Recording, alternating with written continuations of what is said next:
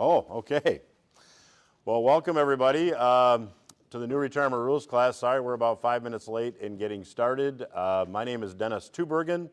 The gentleman joining me here in Grand Rapids is Fritz Gearhart, and our colleague Stacy Shendon is hosting in Lansing. So welcome to everyone. As we go through the material today, please just ask questions as they come up. If there's a question here, you can say, hey, Dennis, or raise your hand, or just ask the question, and I'll figure out who's talking, and I'll be glad to try to answer it. In Lansing, if you have questions, please ask Stacy. She will communicate with Fritz, and he will ask the questions here. So we want to make sure that everybody gets all their questions answered.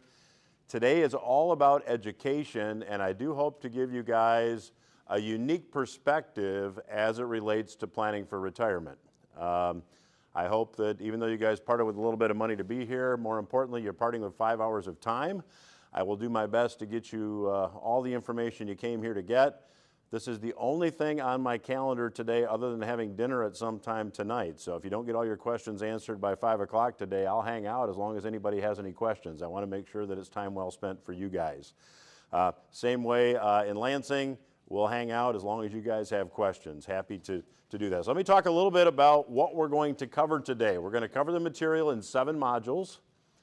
The workbooks that you have in front of you will have the slides on the screen correspond to the slides in your book. So if you want to follow along or take notes, please do. Module 1, we're going to talk about predictable economic outcomes. We've had a lot of interesting things happened this year economically, now this past week politically. How many of you guys would agree, just by a show of hands, that the economy today feels different than it did 5, 6, 7 years ago? Yeah, feels a lot different to most people. And I know this sounds maybe a bit arrogant, but I don't intend it that way. I have become a very serious student of macroeconomic cycles. I'll give you the backstory on that in just a second. I have been in the financial industry for, my kids are right, over 3 decades, so I guess I am kind of a dinosaur. This is what I do now because I enjoy it very much, and I feel like it's my job to get the message out. So I'll tell you a little bit more about our motivation here in a second. But I can tell you that where we are today and where we're going from here is pretty predictable. We have a lot of debt in the private sector, a lot of debt in the public sector. We'll talk about that. The consequences of excessive debt are known. I can't tell you when we're going to get to the outcomes that I'm going to talk about, but I'm confident in predicting the what. I'm not smart enough to predict the when. So I'm going to take the first module here, give you some necessary context because I think it's really important as you plan for retirement to understand the big picture. Then we're going to get into some hands-on stuff. Module 2, I'm going to talk about how to maximize benefits from Social Security. How many of you here are retired now? Show of hands. How many of you are not retired? Okay, if you didn't raise your hand, you missed one of the questions. So how many of you are collecting Social Security? Okay, most people not. Okay, I've got some good stuff. You've got a report you can get for attending the class today. It's optional. It's maximizing your Social Security. I'll tell you a little bit more about that. I also want to talk to you about IRA and 401k tax management strategies. If you guys have a 401k, 403b, 457, 401a, Simple SEP, there's a whole alphabet soup of retirement accounts, but they all mean the same thing. The question is not, are you going to pay tax on it? The question is, when are you going to choose to pay tax on it? And if you've accumulated a fair amount of money in a retirement account, when you start taking mandated withdrawals, which start now at age 73 under current law, it can cause your Social Security to be taxed at a higher level. So when you start talking about taxation of 401ks and IRAs and maximizing Social Security, they're very much related topics, and that's a perspective you don't hear a lot. So I'm going to give you some strategies that are now available through at least the end of 2025. We'll have to see what happens politically here tax-wise over the next year or so. And then I'll give you some tax-advantaged income strategies that have come about after the Secure Act and the CARES Act. We'll then talk about planning strategies for the current economy. I'll be talking about some estate planning and asset protection strategies. Many people are concerned about preserving assets, for example, from a big medical bill. We'll be talking about that a bit. And then investing for and in retirement. As I said, I've been in the financial industry for over 30 years, and I think the financial industry is maybe second only to the medical industry in complicating what it is that we do. We like to use terms like delta and theta and beta and however many letters. I think there's only 3 letters of the Greek alphabet I actually know, but they're used in our industry. So I want to give you some simple hands-on stuff that you can use. A lot of you probably won't do things yourself, but it's my goal to give you some strategies you could use when you leave here today. Do it yourself, because one of the things I'll talk to you about in a minute is nobody cares as much about your money as you do. So I commend you guys for being here and picking up hopefully another edge.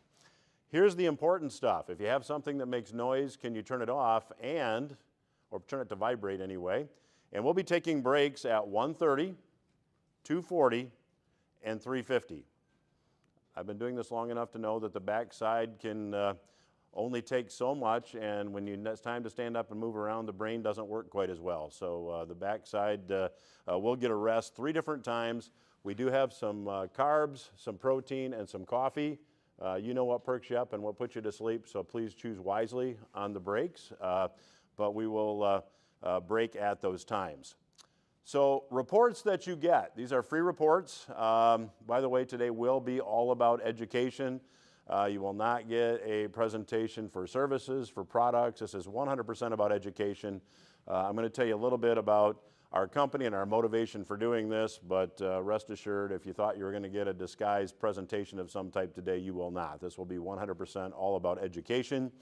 And in that vein, if you like what you hear today and want to learn more, there is a Social Security maximization report that we'll be glad to give you. There are almost 2,800 rules relating to how to collect Social Security. Some of them are a bit obscure, as in benefits for dependent children that a lot of you probably won't use. But nevertheless, if you're married or have been married in the past for 10 years, a couple different work histories can be utilized to figure out what your Social Security benefits are going to be. So I'm going to give you some background on that and also give you these reports. Also a fee and drawdown analysis report, an IRA and 401k tax analysis report. To prepare these reports, we just need some basic information. You should never give personal or confidential information to anyone. And again, these are optional. I'll have a feedback form at the end. About 4:45, I'll give you a feedback form. Unlike other classes you may have taken, that's my report card, not yours. So I do want your feedback as to how I did today. And I do look at all those and take your comments very seriously. I love compliments, but if there's anything I can do to make this better, that's really what I'm looking for. So I do appreciate your feedback at the end of the meeting today. So Retirement Lifestyle Advocates is the name of our company. We are a fiduciary planning company. So we, quite simply, charge a fee for the time that we spend working with someone. We basically write financial plans and charge a fee to do that. A little bit about my background. I spent 13 years on the corporate side of the financial industry. I was president and chief executive officer of a broker-dealer. That may not mean a whole lot to you guys, but we basically supervised stockbrokers. We weren't a big company. We had about 400 stockbrokers or so that I helped supervise. I worked with regulators. It was not a career path I recommended to any of my 3 daughters. In 2011, we sold that company, and since then I have had the best job in the world. I host a radio show that is very imaginatively named the Retirement Lifestyle Advocates Radio Show. Had I known we were going to have over 100,000 listeners every week, I'd have probably given a little more thought to the name. But I've had a chance to interview Dr. Ron Paul, Robert Kiyosaki, Harry Dent, Ian Gordon, Alistair McLeod. I've interviewed a lot of really bright people that I probably would never get a chance to have an audience with unless they had a book to sell and I had an audience that may want to buy their book. So that works out pretty well for me to continue to educate myself. I've hosted Retirement Lifestyle Advocates Television here locally. Again, not very imaginatively named. But today, I do this kind of stuff. I get to educate people. I do the radio show. I just released a book, Winning Strategies, which is my 9th book since 2011 about consumer finance. So you can find a lot of those books on Amazon. I think you guys got a couple for being here. So I hope to help continue the process of educating today and just giving you a perspective you probably won't find somewhere else. A couple lessons I've learned over the years, and I'll be fairly brief here. One, as I've already said, no one cares as much about your money as you do. So again, congrats on being here today. I appreciate you guys taking some time, and I know sunny Saturdays in November are rare, so I'm going to work really hard to make sure it was time well spent for you guys. The second thing I've learned is that you really need to inspect what you expect. So when I was running the broker-dealer, I happened to be supervising these stockbrokers when the tech stock bubble unwound. Anybody remember 2000, 2001, 2002? Some of you are probably old enough to remember that the stock market dropped about 40-some% in 3 years. We saw a repeat performance in 2007 and 2008. Many repeat performances in 2018 and 2022. A lot of the reason that we see these booms and busts in the markets is because of the money system that we use, and I'm going to talk a little bit more about that. We've had booms and busts in stocks really going all the way back to the founding of the country, but since 1971, when the dollar became a fiat currency, they have really become a lot more frequent and a lot more dramatic. The booms are bigger and the busts are bigger. And incidentally, as a side note, maybe some of you are paying attention to what the Oracle of Omaha, Mr. Warren Buffett, is now doing. He's got about $320 billion in cash right now, so that tells you where he thinks we are as far as in this boom and bust cycle. So I heard a lot of bad advice when the stock market started to correct. I heard brokers telling their clients, you can't time the market, you've got to stay in it for the long haul, keep your eyes on the horizon. There's a million different Wall Street cliches to tell you buy and hold. Well, that might work really well if you're in your 30s and 40s, but if you're in your 60s or maybe 70s or maybe late 50s, there's an element called time that it takes for a market to recover that might not be on your side. So I realized that, that may not be very good advice. And at that point, I started to become a very serious student of macroeconomic cycles. And when I got my Series 7 license, which made me a stockbroker, and when I got my Series 24 license, which let me supervise stockbrokers, I had to know a lot of stuff, but there was only one question in an entire 300-question exam about economics. And it was, what is the definition of inflation? And I've come to find out it's not even a very good definition of inflation. So I'm going to share with you a little bit about these cycles and how certain investments behave and how taxes tend to go historically, because one thing that is pretty predictable is human behavior. A second thing that's even more predictable is the collective behavior of groups of politicians when we have lots of debt and big deficits. And we're seeing that behavior repeat itself again now. So I want to, make the point that you want to assume that everything's probably okay, but don't take somebody's word for it. You want to have some tools in place. So the reason we give you guys these reports for attending the class is to give you a tool to help you inspect what you expect. You want to know for sure. Now, it doesn't mean you have to do everything yourself financially speaking, but again, I hope I can give you some stuff that will work really well. If you're inclined to do it yourself, I'm a pretty big advocate of that. Now, as I say that, I know there's about 2 out of 3 people that go, I don't want to do it. I just don't want to do it. I want to enjoy my retirement, and I'm not going to do this. Well, at the very least, I hope to give you a perspective and help you figure out that the person you're dealing with is doing a good job for you. Now, I learned this inspect what you expect lesson the hard way. Back when I was running the broker-dealer, we also had a consulting company, and this consulting company provided management systems and basically practice-building advice to financial professionals. And we had 23,000 customers in this company, which sounds more impressive maybe than it is. Some of them were involved in consulting programs, but many just bought books, and many bought educational programs. And this has been a couple minutes ago. We distributed those on something called a cassette tape. There's a couple of you in here that, if you don't know what a cassette tape is, come up on the break, I'll tell you, but I think most of us know what a cassette tape is. So it's been a little bit ago. Well, there were a couple of advisors that we worked with that took an extreme dislike to what we taught. One was that buy and hold investing probably doesn't make sense in some circumstances. I'm going to talk to you about that today. Secondly, if you're putting money away in a retirement account and taking a tax deduction on the front end, but the taxes you pay on the back end are bigger on a percentage basis because of the way things are taxed than the deduction you got on the front end, that's not a very good deal. So to make a long story short, some of these advisors took exception to what it was that we were teaching and talking about.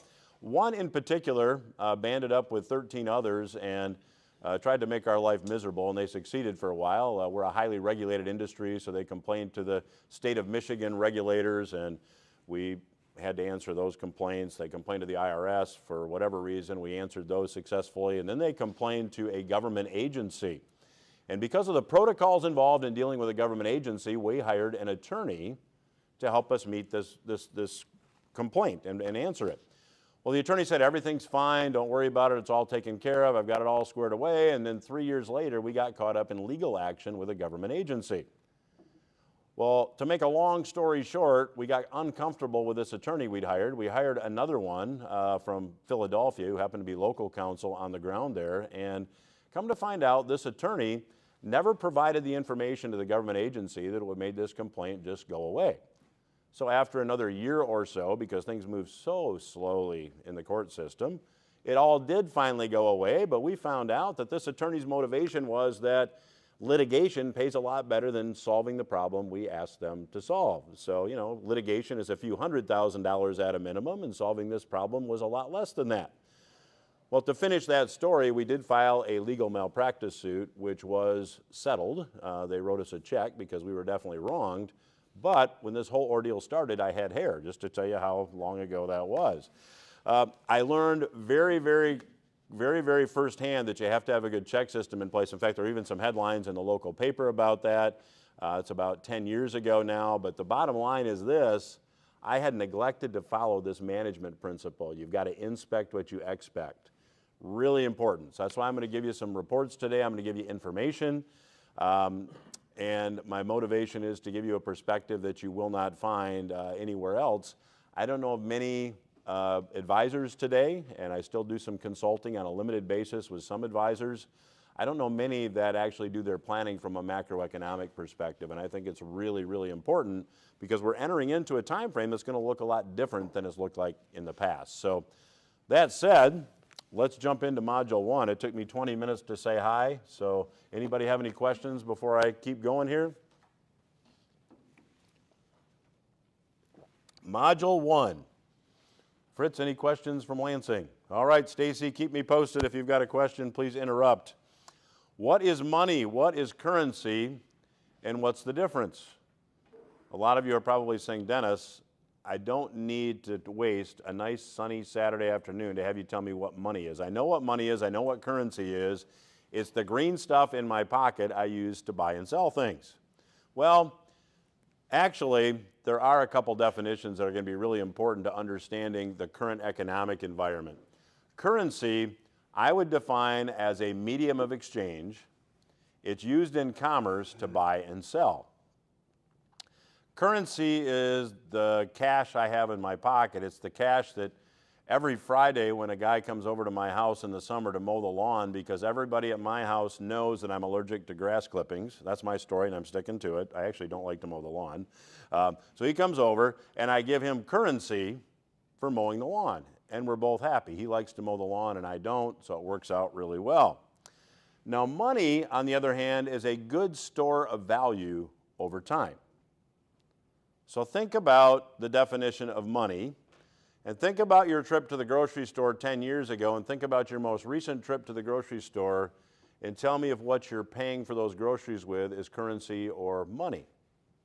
It's currency, because I think you guys could probably all agree the dollar has not been a very good store of value over time. And that's been the case really since 1971. And I'll give you the backstory and an unadvertised bonus. You guys are going to get a 1-minute video of Richard Nixon. So that's going to be worth the entire trip here today. Now let's go back to 1913. The Federal Reserve became the nation's third central bank in 1913. The Federal Reserve, now chaired by Jerome Powell, is a private group of bankers. It's not a government agency. Now, you guys, most of you probably know that, but some of you may not. This is a private group of bankers that in 1913, Congress and the President, Woodrow Wilson at the time, decided it would be a good idea to put private bankers in charge of monetary policy. Now, let me ask you guys just a very straightforward question. You don't even have to answer it. How many of you think these central bankers have your best interests ahead of their own? You guys followed instructions. Nobody answered it, but I've made my point. So let's go back to 1913. This $20 gold piece that contained 1 ounce of gold was currency, and it was money. If you were going down to the corner store to buy $20 worth of stuff, you would throw 1 ounce of gold on the counter to pay for your purchase. So gold circulated as currency. Now in 1914, the newly established Federal Reserve came up with this new system. It really wasn't new. They borrowed it from the goldsmiths in Scotland. This really started in the 1600s. But they issued something called a Federal Reserve note, a piece of paper, and this piece of paper could be exchanged for the gold piece at par. In fact, if you look at the language at the bottom of this note, it says, "Will pay to the bearer on demand $20. That's not on our Federal Reserve note today. Our Federal Reserve note today says it's legal tender for all debts, public and private. This says, if you have this note, this claim check, you can get the real money. This isn't the real money, but with it, you can get the real money. It's a claim check system. Today, if you have a $20 Federal Reserve note, incidentally, that's got Grover Cleveland on it. He's no longer on our 20. Incidentally, I just did a piece for the radio show that will air tomorrow this week that on today's $20 bill, we have Andrew Jackson. Andrew Jackson was the last president to pay off the debt in full. Isn't that interesting? Last president to pay off the debt in full in 1835. And he did it without an income tax. The income tax was unconstitutional, so it's pretty interesting to go back and discover how he did that. So it's ironic that he's on a $20 Federal Reserve note when he was a hard money guy. I don't think he'd like that very much if his picture was on a bill that wasn't backed by gold. So if you have this $20 bill today from 1914, it's worth 20 bucks, but if you have a $20 gold piece, actually that's probably worth closer to $3,000. It's worth about $2,800 today. So the Federal Reserve note was currency. The $20 gold piece was money, a good store of value over time.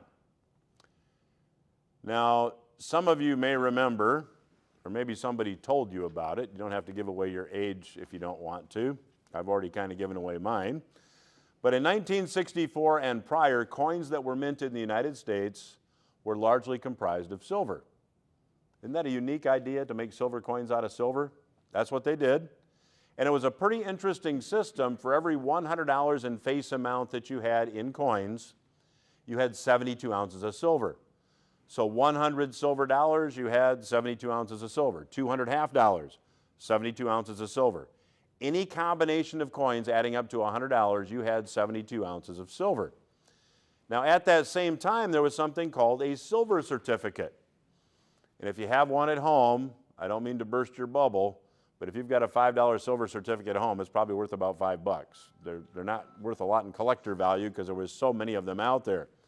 But this was the same system that existed in 1914 with gold. At the bottom of this $5 Federal Reserve note, it says, or silver certificate, it says, $5 in silver payable to the bearer on demand. So again, it's the claim check system.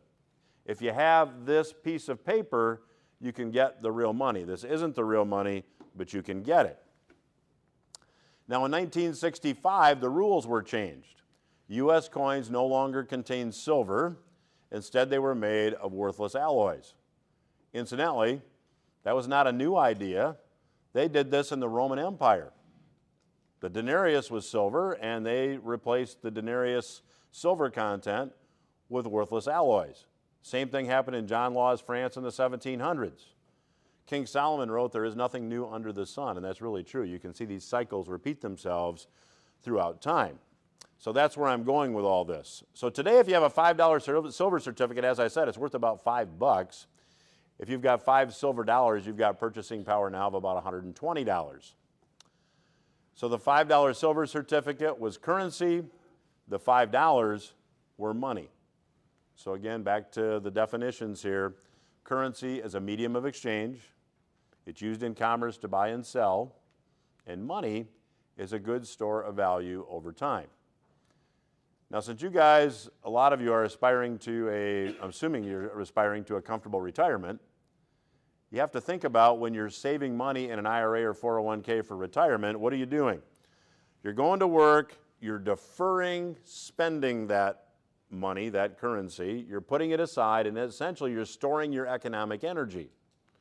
Well, when you're storing your economic energy to redeploy it at a later date, the question is, are you going to have the same purchasing power? And one of the things that people do today when they're planning for retirement is think about what will the impact of inflation be on my retirement? Because as time goes on, I've got to assume my dollars are not going to buy as much as they buy today. How many of you are making that assumption? Yeah. Do you know there are many times in U.S. history that dollars actually gained in purchasing power? Wouldn't it be interesting, wouldn't it be a nice problem to say, you know, if I put this money away today and I pull it out in 5 years, it's going to buy more? Wouldn't that be a nice planning strategy to take part in? Well, currency and money today are not the same thing. So how many of you would agree that it's fairly obvious the dollar doesn't buy as much as it did 5 years ago? Everybody agrees, right? So what does that mean? Well, stocks, the Dow Jones Industrial Average, the S&P 500, those are all priced in US dollars. So when the stock market has gone up over the past 5 years, 6 years since 2018, since the bottom at the end of 2018, has the stock market gone up because those businesses are worth more? Or has the stock market gone up because the dollars in which stocks are priced have been devalued? See, when you go to the grocery store and buy a pound of burger, it doesn't make, it still makes 2 8-ounce burgers, 5 years ago as much as it just costs more today. So it's not really more valuable. Intrinsically, it makes the same number of burgers, but it costs more because the dollar is devalued. The same thing happens to stocks. When you look at economic output, gross domestic product, which determines, the Bureau of Labor Statistics, the Bureau of Economic Analysis, the politicians, they'll look at these numbers and say, we're in a recession. No, we're not in a recession. We had economic growth. Well, gross domestic product is priced in dollars. So does that mean that we have economic growth, or does it mean that our economic output is measured using a metric that's flawed, that's being devalued?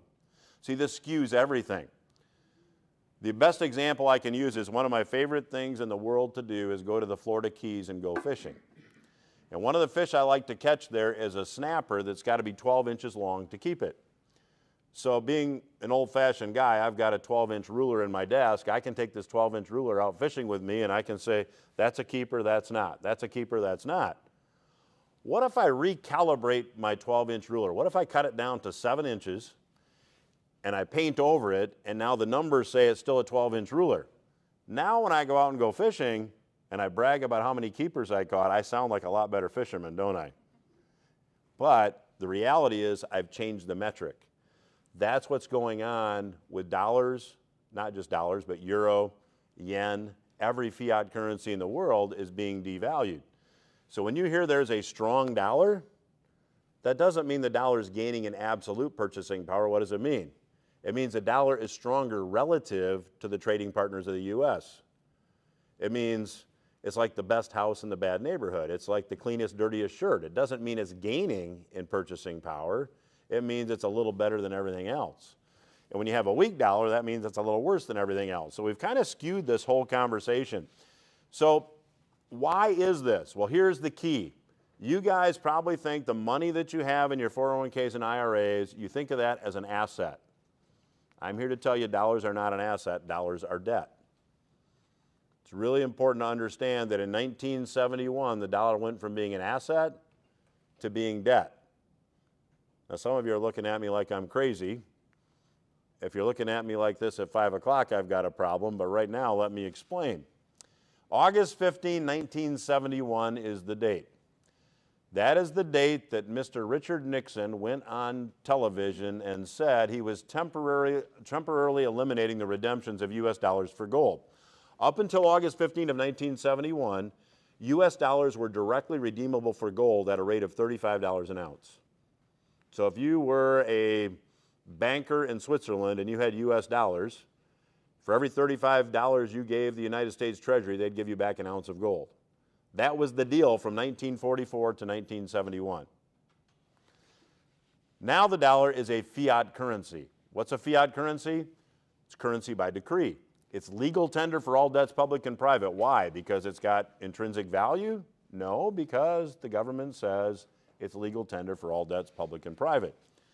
Here is Mr. Nixon making the announcement.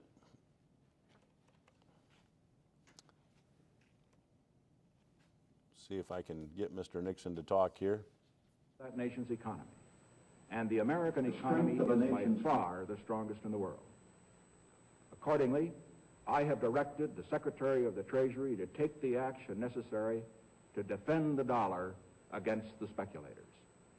I have directed Secretary Connally to suspend temporarily the convertibility of the dollar into gold or other reserve assets, except in amounts and conditions determined to be in the interest of monetary stability and in the best interest of the United States. Now, what does this action, which is very technical, what does it mean for you? Let me lay to rest the bugaboo of what is called devaluation. If you want to buy a foreign car or take a trip abroad, market conditions may cause your dollar to buy slightly less. But if you are among the overwhelming majority of Americans who buy American-made products in America, your dollar will be worth just as much tomorrow as it is today. The effect of this action, in other words, will be to stabilize the dollar.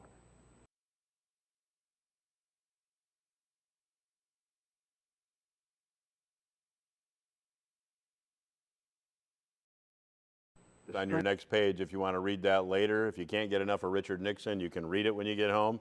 Mr. Nixon, I often joke, probably had to practice that speech in front of a mirror as to not smile when he was saying it, because he said a couple things there that were not true. First of all, the temporary suspension of converting U.S. dollars turned out to be permanent. In my first book after we sold the company, called Economic Consequences, that's when the Federal Reserve had decided to temporarily engage in a program of quantitative easing. Well, that just means they're temporarily going to create currency out of thin air. At the time I said, this reminds me a lot of what I've learned about when Mr. Nixon said we were going to temporarily suspend the conversion of U.S. dollars for gold. Pretty soon it becomes the policy of the day, and that's exactly what's happened with quantitative easing. The Fed, when they started to increase interest rates in March of 2022 to get inflation under control, at the time I said they're not going to get inflation under control because to get inflation under control, what do you have to have? You have to have real positive interest rates. So if you look at the real inflation rate, how many of you believe the real inflation rate today is 3%, 3.4%? How many believe that? Yeah. There's so many manipulations. The way the inflation rate was calculated in the 70s and today are completely different. There's hedonic adjustments, substitution, weightings. I won't get into all of it, but they don't count food and fuel in today's inflation calculation. That's really all you need to know. So until you have an incentive to save, you're going to spend your money. So real inflation, according to John Williams, according to the Chapwood Index, the real inflation rate today is still between 9 and 10%, depending on whose numbers you want to believe. And how do they calculate the inflation rate? They go take a look at what something cost a year ago. They take a look at what it costs now. The Chapwood Index looks at 500 different consumer items, and the average inflation rate over the past 5 years has been 13%. Well, anybody remember what interest rates were back in 1980? Anybody recall? Yeah, Paul Volcker raised interest rates to nearly 20%. Why? Because he understood you had to have real positive interest rates to get inflation under control. Inflation was in the teens. He said, we're going to raise interest rates to 20%, and it did get inflation under control. So the Fed raised interest rates to 5% over 2 years. We saw the market absolutely hate it in 2022. We're seeing the real estate market now really slow down when mortgage interest rates are now getting back to 7%. If we had time, I'd go around the room and say, what did you pay in interest on your first mortgage? Because I'll bet most of you paid more than 7%. This is not an exorbitantly high number by historical standards, but it shows you how dependent the economy is on this artificial money, on these low interest rates, and that's really what's happened, and it's allowed a whole lot of debt to accumulate. And that's really the elephant in the room that we're going to talk about, because that's going to lead to some consequences that you guys are going to want to be aware of. Well, now the Fed has started to cut interest rates again. Why? Well, $36 trillion of U.S. government debt, $16 trillion has to be refinanced in the next 3 years. So let me just take $36 trillion and take that at 5% interest, because I can do that math in my head. That's $1.8 trillion a year in interest. That consumes all but about $1 trillion of tax revenue if we take payroll taxes off the table. We are set this next year to see interest on the debt exceed the outlay for Social Security. So this rubber meets the road moment is approaching, and that's really what I want you guys to be aware of, and I'll get into some detail here. So Nixon also said the dollar would maintain its purchasing power for the overwhelming majority of Americans who purchase American-made products. I'll give you a really quick example. In 1983, I was a young man and I really liked cars. That hasn't changed. I still like cars. But the car I really liked was an Oldsmobile Cutlass 442. That was a great car. You can't buy an Oldsmobile anymore, but you could buy that thing loaded for about $4 grand. So that's a little bit after when Nixon made this change. But a similar car today, you can't buy an Oldsmobile, but what's a Camaro all hopped up with every option? It's got to be $70,000, doesn't it? Probably. So the dollar has not maintained purchasing power for the overwhelming majority of Americans who purchase American-made products. At this point in time, the dollar was no longer backed by gold. Dollars were loaned into existence. So that, at that point in time, the dollars went from being an asset to being debt. You can visit the Federal Reserve's website, and it explains exactly how this works. This came from the New York Federal Reserve Bank's website. If you go put $100,000 into your bank, your banker by law has to reserve 10% or $10,000, and then they loan out the other $90,000. Well, as long as people are borrowing money and the velocity of money is up and money's moving from one bank to another, more money or more currency is created. That's the way the system works. So this is like a money throttle or a money multiplier. When there's too much inflation and we need to slow down inflation, what's the Fed do? They increase interest rates because people don't borrow as much. And when they want to jumpstart things, they drop interest rates. Well, that worked all the way up until the financial crisis. So if you look at this chart, this shows you from 1955 what the Federal Reserve's Fed funds rate was. This is the rate at which the Fed loans money to banks overnight. Here's that 20% moment, Paul Volcker in 1980, and from 1980 all the way to 2009, interest rates were on a one-track cycle. I mean, they're basically going down. I mean, they stair-step, they don't go straight down, but they pretty much just went down. In 2009, in response to the financial crisis, Ben Bernanke, who was running the Fed, said, we're going to drop interest rates to 0%. We're going to really jumpstart things. And what happened? Nothing. Didn't take too long, and they go, this isn't working. Well, why didn't it work? Well, when you look at total debt that existed around the world in 2008, 2009, it was $100 trillion. $100 trillion of debt existed. The short answer is this: if you can't afford another payment, does it matter what the interest rate on the new loan is? I mean, if you're up to here in debt, it doesn't matter what the interest rate is, and that's the point we found ourselves. So then we started this temporary program of currency creation. We don't call it currency creation. We use an academic term like quantitative easing. They called it Operation Twist for a while. I happen to live up in Fremont in farm country. Up there, there's a saying that you can put perfume on a pig, but it's still a pig. You can call currency creation anything you want, but it's still currency creation. And that's what happened. Then you saw the Fed jumped interest rates here. Now they've started to cut interest rates again. Are they cutting interest rates because the economy's booming? There were 12,000 net jobs created in October. Does that sound like a healthy economy? And by the way, 40,000 of the jobs were created by government. The private sector lost 28,000 jobs. That's where we are. Real estate. I've tracked the Florida real estate market a lot. We're seeing it here in Michigan, but Florida is kind of the canary in the coal mine because so many people moved there in 2020. 76% of all the closings in Florida had price drops in order for people to buy them, and the average time on market is going up. There are more listings now on the market nationally than at any time since 2006. So we're almost at this tipping point, in my opinion. So now the Fed is cutting interest rates again, and they really have a choice to make. Do we throw in the towel on inflation and try to jumpstart the economy, or do we hold the line on, the inflation and maybe sacrifice some economic growth? And that's really where the Fed is right now, in my view. So as I said, after the financial crisis, interest rates were reduced to zero, so the Fed, seeing that didn't work, started to create currency. This is the Fed's balance sheet. This is a proxy for the amount of currency the Fed has created. Incidentally, I just told you that Andrew Jackson was the last president to pay off U.S. government debt. That was in 1835. It took from 1835 to about 1990-something for the U.S. to accumulate $1 trillion in debt. Now, today, we're accumulating $1 trillion in debt every 90 days. That's an unsustainable trajectory. I don't care, and you just can't get your arms around $1 trillion. How much is $1 trillion anyway? That's just crazy.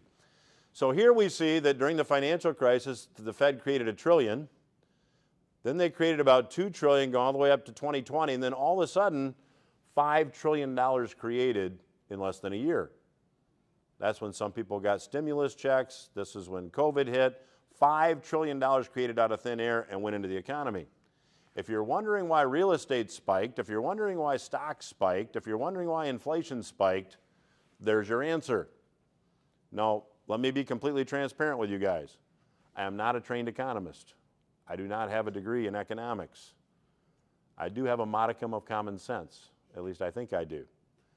And whenever you create currency historically, when you look at whenever currency has been created, because we've seen this historically time and time again, going all the way back to the Roman Empire, it's gone to stocks and real estate. It goes to speculative type investments, and that's exactly what we saw this time. That's what we saw prior to the financial crisis. So the technical definition I want to give you here for inflation is an expansion of the currency supply. Deflation is a contraction of the currency supply. Now, when you think of deflation, an extreme example of deflation is what happened in the 1930s during the Great Depression. Deflation is a contraction of the currency supply, and because currency is debt, when debt goes unpaid or someone defaults on debt and says, I'm not going to pay you, the currency supply contracts. Now, incidentally, deflation will have to come. That's, in my mind, a fact. At the time of the financial crisis, worldwide debt was over $100 trillion. We're now over $300 trillion. Worldwide debt has tripled as a result of all this currency creation. See, when you create currency and inject it into the economy, an economist would say you're adding liquidity. But adding liquidity does not solve a structural problem. Let me put that a different way. Creating currency doesn't make the debt go away. So that's where we have. The debts continue to accumulate. The U.S. is now borrowing money to pay interest on money we've already borrowed. Technically defined, that's a Ponzi scheme. We're there. So the question is, when do we see the fallout? When do we see deflation, and what does it look like? Global debt, this is from Reuters, over $300 trillion. It's actually about $335 trillion now, according to Egon von Greyerz. I talk to him once in a while. He's the founder of Matterhorn Capital in Zurich. So here is an example of deflation. Let's assume that a banker loans Mr. Jones money to buy a house, and the amount of the mortgage is $320,000. The value of the house on which Mr. Jones borrows the money is $400,000. Now, a few years later, because the real estate market crashes, Mr. Jones's house is not worth $400,000 anymore. It's now worth $240,000. He says, I'm so far upside down in this thing, I think I'm just going to walk away, cut my losses. I'm going to make this house that's not worth what I owe on it the bank's problem. I'm going to go rent for a while. That happened during the subprime mortgage crisis back at the time of the financial crisis, all over the place. You guys probably had foreclosures in your neighborhood. Now the bank owns the home. The house the bank owns is worth $240,000, but they're owed $320,000 on the house. That $80,000 is not coming back. That $80,000 is gone. It's money that goes to, as I like to say, money heaven. It's gone. Well, when Hank Paulson back in 2008 got on television and said, I need to have $700 billion by noon today or the financial system as we know it will fail. Remember that? He was George W.'s Treasury Secretary. Incidentally, he got the money, but these banks were also allowed to suspend mark-to-market accounting because $700 billion didn't begin to put a dent in the problem. What's suspending mark-to-market accounting? Under normal accounting rules, if you've got an asset that's worth $240,000, you can't report it on your books as $320,000. That's known as criminal. There's some people that used to run Enron that will tell you now from firsthand experience that that is criminal. However, banks were allowed to suspend mark-to-market accounting rules, and in this case, they can still carry that loan on their books as being worth $320,000. So if you want to know why banks suddenly started to make money, it's they let them fudge the accounting rules, and banks are still allowed to do that. Mark-to-market accounting is suspended. Go Google mark-to-market accounting. You'll find all kinds of stuff on it if you're interested. So world central bankers said, let's create currency because we don't want deflation. We don't want a repeat of the 1930s. And now we've got rate cuts going again. Is inflation solved? There's a couple politicians that were taking victory laps, but nobody believed them. And we still have inflation, but we have this debt that has to be financed, and it can't be financed at these higher interest rates. Now here's what's interesting. The Fed made its first 50 basis point or half-point rate cut in September 18. Just this past week, they cut another quarter point. So they've cut 3/4 of a point already in like 6 weeks. Interest rates on mortgages have gone up. Interest rates on U.S. government debt have gone up. There's another sign that we're getting close to this rubber meets the road moment because the rest of the world is looking at this and saying, wait a minute, you just cut interest rates 75 basis points, 0.75% in 6 weeks. You're not a very good credit risk. So what are they doing? They're demanding more interest to compensate them for the higher credit risk that the U.S. has become. And incidentally, China and Japan are not buying our debt. China and Japan only own about $2.1 trillion. The debt is being purchased largely by European countries now because they can get 4% on a 10-year U.S. Treasury. And if you look at a French Treasury, they're at 2.3%. Germany's at 2.1%. The reason we're selling it is because the interest rate's a lot higher than interest rate they can get anywhere else. That's likely going to change because these numbers are still getting bigger. And incidentally, I'm not going to talk politics today, but no matter what, this new administration is still dealing with the same level of debt. Debt is a bipartisan problem, and it doesn't go away because somebody gets elected. We still have to deal with it. Now, the method in which somebody deals with it, that's a policy difference. But the debt is still there, and there still will be some consequences to debt. So that's my point here. Thomas Jefferson, I don't know if it's vogue to quote Thomas Jefferson anymore or not, but I love to read his stuff.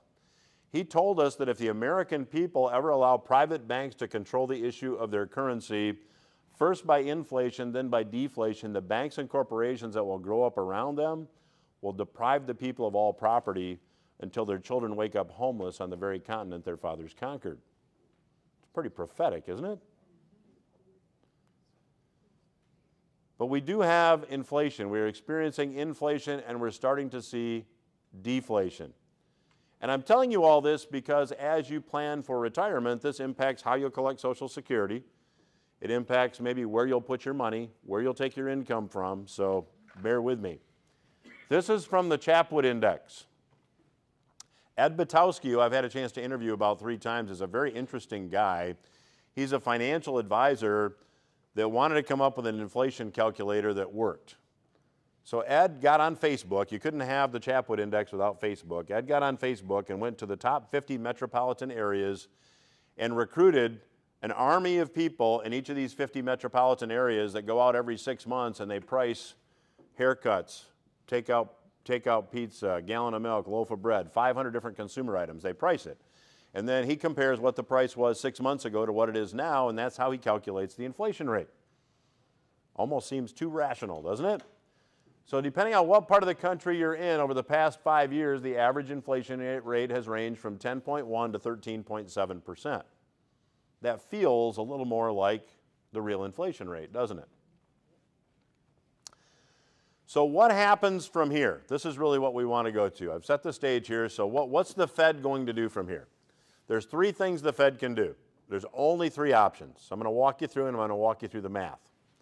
One, they can stop creating currency.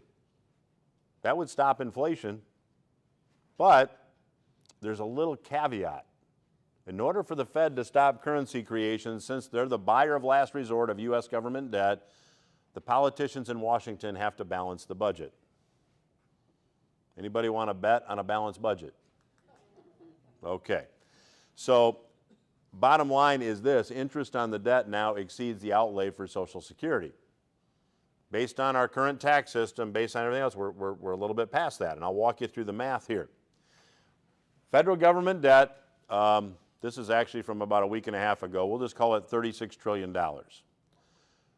If you look at this slide, you see U.S. tax revenues about $5 trillion, but you see about 1.6 of that is payroll tax revenue to fund Social Security and Medicare. So take $5 trillion minus 1.6 trillion, and you've got about $3.4 trillion in tax revenue, and about 1.4 trillion of that this year will go to pay for interest on the debt. So that's about $2 trillion left. That automatically means that current spending, without even increasing it, we've got between a $2 and $3 trillion deficit. So let's look at some math. I just took a $3 trillion deficit number. According to the Heritage Foundation, 126 million households filed a tax return last year. You guys are probably among those. So if you take $3 trillion and divide it by the number of tax returns, that means that if you want to do your patriotic duty and help us balance the budget, everybody has to send in an extra $23,810 to balance the budget. Now, there's a little bit of a problem with that. The average tax liability per tax return is $9,118. That's according to the Motley Fool. So let's put this in a little bit more personal terms. If you remember or can think about what your tax liability was in 2023, multiply that by about 2.5, and that's what you'd have to pay in to balance the budget. 261% increase. So if you're a joint income household, if you made $120,000 and you're a Michigan resident, you're going to pay $9,180 in Social Security tax presently. You're going to pay $12,375 in federal income tax if you take a standard deduction. You're going to pay $4,000 to the state of Michigan. You're currently paying $25,588 in taxes. Now keep in mind, to balance the federal budget, we've got to increase this number, this $12,375, by 261%. Here's what that looks like. It goes to $32,299. Now your total taxes paid go to $45,512 on $120,000 that you made. Now we have solved the deficit problem. Professor Lawrence Kotlikoff, who actually, with his team of software engineers, has designed the Social Security maximization report that you guys are going to get if you want it. Professor Kotlikoff says if you take the unfunded liabilities of Social Security, the unfunded liabilities of Medicare, and the unfunded liabilities of every other other federal program, we've got a fiscal gap of more than $200 trillion. The latest Social Security program trustee report, Social Security is underfunded by more than $60 trillion. Medicare by more than that. So we've got this fiscal gap of $200 trillion. So if we want to solve the fiscal gap and make all these programs solvent and pay off the national debt, after you pay this additional tax return, this higher tax rate, you've got to come up with another $1,587,000 to get these other programs solvent. By the way, the median net worth of an adult American today is $44,000, just so you know. So my point is that even if you could find a benevolent banker to loan you $1,587,000 for 30 years and charge you 3% interest, your debt payment's $80,000 a year. Take $80,000 a year on top of that additional tax liability and you make $120,000, but if you look at that slide behind me, we need $125,000 just to solve this problem. So here's my point. We can try, I'm not a billionaire, I'm not going to bat for billionaires. We can take all of the billionaires' money and we don't solve the problem. In fact, if you confiscate 100% of the wealth of all the billionaires, it pays the deficit for 1.3 years. We've got Elon Musk and Warren Buffett in the poorhouse, but we're right back to where we started in 15 months. So my point is, this problem cannot be solved by increasing taxes. It's simply too big. So when you hear all that, it's rhetoric. And I, for one, won't miss some rhetoric for a while. I've heard a lot of rhetoric over the past few weeks. You guys probably have too. So what's the other way to do it? Cut spending. How about spending only what we have revenue to pay for? We haven't done that in a long time, but that'd be an interesting way to approach this, wouldn't it? Let's only spend what we have money in the bank. To do that, we've got to cut spending across the board 41%, according to Professor Kotlikoff. So we've got to cut Social Security 41%. We have to cut education spending 41%, military spending 41%. That alone puts us into a deflationary depression. You can't cut federal spending 41% because when you look at economic output, government spending counts in economic output. We have about a $27 trillion economy with about a $2 trillion deficit. So just roughly speaking, if the government balanced its budget, our economy shrinks from 27 trillion to 25 trillion. That's about an 8% reduction. That's the technical definition of a recession. If the government wasn't hiring people now, we'd have negative employment. If the government didn't have deficit spending, we would be in a technical recession. And the government doesn't produce anything. The only way we're not in a recession is because we're borrowing money. There's still room on the credit card. That's why we are where we are. Now, if we did cut spending 41% and balance the budget, keep in mind we've got this $200 trillion fiscal gap. If we amortize that over 30 years at 3%, collectively we've got to pay $10 trillion a year in debt service. Where do you find that when total tax revenues are less than half that and we still have other programs to pay for? So I realize I'm painting kind of a bleak picture here, but these are the numbers. I mean, that's right from the U.S. debt clock. So what's the only other option? Raise taxes, there's really not enough money. Cut spending, that's going to be painful. I don't see anyone, I didn't see one political ad this past season that said, when I go to Washington, I'm going to balance the budget. If I saw one, if you saw one, I'd love to see it. Well, my guess is they didn't get many votes, right? So the only other thing that can happen is we've got to keep currency creation going. It's the only other option. So if currency creation continues, when does it stop? It stops when people lose confidence in the currency. Now here's the good news. The U.S. government is in kind of a good spot because the U.S. dollar is still the world reserve currency. It's still used in a lot of international transactions, but it's shrinking very quickly. You guys see what happened at the BRICS summit? Brazil, Russia, India, China, South Africa, they're now aggressively moving away from the U.S. dollar and have been for the past several years.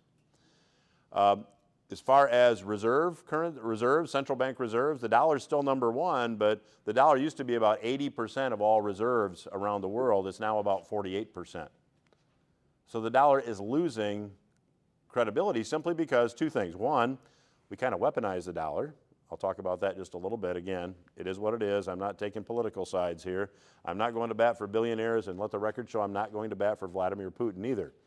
But when we put those sanctions against Russia, anybody that wanted to buy energy from Russia could not use U.S. dollars.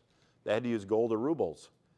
That automatically meant that some of these countries that were using dollars to trade with Russia now didn't need as many dollars. That contributed to inflation. So worth it, not worth it? Hey, I'm not here to decide. I have no intention of running for office. This is not a political conversation. This is to give you some background so we can dig into how to plan for your retirement. But this is an issue. The dollar is not gaining favor around the world. So currency creation has created inflation. I believe that will continue to worsen now that the Fed is again cutting rates. But then at some point we're going to have to see deflation kick in because here's the rule. If there's too much debt to be paid, it's not going to get paid. $300 trillion cannot be paid. I walked you through the math briefly. I mean, we could dig into this for an entire afternoon, but let's just say that it can't possibly be paid. So if it can't get paid, it won't get paid. I'm reminded of when the city of Detroit declared bankruptcy, and I thought it'd be interesting to interview someone who was a lawyer who said that when Detroit's in bankruptcy, federal bankruptcy law will supersede state law. The other lawyer argued that state law would supersede federal law. I said, forgive me guys, but it seems to me if there's no money in the checkbook, somebody's not going to get paid. And that's exactly what happened. The city of Detroit general obligation bondholders took a 90% haircut. They lost 90% of their money. The collateralized bondholders did okay. We'll talk about that later. My point is this predictable pattern has repeated itself time and time again throughout history. John Law's France, Weimar Germany, the Roman Empire, an early colonial U.S., Venezuela, Argentina. We've seen this, Zimbabwe. Zimbabwe just went to a gold-backed digital currency. I've got a failed fiat currency collection in my office. I've got some weird hobbies. And I've got a $100 trillion Zimbabwean dollar piece. So it's a 100 trillion Zimbabwean dollar note. And it's not worth anything. It's got lots of zeros on it, but it's not worth anything. So here we have this cycle that exists throughout history. We have hard money and currency are the same thing. So in 1913, we had that $20 gold piece. That was gold, it was money, and it's currency. They're the same thing. Then we go to this claim check system, where there's paper currency, and if you have the paper currency, you can use it as a claim check to get your hard money. And then we get to a fiat currency. 100% of the time, historically speaking, fiat currencies have failed. Will the dollar be the first one to last forever? Will the euro be the first one to last forever? Warren Buffett says currencies have always been fickle things. When fiat currencies fail, we go back to a hard money system. Right now, after the last BRICS summit, which just happened in Russia in October, the BRICS countries came out and said, we're going to use blockchain technology to trade with each other, and they're talking about introducing a commodity-backed digital currency. The point is backing to something. So there is movement away again from the dollar. I'll talk to you a little bit more about that. So if this happens time and time again, aren't the people running the Federal Reserve smart? Don't they know this is going to happen? Why does this happen? Well, first of all, it takes place over a very long period of time, and when politicians start borrowing more money than they're taking in tax revenues, it's not that big a deal. But over time, it becomes a big deal.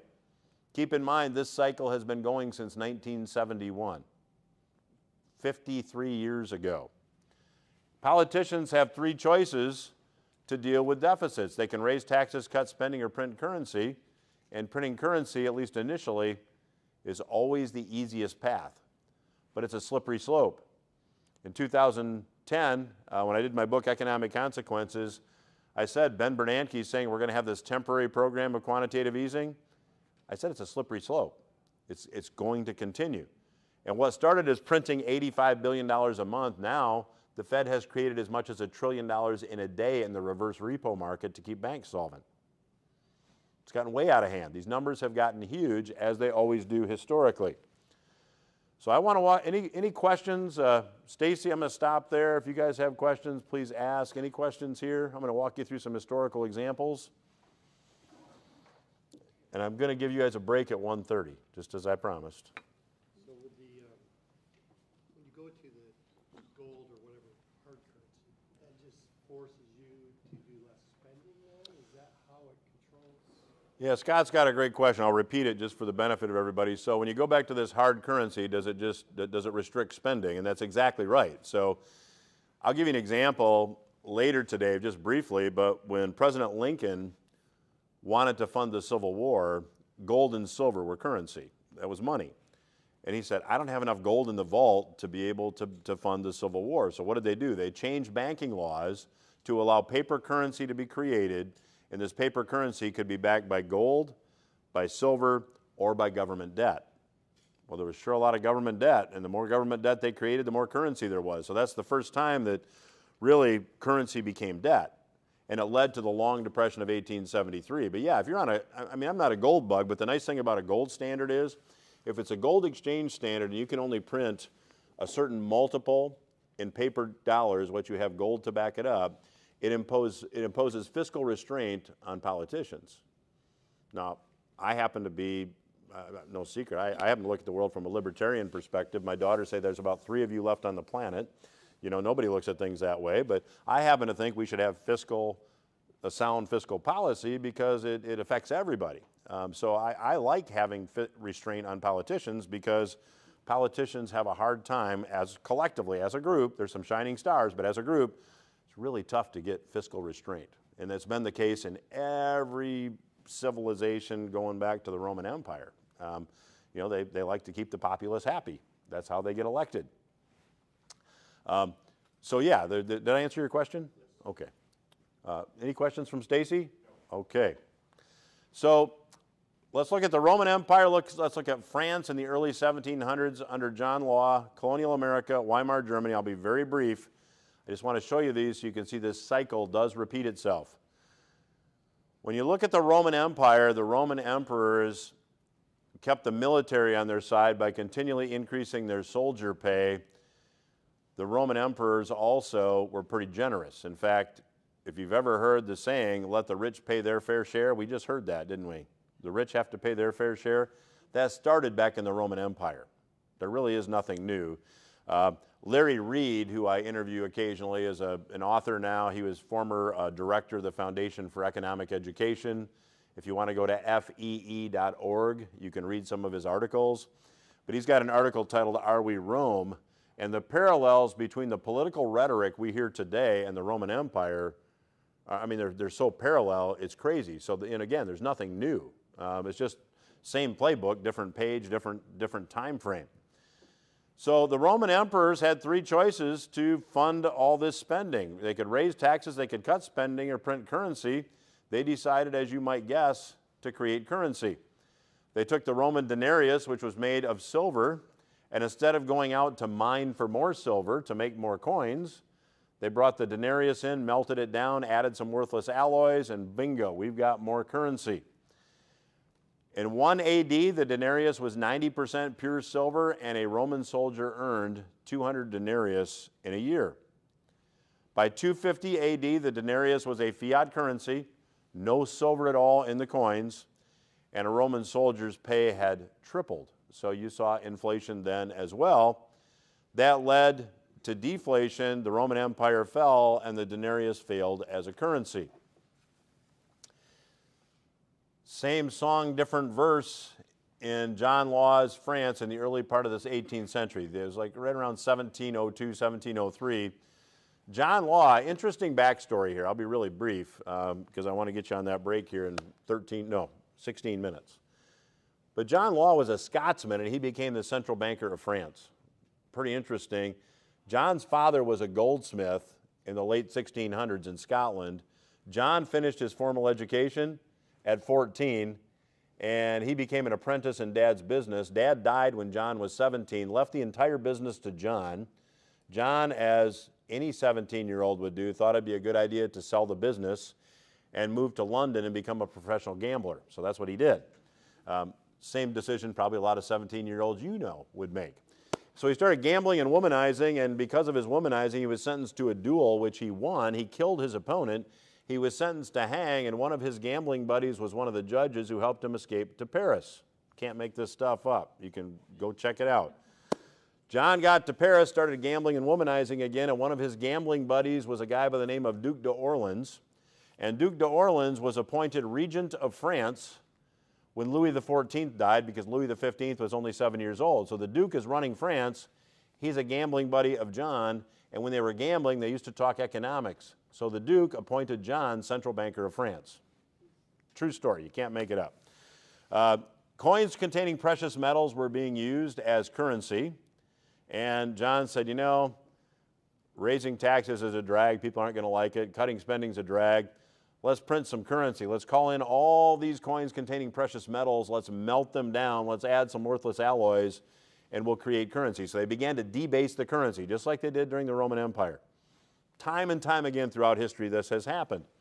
Newly minted coins contained only 80% of the precious metals content of the prior coins. So the French citizens, being no dummies, said, I'm going to spend the coins that don't have as much precious metal in, and I'm going to hoard the other ones.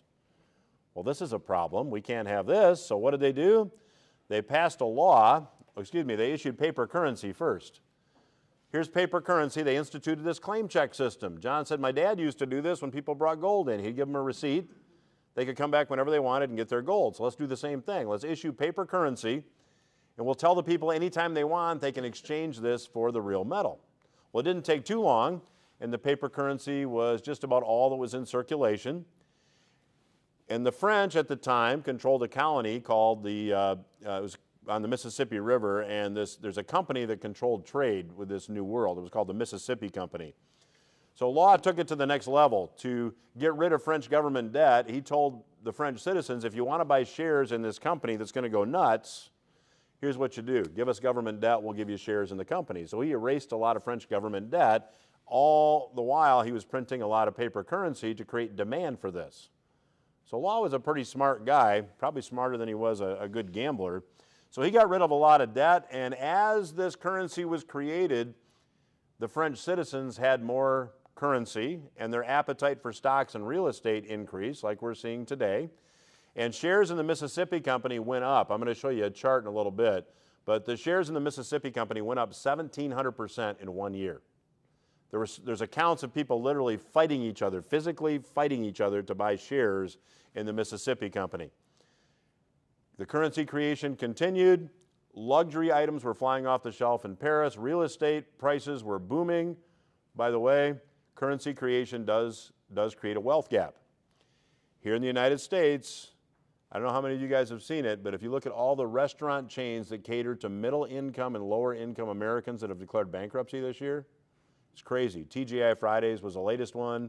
Outback just closed 41 restaurants. Wendy's closed 140 restaurants. Red Lobster declared bankruptcy. I just wrote a piece about it in my newsletter this week. I mean, it's crazy. The high-end restaurants, try to get a reservation at Ruth's Chris tonight, and they're booked.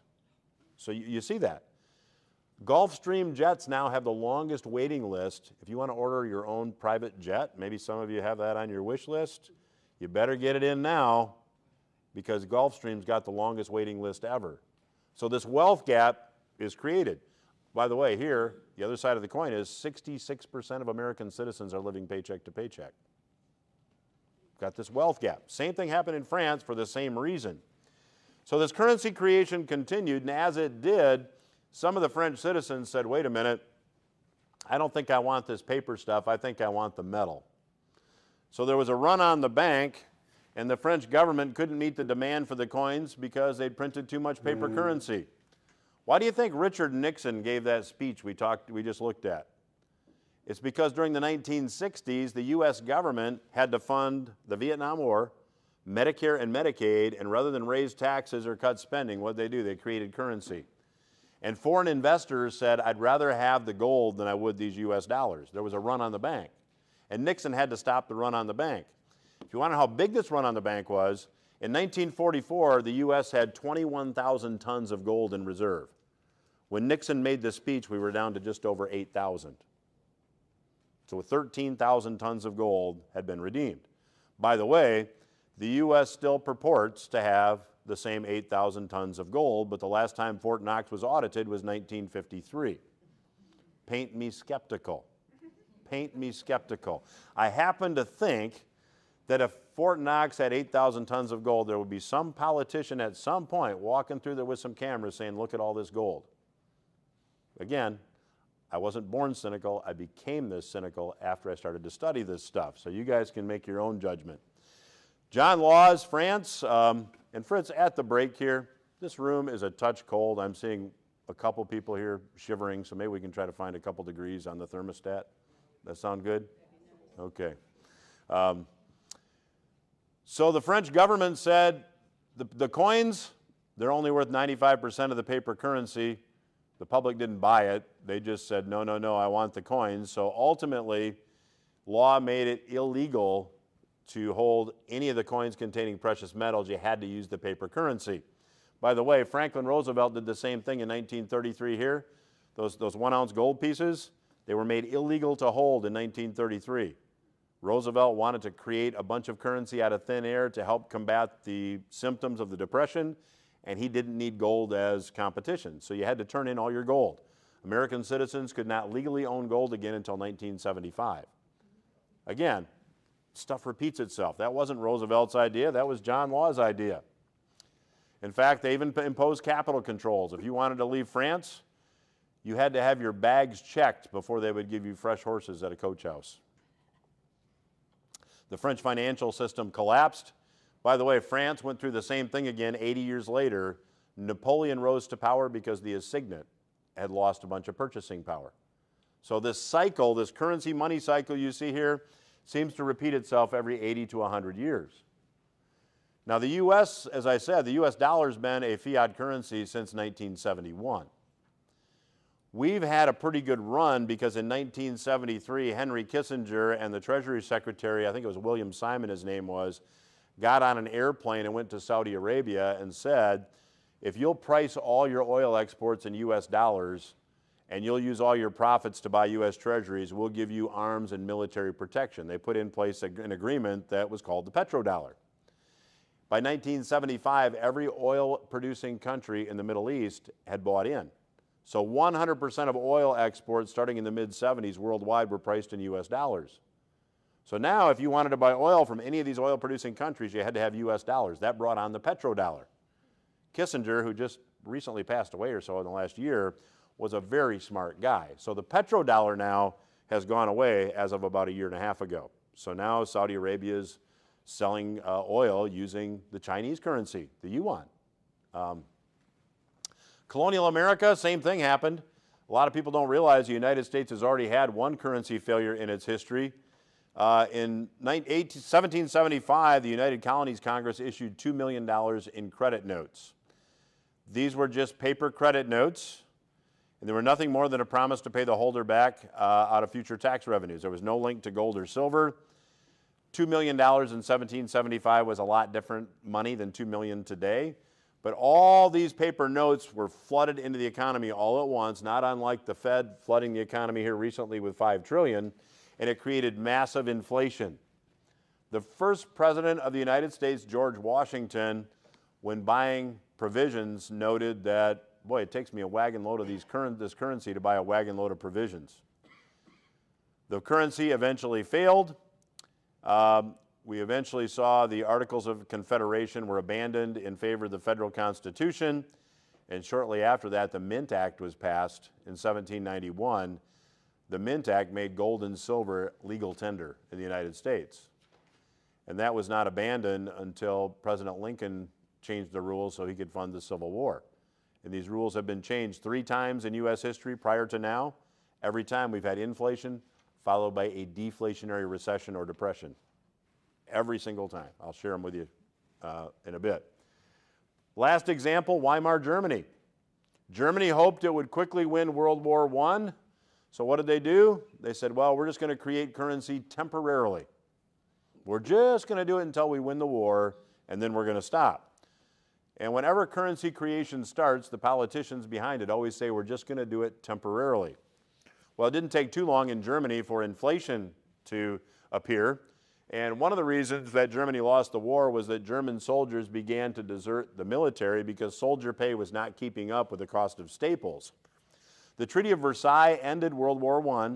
It imposed huge reparations on Germany, and Germany had no way to pay these reparations other than to keep creating currency, so they did.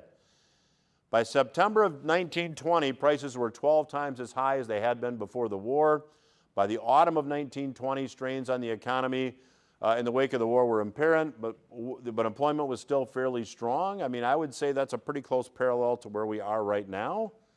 Although if you go back to 2020, there was about 6 million unemployed and about 12 million job openings here in the U.S. It's now back to about 1 to 1. It was 2 to 1. So the number of quits, we used to see the quits were way up. We're not seeing quits anymore either. The labor market's starting to get tighter. So food had accounted for half the family budget immediately after the war, but now 3/4 of the average family's income went for food. Now we're not even close to that here, but the average United States family is now spending more of their income on food than ever before. It's 11% is the latest number. So long way from 75%. Germany had no choice because they had pressure from the treaty to continue paying their reparations, so they kept currency creation going. Germans said, I don't think I want to own these marks anymore. I think I'm going to own something tangible. We're going to talk about that in a minute, but as you're planning for retirement, one of the questions, the big questions I want you to take away from today is, what stuff do I own that can't be printed? What do I have in my portfolio that can't be printed? It's a pretty good question to think about. The cost of staples became out of reach for German consumers. The mark plunged. 35,000 German marks to 1 British pound, Christmas of 1922. 227,500 German marks to 1 British pound just a month later. 700% inflation in 1 month. There was finally a state of emergency. Incidentally, in September of 1923, in my office, which is over on Alpine and 4 Mile Road, by the way, I don't know if I mentioned that, but our office is here in Grand Rapids. I've got a 500 million mark note that was printed in September of 1923 that I had a lady bring in and gift me, so we display it. So that was one of the last marks printed. Just a year prior, the biggest bill printed, I think, was a 5,000 mark bill. So you see how quickly it deteriorated. Same thing happened in Zimbabwe. I've got that sequence on my wall also. 1923, November, the German government introduced a new currency called the Rentenmark. This was backed by tangible stuff that couldn't be printed. Finally, inflation stopped, but here's the thing. When inflation stops, the debt's still there. So let's just say that I've got one of my daughters that calls me and says, Dad, we both lost our job, our bills are $3,000 a month. Can I borrow $30,000 till we get back on our feet? So I give them $30,000. They can pay their bills for 10 months. But in month 11, if nothing's changed, what's there? They still have the debt. They still have the problem. The structural problem doesn't go away when you create currency. Germany, once they introduced this new currency, found that all this debt was still there. It just got redenominated into this new currency. So what happened? Deflation, mass unemployment. And these are the circumstances that allowed a guy like Adolf Hitler to rise to power. It got very, very ugly, very painful, and you have these fringe politicians then that get a lot of traction. So we have this currency money cycle, and we are now witnessing it firsthand. And I want to cover this before we go to the break. The BRICS countries, there's a lot of things I could point to, but this BRICS story has been evolving very quickly. BRICS, again, is an acronym for Brazil, Russia, India, China, South Africa. South Africa was added after the BRICS countries were formed, I think, in 2006. They don't state it's an anti-dollar coalition, but China and India have huge populations. The BRICS countries now have 40 countries that have applied to join BRICS, and they are now using a currency other than the dollar in bilateral trade. So they started to explore the idea of creating a new currency in October of 2022. January of 2023, the petrodollar died. Saudi Arabia signed an agreement with Russia saying that we're not going to use the dollar anymore in trade between our two countries. Walt Garlington is one of the commentators that I like to read. He said, hello petrodollar, or goodbye petrodollar, hello worthless dollar. That hasn't happened, but if you take a look at what the purchasing power of the dollar has done since this has happened, it's dropped simply because inflation now is increasing because a lot of these countries around the world that had to inventory dollars to trade don't have to inventory as many now. See, we've had a really good deal for a really long time. We could create all this currency and just export them. We've got this newly created currency. We traded for steel and Toyotas and agricultural products, and now we can still do it to some extent, but not to the same extent that we did. Russia, now just because Russia says it, we don't necessarily take it to the bank, okay? There might be a little bit of a credibility issue there. Russia said they're going to create a gold-backed currency. It was widely expected they would do that next year. The BRICS summit just concluded. The BRICS countries agreed to move towards settling all trade between the countries in their own currencies and move to a cryptocurrency system. So they are bypassing the dollar now in most of their trade. Brazil's president said we need to get away from the dollar. This is all last year. BRICS expanded in 2024. They added United Arab Emirates. Saudi Arabia committed to join. Saudi Arabia is now kind of walking both sides of this. They understand the political ramifications of ditching the dollar altogether, so they're kind of trying to walk this middle ground. But Ethiopia, Iran, and Egypt are all now part of BRICS. Argentina was going to join BRICS, but their new president, Javier Milei, pulled them out of the deal. Incidentally, he balanced the budget in 9 weeks. They're experiencing big deflation now, but the inflation in Argentina is gone because he balanced the budget. People are demonstrating left and right. They don't like it, but he's made inflation go away. It's not pretty. The BRICS nations said, and they did at the currency, they are banning the dollar in bilateral trade. Vladimir Putin teased this bill. This is actually from Jim Rickards, who I've had a chance to interview a couple times over the years. His book, The Death of Money, is a really good read. Jim's a smart guy. My show's not big enough to get him on unless he's got a book to sell, so I've had him on twice, but he's a really smart guy. He reprinted this bill that this will be the paper version of the BRICS new digital currency.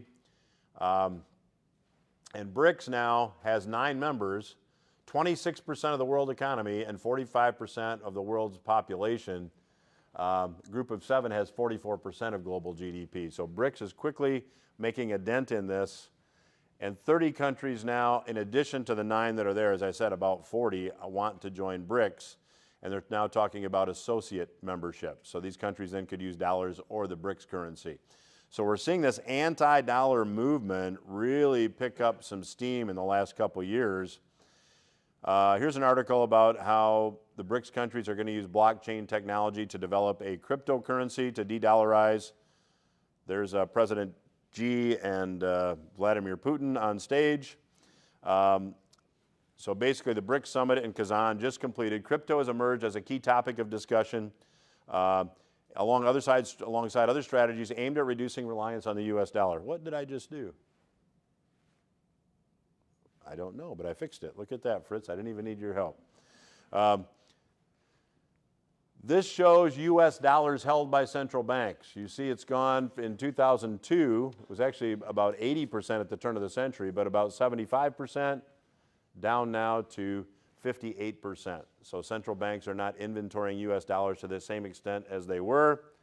And this announcement happened 2 weeks ago. Nigeria said, if you want to buy oil from us, you can't use U.S. dollars anymore. That's a recent development. So this de-dollarization trend is moving. So here's my point. As we move ahead, we've got inflation that will be followed by deflation. We're in a little bit of a unique situation that we all do business in U.S. dollars, and we've never had to worry about not doing business in U.S. dollars. Our parents and grandparents didn't. We have to start thinking about that because there is a very obvious move away from the dollar happening. I don't expect the dollar is going to go away. I don't expect we're going to see this movement happen super fast. Although I think it was in Ernest Hemingway's The Sun Also Rises. There's a quote that Mark Jeftovic and I were talking about when I was interviewing him. And one character in the novel says to the other, how did you go bankrupt? And the character answers, gradually at first, then suddenly. That's how this will go. This will go gradually, and then suddenly. I don't think we're close to a tipping point, but it's something you have to be aware of because, again, the U.S. government has to refinance $16 trillion in debt, existing debt in the next 3 years. We've probably got to finance at least another $6 to $8 trillion in deficit spending. So can the U.S. government finance over $20 trillion in debt in the next 3 years? I don't have the answer to that question, but I think it's smart if you're planning for retirement to have a plan B. So we're going to be talking about that as we go through all this other stuff. So the remaining modules I'm going to present to you, I want you to keep this in mind as a context. Okay, so we're going to take a break. It is 1:35. At 1:45, we will resume.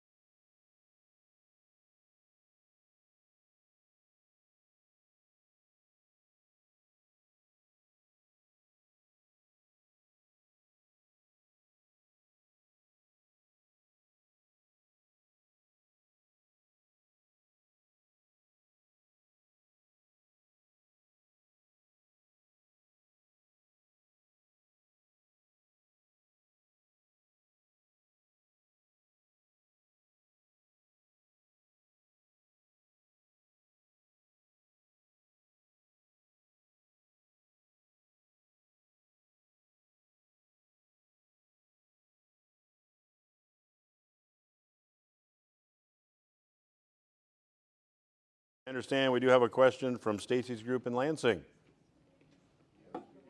I'll let you repeat that. Did something come out recently that Putin said after the election he would be purchasing oil from Saudi Arabia with U.S. currency? He did. I saw that. He said that he would now be utilizing U.S. currency to a greater degree. Of course, for him to do that, the U.S. is going to have to give him access to the SWIFT system, which now he does not have access to. So that would require a change in policy. But he did express that would be an interest of his. I did see that. So it'll be interesting to see how all this plays out over the next few months. But right now, Russia still does not have access to the SWIFT system, so that would require a U.S. policy change to make that happen. Other questions? Questions from this group? All right, you guys might get your feedback forms at 4:30 instead of 4:45 because I've got some time built in for questions, but that's completely up to you guys. A couple people are smiling. There's only a couple jokes in this next segment, so pay attention, all right? All right, let's talk about Social Security. To start explaining Social Security, let me go through some definitions. The first definition I'll talk about is normal retirement age or full retirement age. Your full retirement age under Social Security is the age at which you can collect, here comes your next definition, your primary insurance amount. What that means is it's your full benefit at your full retirement age based on your work history. That's primary insurance amount. Now, your full retirement age or your normal retirement age will be dependent upon the year in which you were born. If you were born 1943 to 1954, your full retirement age is 66. If you were born 1960 or later, which probably describes a lot of you in here, your full retirement age is 67. If you were born from 1955 to 1959, I call those the interim years or the transition years. Your full retirement age increases by 2 months for each year that passes. So if you're born in 55, your full retirement age is 66 years and 2 months. If you're born in 56, full retirement age is 66 and 4 months, and so on. Now, you can draw Social Security earlier than your full retirement age. You can draw Social Security at an age younger than your full retirement age. If you do, your benefit is discounted. If your full retirement age is 66, if you draw at 62, your benefit is discounted by 25%. So, for example, if at age 66, your full retirement age benefit is $3,000 a month, if you draw at age 62, you get 25% less than that. You get $2,250. At age 67, your discount at 62 is 30%. So if your full retirement benefit at age 67 is $3,000 a month, if you draw at 62, you get $2,100. Yes, ma'am. Does that number change? So I'll be 65 in April. Say I want to collect at 65. Am I still at that 30% or does that percentage change as my age changes? What a great question. I'll repeat that for the people on the simulcast. So does that, if you draw at 65 versus 62, what impact does that have is basically your question. So let me give you guys a really quick, easy way to calculate this. For every month you draw prior to your full retirement age, your benefit decreases by 0.5% per month, which works out to 6% per year. So using this example, see, if you're going to be 65 in April, then you told us your age. I hope you don't mind me repeating it. No, that's fine. Okay. Since I don't look it, so. Yeah. We have a lot in common when it comes to that. We should talk on the break, yeah. So if you were born, your full retirement age is 67. Correct. So, excuse me, for discussion's sake, if you were going to draw $3,000 a month at age 67, for every month you draw prior to that, you're going to lose 0.5% or $15 a month. So if you take roughly 88% of what your full retirement age benefit is, that's what you'll collect at 65. Okay? Did I answer your question? Yes, thank you.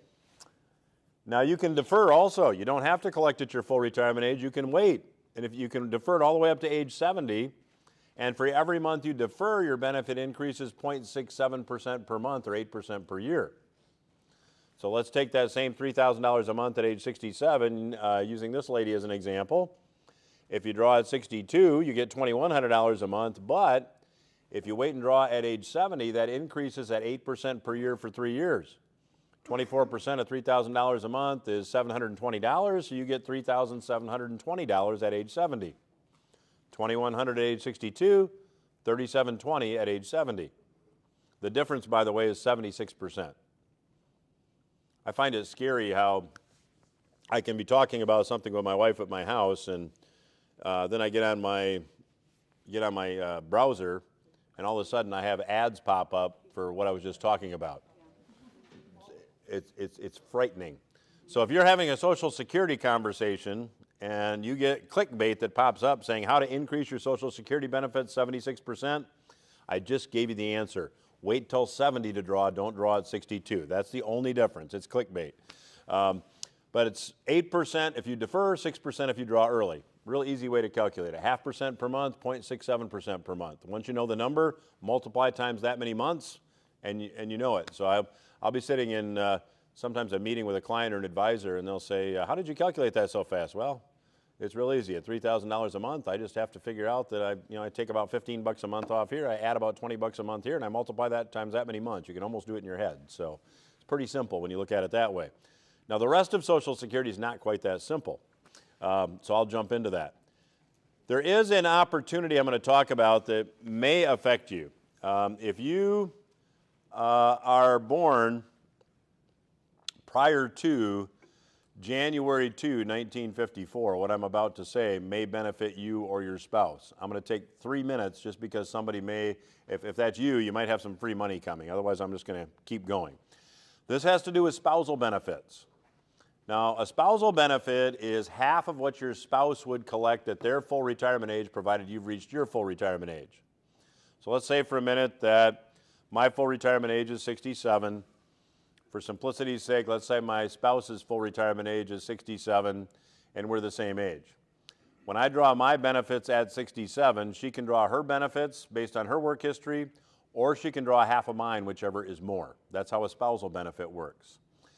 If she's younger than me, then she's got to wait until her age 67 or her full retirement age to collect half of what mine would be. And if she draws at 62, it's discounted by the same 30%. So the discounts and the discounts apply.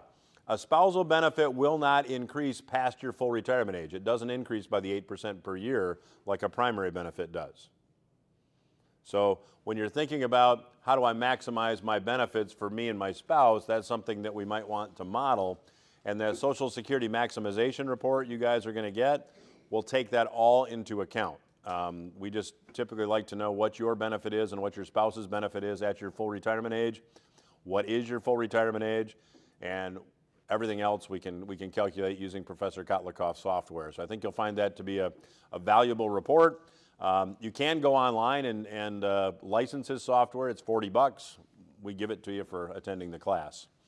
So if you were born prior to January 2, 1954, you can file a restricted application and draw only spousal benefits. You can't do that if you were born after January 2, 54 or after. So most of you probably cannot do this because this would mean you're 70 years old.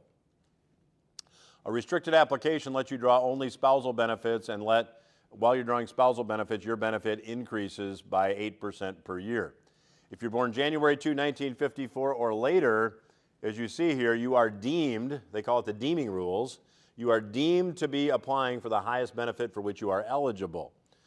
So in this case, what they're going to do is take your benefit and, if applicable, your spouse's benefit and figure out what your benefit will be if you have the two as a hybrid. So let's just say that, again, my spouse and I are the same age, and my full retirement age is 67, but she wants to draw at 62. Well, if a spousal benefit would benefit her, she can draw at 62 based on her work history, but until I turn mine on at age 67, she doesn't get the additional spousal benefit. So your spouse has to have the benefits turned on to get the spousal benefit. That's a relatively new rule. Used to be your spouse could file and suspend and you could still get the spousal benefits, but a lot of those rules have been narrowed a bit. They have deemed them to be abusive. Well, they weren't really abusive. We were just following the rules that were there. So as we're doing a Social Security maximization report, if you're married, we want to know both of those, and we can take a look at the impact spousal benefits might have. If you're not married, if you're single, but you've been married, If you were married for at least 10 years and you haven't remarried prior to the age of 60, we can take an ex-spouse and get the same benefits for an ex-spouse. And I had a lady ask me at a meeting not long ago, well, does that mean my ex-spouse will get less because I'd really like to get back at him? I said, no, sorry, it doesn't, you can't be vindictive about this. It's just, it just is what it is. So yes? Spousal benefit doesn't detract from the first spouse's. The spousal benefit does not impact the primary insurance benefit of the higher earning spouse, and the answer is that is correct. It does not impact it. And if you were married for, I give this advice sometimes to people that they've got widow benefits, maybe spousal benefits that are more beneficial. They've lost a spouse, they've been divorced, and they want to get remarried. A lot of times it makes sense to wait till age 60 to do that if that's in the cards, just from a financial perspective. I also had this great business idea. Wouldn't it be cool to have a dating site for people that were Social Security age and match them up based on how to maximize their Social Security benefits? I think that's got some real potential. Wouldn't that be fun? So let's look at some case studies. I haven't found an investor for that business yet, but I think it's a great idea. So one quick disclaimer here. We're assuming everybody in these examples lives to exactly age 85. I've got to assume something. After 30 years in this industry, here's what I know about assumptions. They're always wrong. I've never had assumptions be exactly right. So I'm assuming age 85. I'm also assuming that the dollar will continue to devalue at an annual rate of 3%. Is devaluing at a greater rate than that now? When deflation kicks in, that devaluation rate at 3% is probably going to be a reasonable average. If we get you your Social Security reports and we're using 3% and you guys say, hey, wait a minute, I want to see 4%, I want to see 5%, we're happy to do that for you. Just be a little patient with us. We can get it to you within a few days. So if we get you your reports and you want to see something else, just let us know. Happy to do that for you guys because you attended the class. So here we have Janet. Janet is 66 years and 6 months in 2023, which is her normal retirement age. If she draws at her primary insurance amount at her full retirement age, she gets $25,435 annually. Now, if Janet decides to defer, at what percentage rate do her benefits increase? 8%. You've passed the class. Everybody else has work to do. Okay. So here's the numbers. At age 67, she gets $27,139. At 68, $28,957. At 69, she gets $31,139. At 70, $33,321. So here's the question. When should Janet collect? Well, the reality is we want to really look at this in the context of how much total incomes does Janet need, what other resources does she have, how much of her Social Security benefits will be taxed. We're going to talk about all that, but let's just look at it to age 85, which is our assumption. If she starts at 66 years and 6 months and dies at age 85, she's collected $479,000. If she starts drawing at age 70 and lives to age 85, she collects $499,000. Here's the very technical difference. It's not a whale of a lot, right? It's 20 grand over a lot of years. Now, what if Janet drew at age 70 and lived to age 95?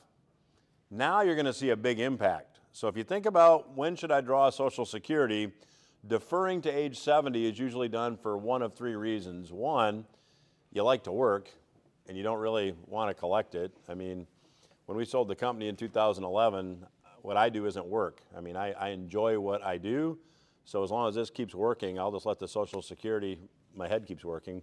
Maybe you'll argue that maybe I need some help now. I don't know. You'll have to see. You can put that on the feedback form if that's what you think. But so you don't plan on retiring. You like what you do. There's a few people out there that I meet that do that. I would be in that category. Secondly, you want to maximize benefits for a surviving spouse. So let's just say that you have a stronger earnings history than your spouse or vice versa. Maybe you want to maximize the higher earning spouse's Social Security because that becomes the survivor benefit for the surviving spouse no matter who survives. So the survivor benefit's always the highest of the two Social Security benefits coming into someone's house. And The third reason that you might want to defer benefits to age 70 is that you get an 8% increase, and depending on what type of an investment strategy you have, if you're getting 5% or 5.5% in CDs, maybe you'd rather spend some of that money first and let your Social Security increase at 8% per year. So, you know, all those things are, really the way you want to do it is to model it in the context of income. But in Janet's case, if we look at a break-even point, which is not really a Social Security term, but we all use it. When am I going to break even? You break even, in this case with Janet, in 12.36 years. She collects an extra $7,886 per year by waiting till age 70 versus drawing at 66 in 6 months. She collects $97,500 from 66 years and 6 months to age 70. So we take her head start of $97,500, divide by the additional income of $7,886, and at age 82.36 years, Janet breaks even. Questions on that? So that's just, but it doesn't take into fact inflation and the price of the dollar and stuff now versus in 12 years. Yeah, so the comment was that does not take into account inflation. That is true. On the I just did that for simplicity's sake, but on this next one will incorporate inflation. But yeah, I mean, you have to assume that a dollar you collect from Social Security today is going to buy more than a dollar you collect from Social Security in 5 years. So, you know, you say, well, how much? What's my factor? Well, we're using a 3% factor, but we can use any factor you want to illustrate. Again, what I've learned about assumptions is they're always wrong, but 3% over a 20-year time frame seems reasonable to me. So I don't know if I answered your question. Okay. Bob is 63, Molly is 61, and by the way, look how good they look for 63 and 61, huh? You guys want to know who their doctors are? Neither of them can collect a spousal benefit because they're too young. So what happens if Bob and Molly draw at age 62? Bob gets $24,102 per year. Molly gets $19,593 for a household total of $43,695. Now, if they live to age 85 and we use a 3% inflation rate and we plug it into the program, Bob should draw at age 70, at which point he'll collect $40,221, excuse me. Molly should draw at age 68 years and 4 months. She'll draw $30,804. That's a total of $71,025 a year. And if we calculate their break-even point, if they draw at age 62, by the time they're 85, they have collected $1,018,000. If they follow the maximization strategy, which is age 70 for Bob, age 68 years and 4 months for Molly, they collect $1,144,000. So that's $126,000 more they collect by deferring. Well, now you're having some pretty significant difference if they both live to age 85. And the survivor benefit is $40,221 instead of the lower amount of $24,102. So if you're doing survivorship planning, which you should do if you're married, then maybe that maximization would make some sense. So before I move on to taxation, because we really don't care what the gross is from Social Security, do we? What we care about is what's the net. What's the old saying? You eat the net, not the gross. So what's the government going to take? Now, President-elect Trump said he would eliminate taxes on Social Security benefits. We'll have to see how all this plays out. Sometimes things are said in a campaign that don't actually happen during the governing period. I think that of all the taxes that are out there, I would have to say that tax on Social Security benefits is probably one of the least fair. We all paid taxes on those contributions when we put them in, so now to tax them on the way back out again is double taxation. So certainly from a philosophical standpoint, if you're going to get rid of a tax, in my opinion, that's probably a pretty good one to get rid of, but we'll have to see what happens. As it stands now, Social Security benefits have been taxed since 1983. Now, it's funny how things kind of go circular, isn't it? Because in 1981, newly elected President Reagan appointed a guy by the name of Alan Greenspan, who later was chair of the Federal Reserve, to chair a commission And Greenspan's job was to figure out how to make Social Security more solvent. Greenspan's commission came back to President Reagan and said we need to do two things. One, we need to increase the retirement age. I expect you're going to see that. Right now, Social Security has a trust fund that will be gone in 2033. That's 8 years away. There was just a report put out that was signed by Janet Yellen and 3 department heads. I don't recall off the top of my head what their names were, which departments, but I wrote about it when it came out and talked about it on the radio. The Social Security Trust Fund is really a trust fund in number only or in name only. So to give you an example, if I were to get in my briefcase and pull out my checkbook and write myself a check to Dennis for $1 trillion, I could stand up here and say, look, I'm the world's first trillionaire. Now, I would be the world's first trillionaire until I cash the check, because I don't have $1 trillion in my account. That's the Social Security Trust Fund. When you read the Social Security Program's trustee report, it will tell you that when bonds held by the Social Security Trust Fund are redeemed, it results in no net income to Social Security. So Social Security is actually a hand-to-mouth program. And if you go to retirementlifestyleadvocates.com, you can go back, and I've covered that in a number of different headline roundup newscasts. So right now, Social Security has enough tax revenues to pay out about 76-77% of all promised benefits. So people have asked, what do you think happens with Social Security? Here is my best guess. I think we're going to have to see some changes because the math dictates we're going to have to see changes. I think we'll see the retirement age go up again for people in their 20s and 30s. For those of you that get the reports, by the way, I do have a book called The Little Black Book on Social Security Maximization. If you get those reports today, I'll be glad to give you that book also. It's most of you aren't collecting Social Security. It's like a 120-page read. I just designed it to be a quick read. Here's all the stuff you need to know, just quick and easy, the mainstream stuff to maximize your benefits. So I'll get you a copy of that book. But in that book, I point out that when Social Security was actually formed, when it became a program, the full retirement age was set at age 65, and the average life expectancy of an American was 61. That was back in 1935. So actuarially, Social Security initially was quite sound. However, since the 1950s, the average life expectancy for both American men and American women have increased 2 years for every decade that's passed. So now to make Social Security actuarially sound, we've got to increase the full retirement age probably to about age 75. I expect that if you have children in their 20s or 30s, that they might expect something like that. The second thing that I think you'll see happen is I think the cost of living adjustment may be means tested. So next year, everybody collecting Social Security gets a 2.5% increase. That's based on the government's estimate of inflation. Thank goodness for Social Security's solvency's sake, they don't use the real inflation rate. They use the government's estimate of inflation. I think you'll see that COLA perhaps go away or be means tested for people that have pensions and other assets. President Obama in his last 2 budgets did propose that.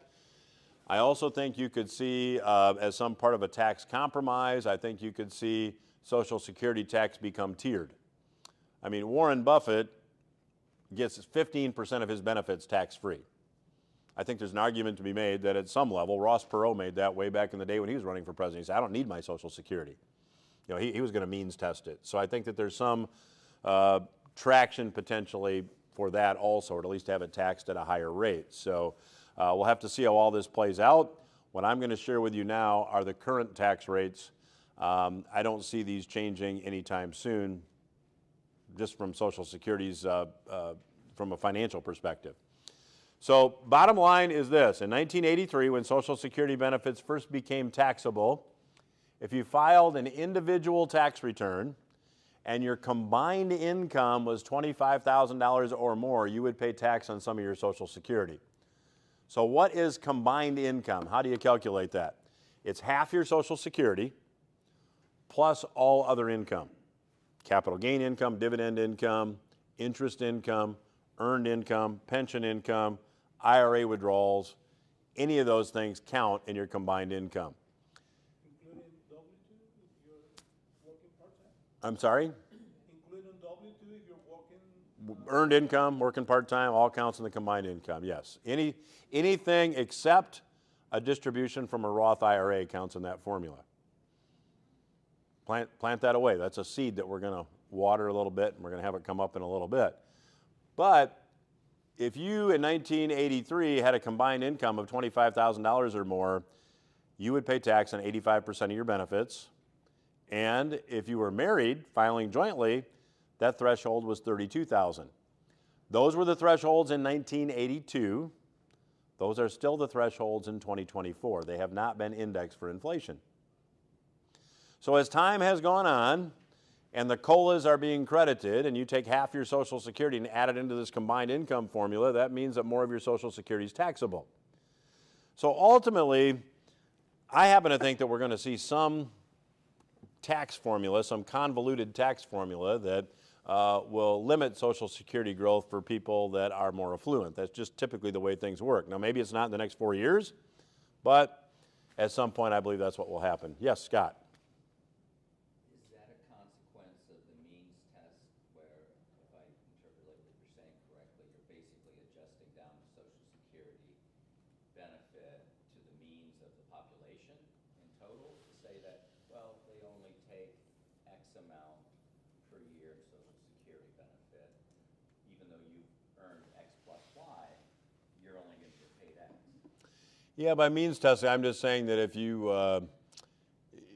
have pension income of X or you have retirement assets of Y over whatever threshold happened to be set, you will probably not get a cost of living adjustment. Your Social Security will be more like a pension. It'll just be stagnant. That's what I'm saying. That's been discussed.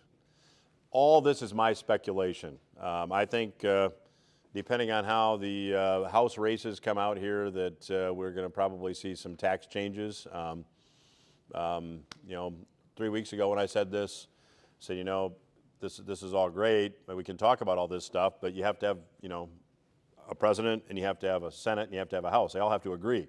And that's still not a given. So we'll have to just see how this plays out. Does that matter your age?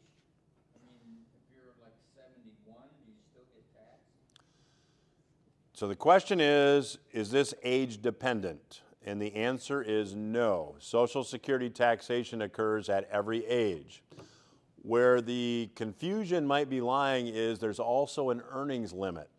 So until you reach your full retirement age, if you earn more than the earnings limit set every year, which this year is about $23,000, if you earn more than that earnings limit and you're collecting Social Security, for every $2 that your income exceeds that threshold, you forfeit $1 of Social Security benefits. So if I'm, excuse me, 65 like this lady and she's collecting Social Security, she goes back to work and earns $33,000, she's $10,000 over the limit, she's going to forfeit $5,000 of her Social Security. That forfeited amount gets paid back into her Social Security account, and down the road at her full retirement age, her benefit is increased to give her some more benefit because she forfeited some.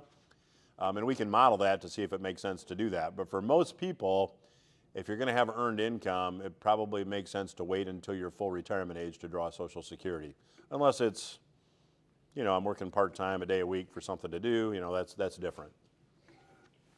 Does your pension benefits count towards your income, towards the 23,000, like if I have a pension? No, the earnings limit is only earned income, so it'd be only W-2 or like 1099 income from a business, something you're actively, you're going out and actually doing something to earn the money. Your pension would be passive income, so that would not count toward that earnings limit. It would count in the combined income formula, okay, but not on the earnings limit. So good question, good clarifying question. Really good questions.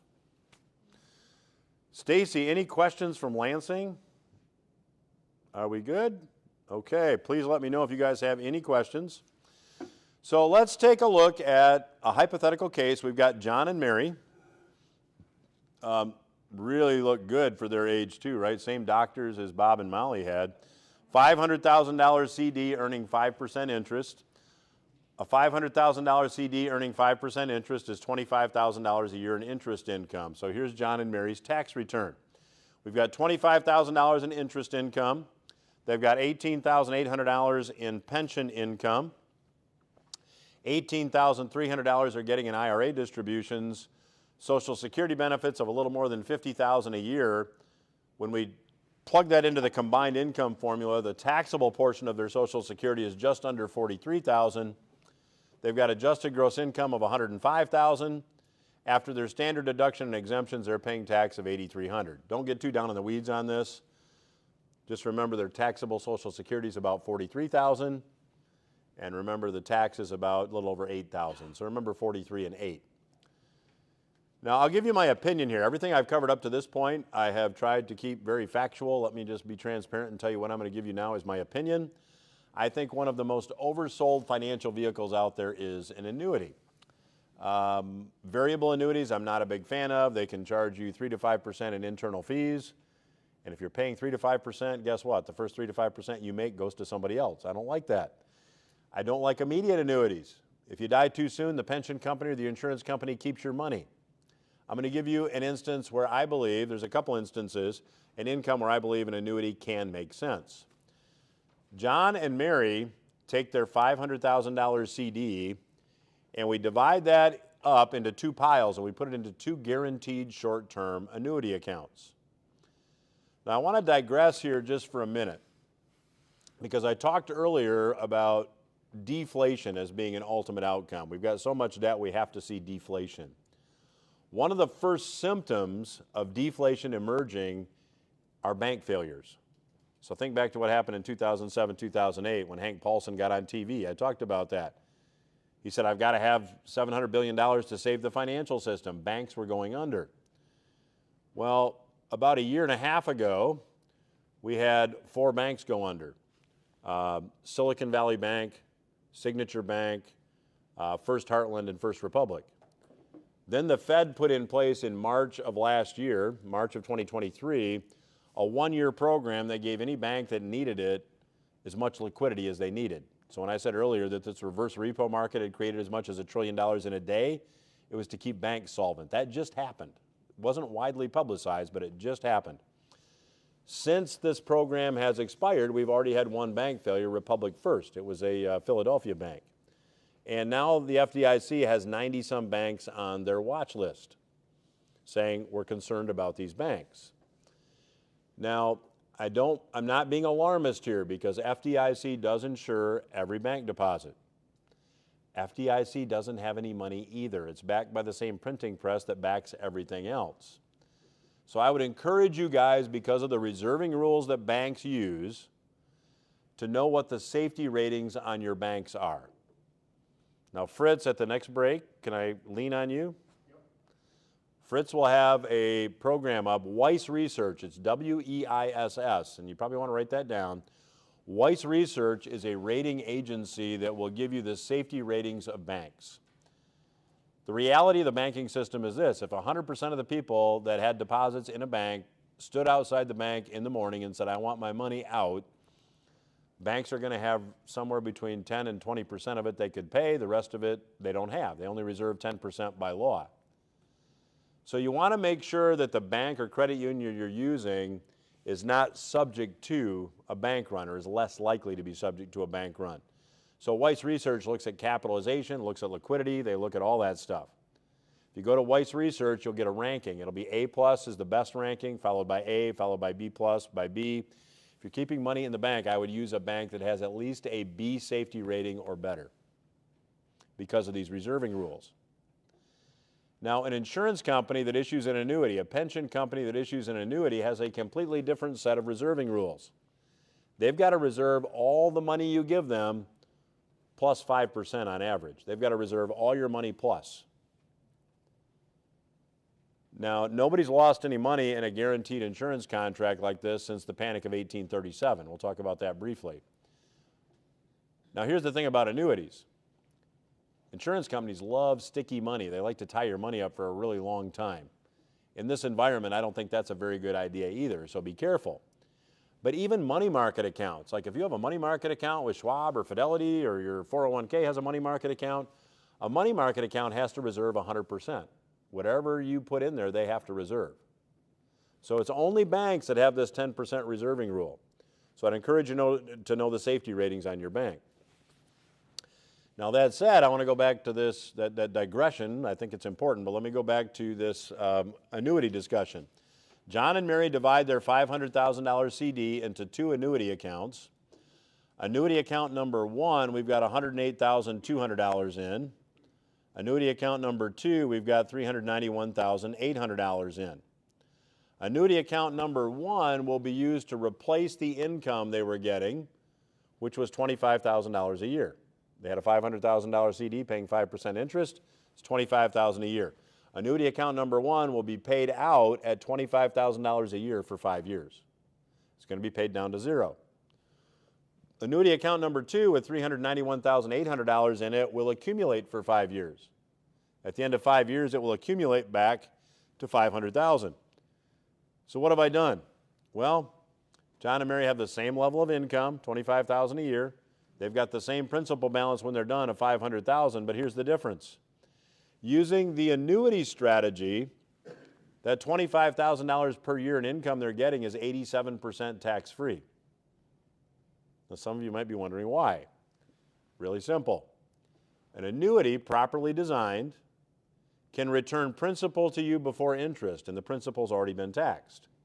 That reduces the tax you pay on interest because you're not collecting as much interest. Some of the interest is deferred. It also reduces the combined income formula because the return of principal is not added into the combined income formula. If some of you are thinking about retiring before the age of 65 and one of the things holding you back is where am I going to get my health insurance? Some people might like to retire at 60, 61, but they're really concerned about the fact that I don't get Medicare until I'm 65, and I've got to figure out what to do for health insurance. And you can get a major medical type program, or you can go to the exchanges. And if you go to the exchanges to get your health insurance, all those premiums are means tested based on whatever your income is. This can be a really good strategy to use if you're thinking about retiring before 65 also, because even though you're getting a good level of income, a good portion of this income is not taxable. And I remember a lady that had an investment portfolio. She was a widow. Her husband was a medical professional. She had about a $3 million $3 million investment portfolio.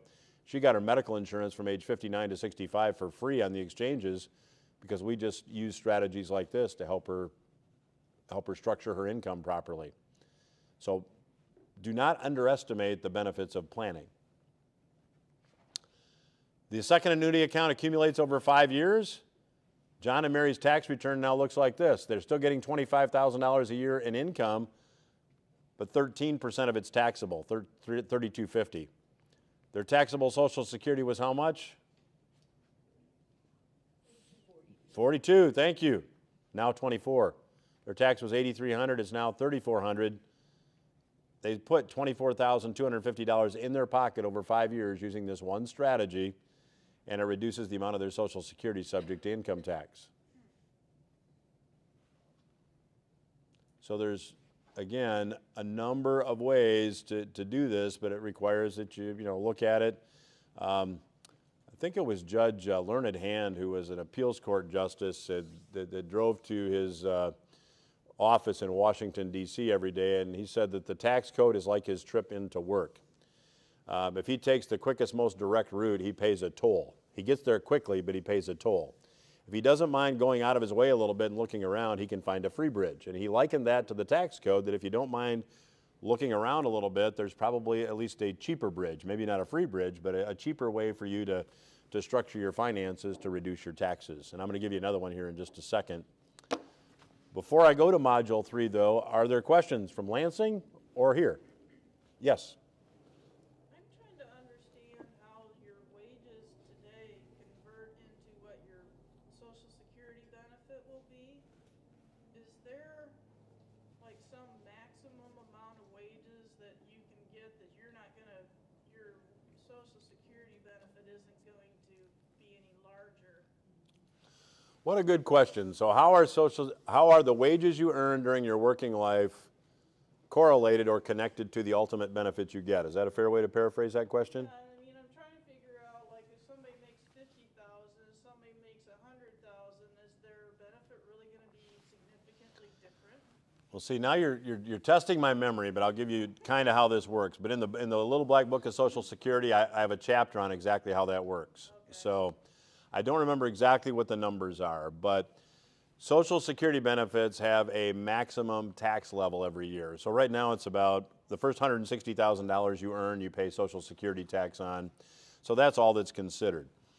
If you've been working for 40 years, so let's just say you started working in the 80s and here you are now, they're going to take the income that you earned in the 80s and adjust it for inflation to try to do a level playing field. So by doing that, they create an averaged index monthly earnings formula, and it takes your earnings over 40 years.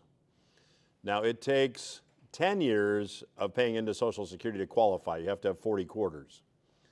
If you have 10 years of paying in and 30 years of not, then your average index monthly earnings, they're still taking that number over 10 and calculating it over 40, so it waters it down. But then, on your average index monthly earnings, you get 95% of the first little bit that you earn, of like 95% of the first $800 a month or something, and then it goes to 50%, then it goes to 15%. And then there is a maximum. So right now, the age 70 maximum for Social Security benefits is about $56,000 a year. But it's skewed, as you might expect, toward lower income. So you get 95% of the first little bit, and then it's like 50%, then 15%. I don't know that off the top of my head. I knew it at one point because it was in the book, but it's been a couple minutes and I don't remember what the numbers are. But that's essentially how it works. Does that answer your question? Okay. We will get you a copy of the book, and then you'll know exactly what the numbers are. Okay. This is really, what I'm going to talk about here is really an opportunity, at least for the next 2 years, that a lot of people should be paying attention to. The Secure Act and the CARES Act were passed back in 2020, which really created some tax savings opportunities for anybody with retirement accounts. We'll have to see what happens with the tax code, but if nothing changes, which is now looking increasingly unlikely, but we still do know what the tax rules are going to be for the next 2 years. So even if something changes, the next 2 years are still going to be really favorable. So it doesn't change the strategy. If you look at tax rates presently, if you're married and you file a joint tax return, you can have up to $383,900 in taxable income and stay in the 24% bracket. Some of that income would be taxed at 10%, some at 12%, some at 22%, but you'll never go over 24%, all the way up to $383,900. You're $191,900, just half that if you're single. So just cut the numbers in half, and you stay in the 24% bracket. In 2026, under current law, the original Trump tax cuts were passed for 8 years because there was some obscure law that said if the budget deficit was projected by the CBO to be this, you can't have tax cuts. So we revert back to the tax rates that were in effect in 2017 and 2026 under current law. Those tax rates, if you're married filing jointly, have you jumping into the 25% tax bracket at $94,300 in income. I can go all the way up to $383,900 married filing jointly and stay in the 24% bracket for the next 2 years. At $94,301 in 2026, I jump to the 25% tax bracket. So there's almost $300,000 of disparity there for the next 2 years that you can pay a lower tax rate. And even if tax rates are extended, all that's going to do is probably extend these opportunities. It doesn't take away the opportunity that exists for the next 2 years. So please don't say, I need to wait and see, because this opportunity does exist. It may be extended, it may not. We don't know at this point. So let me just, with that as a backdrop, let me just share with you what the Secure Act did. The Secure Act was passed. The Secure Act increased the age at which you get your required minimum distributions. They now start at age 73. Last year it was age 72. It's now 73. In 2031, it goes to 75. So RMDs are going to keep going up. RMD, if you're not familiar with the term, it's a required minimum distribution. It's the age at which you have to start taking money out of a retirement account and paying tax on it according to a schedule the IRS prescribes. Now, the other thing the Secure Act did is it killed the stretch-out IRA. So what does that mean? Well, if you're leaving, we're going to talk about estate planning in a little bit, but if my dad had left me $1 million IRA and I was 50 years old before the Secure Act was passed, I'd have a life expectancy of about 35 years. I could take that $1 million IRA, I could invest it, I could let it grow tax deferred, and I would take 1/35th out this year because that's my life expectancy. Next year I'd take out 1/34th. Next year 1/33rd, and so on. I could adopt that IRA and it'd be mine for 35 years. Now, you can't do that. All the taxes have to be paid within 10 years. The IRS just this past year, this law was passed in 2020. It only took them 3.5 years to issue clarifying language that, do I have to take RMDs out? Yes, you do. You've got to take required minimum distributions out based on your life expectancy if you inherit an IRA after January 1, 2020, but all the taxes have to be paid within 10 years. Now, on the other hand, if you inherit a Roth IRA, you can let it grow tax-free for another 10 years. So that 10-year rule applies to both individual IRAs as well as Roths. Now, this makes the whole idea of doing a Roth conversion pretty attractive for many people planning for retirement. I'm going to assume you guys know nothing about a traditional IRA and a Roth and just explain it from the beginning. A traditional IRA, when you put money in it, it gives you a tax deduction for the contribution that you make. If I go put $7,000 in my IRA this year, I can write it off my taxes. If I'm in a 30% tax bracket, I save $2,100 in taxes. I can now invest that money wherever I want to, and that investment grows on a tax-deferred basis. And when I take it out at retirement, anything I take out is taxable, and it also counts in that combined income formula to determine how much of my Social Security is taxed. A Roth IRA is the polar opposite. If I put $7,000 in a Roth this year, I do not get an income tax deduction. It grows anywhere I want to invest it tax-free, and at retirement, it is completely tax-free. Now, I'd make the argument that that tax deduction you make for putting a contribution in an IRA or 401k, that's not really a tax deduction. That's more like a loan from the IRS, if you think about it. I mean, if I write a check to my church or my charity, and they cash the check, I get a tax deduction. They can do whatever they want with the money. That's the end of the story. They're a qualified charity. I get a tax deduction. No strings attached. That's not true when I take a tax deduction for putting money in an IRA. As soon as I do that, I'm starting an investing partnership with the IRS, and at some point down the road, the IRS is going to consider anything I take out ordinary income. What's interesting is they can change the terms of the loan payback anytime they want. So if future income tax rates go up, my payback terms got less favorable, didn't they? So if we are sitting here today and I can have up to $383,900 in income in the 24% bracket or less, and in 2026 at 94,301 I'm going to be in the 25% bracket. If I've got money in a retirement account and I'm going to have to take it out at some point anyway, if I can take some of it out now at 22% versus later at 25%, do you think that makes sense? So what you can do on any IRA.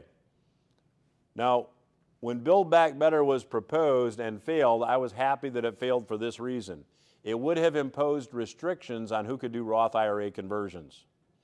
Anybody that wants to now who has a traditional IRA can convert it to a Roth and turn it into a tax-free account. No income restrictions, no age restrictions. Anybody can do it. So if I've got $1 million in an IRA and I want to convert it all to a Roth, I take the $1 million, I move it to a Roth, and I pay tax on $1 million, and now everything in it is tax-free for the rest of my life, and I can have the tax withheld from the $1 million conversion. I don't have to come up with that money from some other source. So, I mean, a Roth conversion can make a lot of sense. Now, I probably wouldn't do $1 million, but if I'm in a 31% tax bracket or 24% tax bracket or whatever, if I'm going to pay more tax down the road when I retire, if I can convert some now and pay tax at a lower rate because tax rates are more favorable, then that can make some sense. Keep in mind also, income from a Roth IRA is not counted in that combined income formula to determine how much of your Social Security will ultimately be taxable. So let's walk through a couple examples. That's a lot of information. Here we have Frank and Susan. They're both 66 years old. By the way, it's rare that couples are exactly the same age. I picked this one intentionally so I didn't muddy the water up too much. They're usually not quite this simple, but you'll get the idea. Frank and Susan have done some preliminary planning and they have determined they need $84,000 a year when they retire for income. Now that may be a lot of money to you, it might not be much money to you. This is just an example. Move the decimal, it's just a number as far as this example is concerned. Frank and Susan have done a Social Security maximization study. They have determined that they can receive $58,000 a year from Social Security. If you look at the right-hand side of this slide, Susan will get $24,000, Frank will get $34,000. To get to $84,000, they just need to pull $26,000 from their investments. Well, as you can see from the left-hand side of the slide, Frank and Susan have accumulated $1,200,000 in their 401ks between the two of them. They need to draw $26,000 a year. It's about a 2% withdrawal rate. That's real easy, isn't it? I can almost put the money in a coffee can in the backyard and dig up $26,000 a year, and it's going to last me for 48 years. Probably not an advisable strategy, but they don't need to take a lot of risk here. They're in pretty good shape. So we looked at Frank and Susan's situation when they were age 72, and here's the problem, and you should have a full chart on this in your book. If you find this page, I think we've got a full page here just to make it easier to read. We're starting here with $1.2 million in the retirement account. It's growing at 4%. We're assuming a 25% tax rate. Frank and Susan are both 66. You can see from age 66 through 71, they're pulling $26,000 a year. Then required minimum distributions kick in, and at age 72, they have to pull $53,492 a year. They don't need that much, but they've got to pull that much. Now, a lot of times people think that as time goes on, the required minimum distribution will go down, but that's really not the case. I'm using a 4% growth assumption here, and you can see that Frank and Susan's required minimum distribution does not peak until they're 91 years old, when they're required to take out $84,471 a year. So required minimums will typically keep going up, even at a relatively conservative growth assumption. Now let's look at how Frank and Susan's Social Security benefits are going to be affected. Here's their tax return. So here at the very top on the tax return is the $53,492 they have to take out for a required minimum distribution. They're collecting $58,000 in Social Security. That combined income formula dictates that $38,000 of that will be taxable. After their standard deductions and distribution, standard deductions, basically their tax is $7,500. Now let's take a look at what their tax return looks like at age 85. At age 85, their required minimum is $78,000. At age 72, it was $53,000. Now it's $78,000. So they've got to take out $25,000 more. Because they're taking out $25,000 more, their taxable Social Security jumps from $38,000 to $49,000. Now 85% of their benefits are taxable.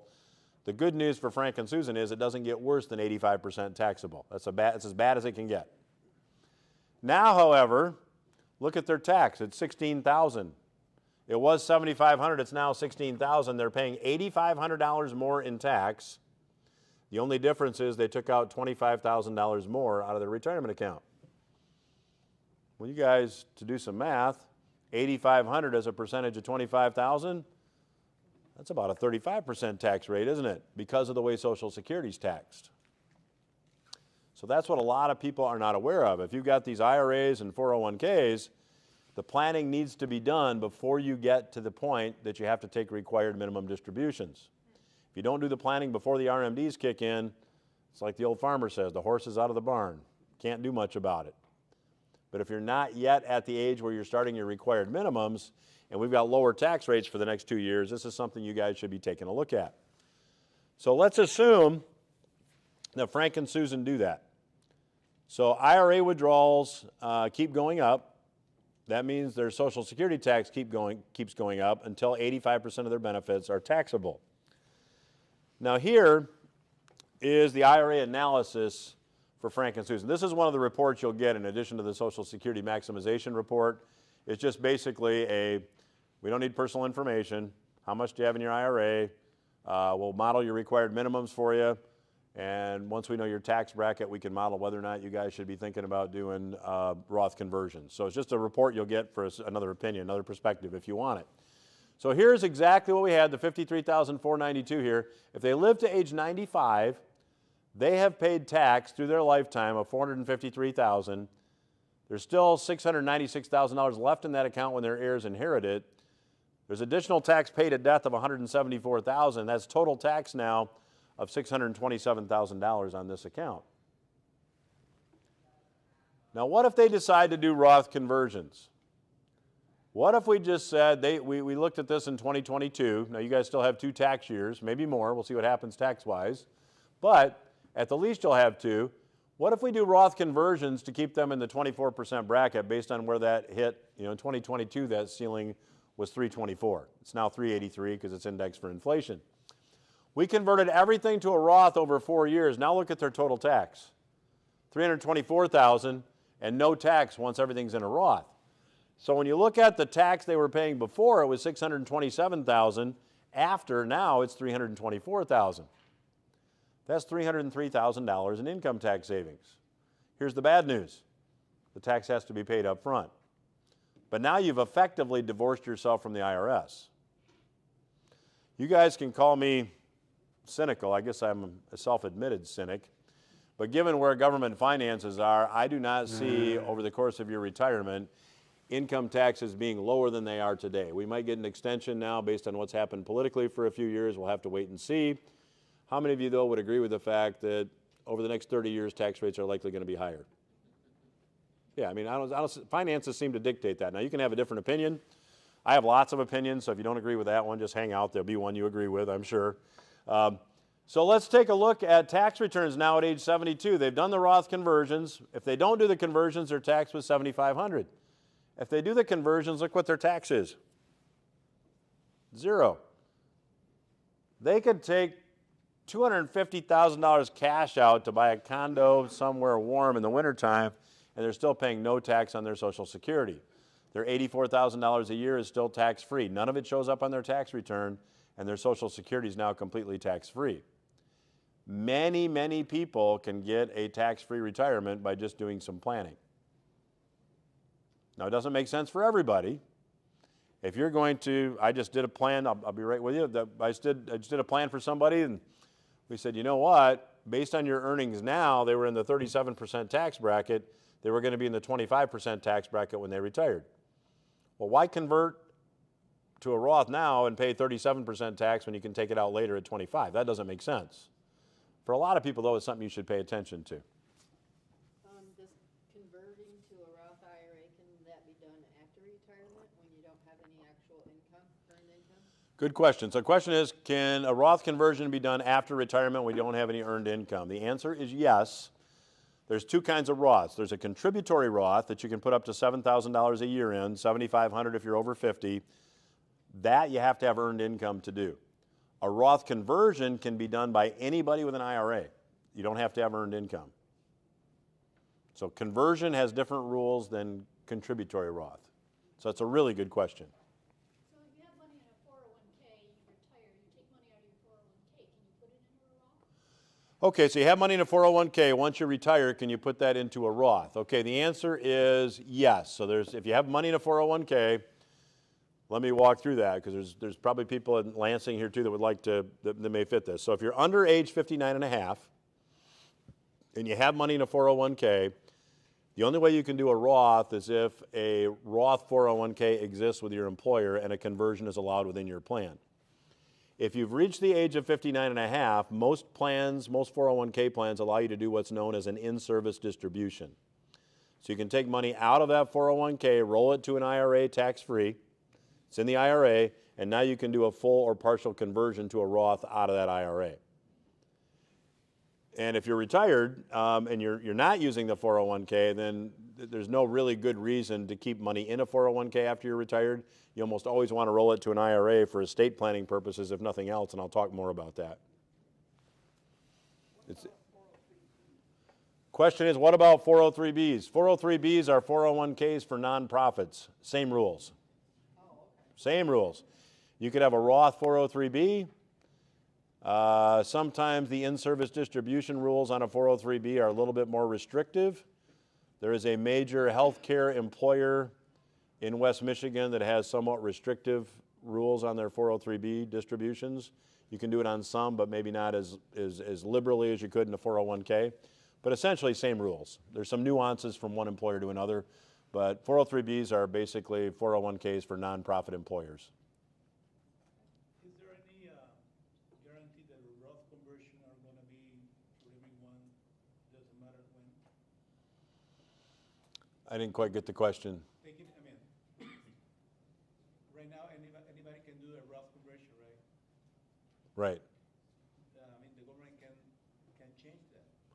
Well, anything can change, but there's nothing imminent or pending that I'm aware of. So yeah, I mean, people ask, do you think Roths will be here forever? The answer is, I don't know. It's a pretty good deal for an employee. So at some point down the road, would the government say you can't do a Roth anymore? They might. I mean, I don't know of anything pending, but if they did, if you had a Roth, I'm sure it would be grandfathered because there's precedent for that too. So, I think you just take that as it comes. Questions from Lansing, Fritz, at all? No questions at the moment. You guys have good questions. All right, Tracy. Pretty sure I know the answer, but if you do a Roth conversion when you're retired and collecting Social Security, it's counted towards income, so let's say your Social Security is taxed at, up to 50%, but because you take this conversion, you might push your Social Security be taxed at 85%, right? Question is, does income from a Roth conversion mean your Social Security will be taxed at a higher level? And the answer is yes for that year. Here's the other thing to think about. If you're 65 or older and paying a Medicare Part B premium, those are means tested. So you want to, it doesn't mean that you shouldn't pay a Medicare Part B premium that's a little higher for a year, but you just want to factor it in, but it's another factor. So yes, Roth conversions could mean you pay more tax on your Social Security during the year of conversion. It could also mean potentially, depending on the size of the conversion, you pay a Medicare Part B premium increase for a year, but it's just for a year. So we have to take that into account. We have to see if it makes sense. It's just an additional tax you have to pay. So it's like anything else. When's my return on investment on that tax outlay, and does it make sense? So really good point. Distributions from a Roth IRA or a properly designed guaranteed insurance contract are tax-free. They don't count in the formulas to determine how much of your Social Security is taxed. Roth conversions may be beneficial because your heirs who inherit them, if you have, I'm going to show you some strategies here later today that, I'm assuming most of you, if you have kids, you like them. Even if you don't like your kids, you probably like them more than you like the IRS. So we're going to talk a little bit about leaving less to the IRS and more to your kids. And the nice thing about a Roth IRA is if you leave it to your kids, you can mandate in the trust they have 10 more years of tax-free growth. So Roth conversions are a lot more attractive now after the Secure Act. So depending on what your time frame is, depending on where your perspective is, you might want to look at how much tax am I going to pay on this account during my lifetime. But if you take your lifetime plus 10 years, then a Roth conversion can even make more sense. So it just depends on your perspective. If you're more concerned about your income during your lifetime, or if you want that inheritance and the money you leave your heirs to be part of the consideration. And everybody looks at that differently. There's not a right or wrong way to do it. You guys, I can't believe an hour went by. Gosh, was that a fast hour. We're going to take a 10-minute break. I'm 10 minutes behind my break time, but it is 2:50. We will take a break from 2:50 to 3, so at 3 o'clock we'll start again. 10 minutes on that clock, 3:02.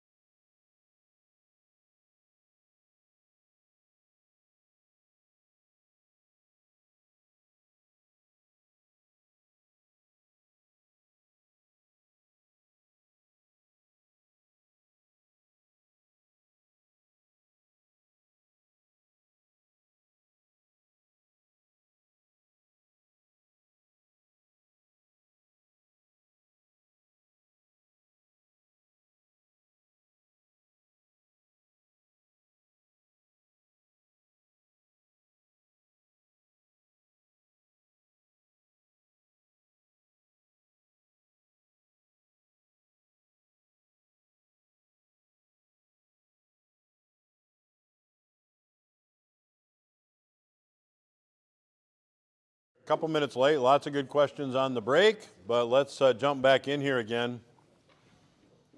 I did have a question. Somebody said, why should I care about my bank safety ratings if I'm covered by FDIC anyway? What difference does it make? Kind of what you said, right? So I would say two things to that. One, I want to deal with a bank that has high safety ratings because the only thing backing FDIC is the printing press. And I would liken it to the fact that I mentioned I live up in Fremont. I've got a pretty nice house and I have insurance on it. I'm very careful that the house doesn't start on the fire because I don't want to test my insurance. I would urge you to treat your bank account with that same level of respect. I don't think you want to have to go through a claim process. It's just easier to deal with a bank that has a lower likelihood of putting you through that whole traumatic process. So that would be my answer. So that said, questions from Lansing before we jump in. Stacy's group have any questions, Fritz? Not right now. Questions from the Grand Rapids group?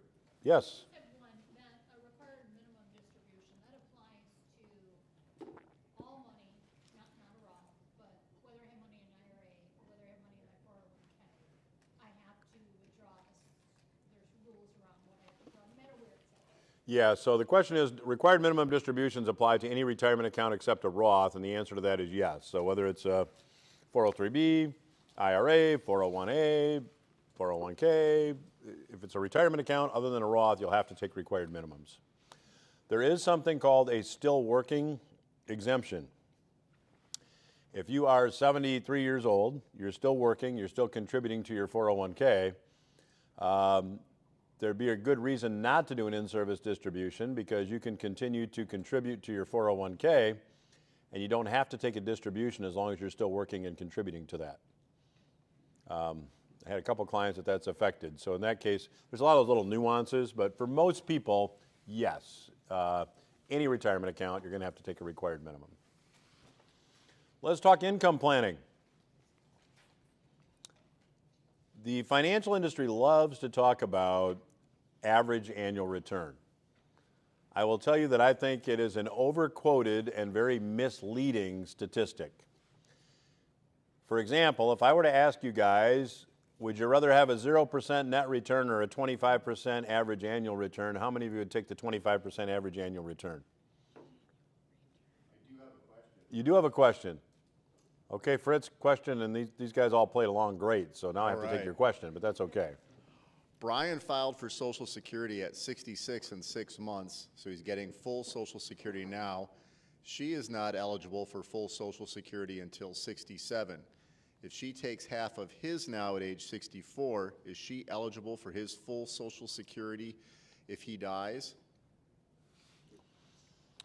Okay, I think I got that. I might ask you to repeat it again. So first of all, you will not get half of his at age 64. You'll get half of his at your full retirement age or age 67. So a spousal benefit is half of your spouse's full retirement age benefit, provided you have also reached your full retirement age. So if you draw at age 64 and your full retirement age is 67, you're going to take a discount of 3% per year, which would be 18% total, or you're going to take a discount on the spousal benefit of that same 18%. So it's just which discount is going to be less to get you more. And if you kick in now at age 64, then you don't have any maximization options in the future simply because your spouse is already collecting benefits and his work history is already factored in. So I think that answers the question. Did it answer the question, Fritz? Do you want to address the part about what she would get when he passes away? Well, then if you're both drawing, then whoever survives who will get the higher of the two benefits coming into your household. So if his is 30 grand a year and yours is 32 grand a year, you'll keep yours. Sounds good. Okay. So we talked average annual return and net return. Now, what if I told you guys, it was kind of a trick question, that it's exactly the same? If you start with $100,000 in your account and you lose 50% the first year, make back 100% the second year, you're back at $100,000, right? Now I lose 50% and I gain 100%. Over 4 years, that's an average annual return of 25%, but my net return is 0%. What really matters is sequence of returns.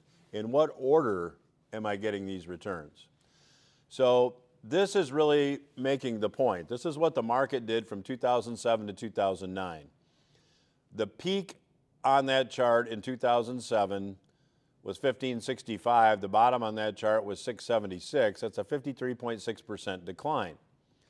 The brutality of the break-even curve tells us this.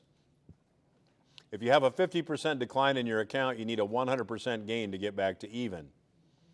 A 70% decline in your account requires a 233% gain to get back to even, and a 90% decline in your account, like was experienced in 1929, requires a 900% gain to get back to even.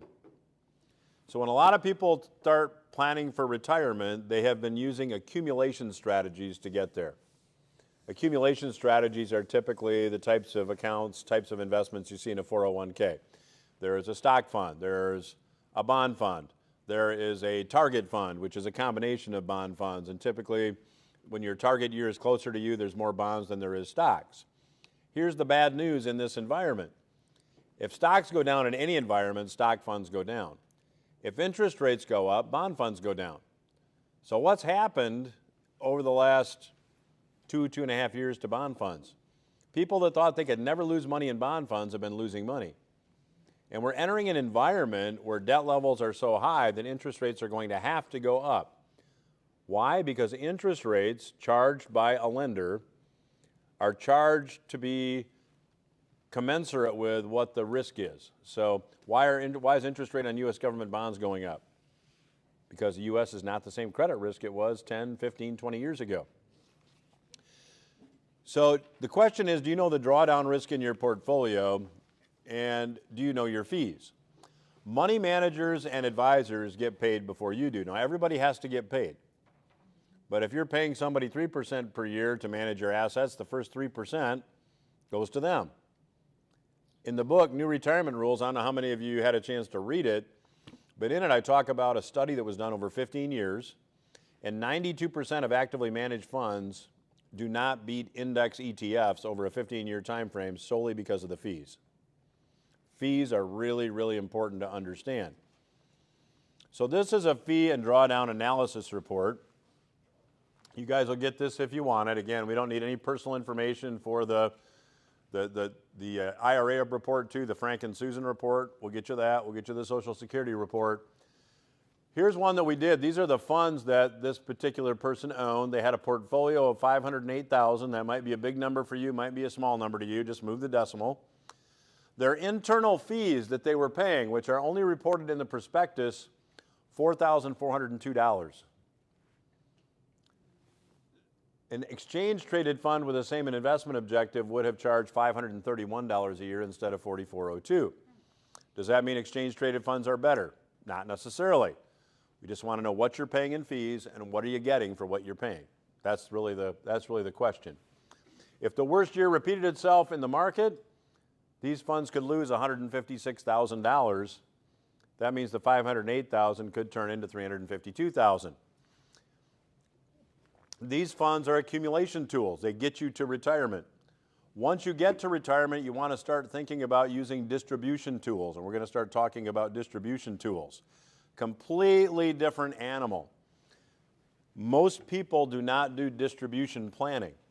I have a friend of mine that for years climbed mountains. He climbed Mount Baker, never went up Mount Everest, but I never climbed mountains, but I did, for the purposes of this particular class, do some research, and I discovered that more people die descending Mount Everest than they do climbing Mount Everest.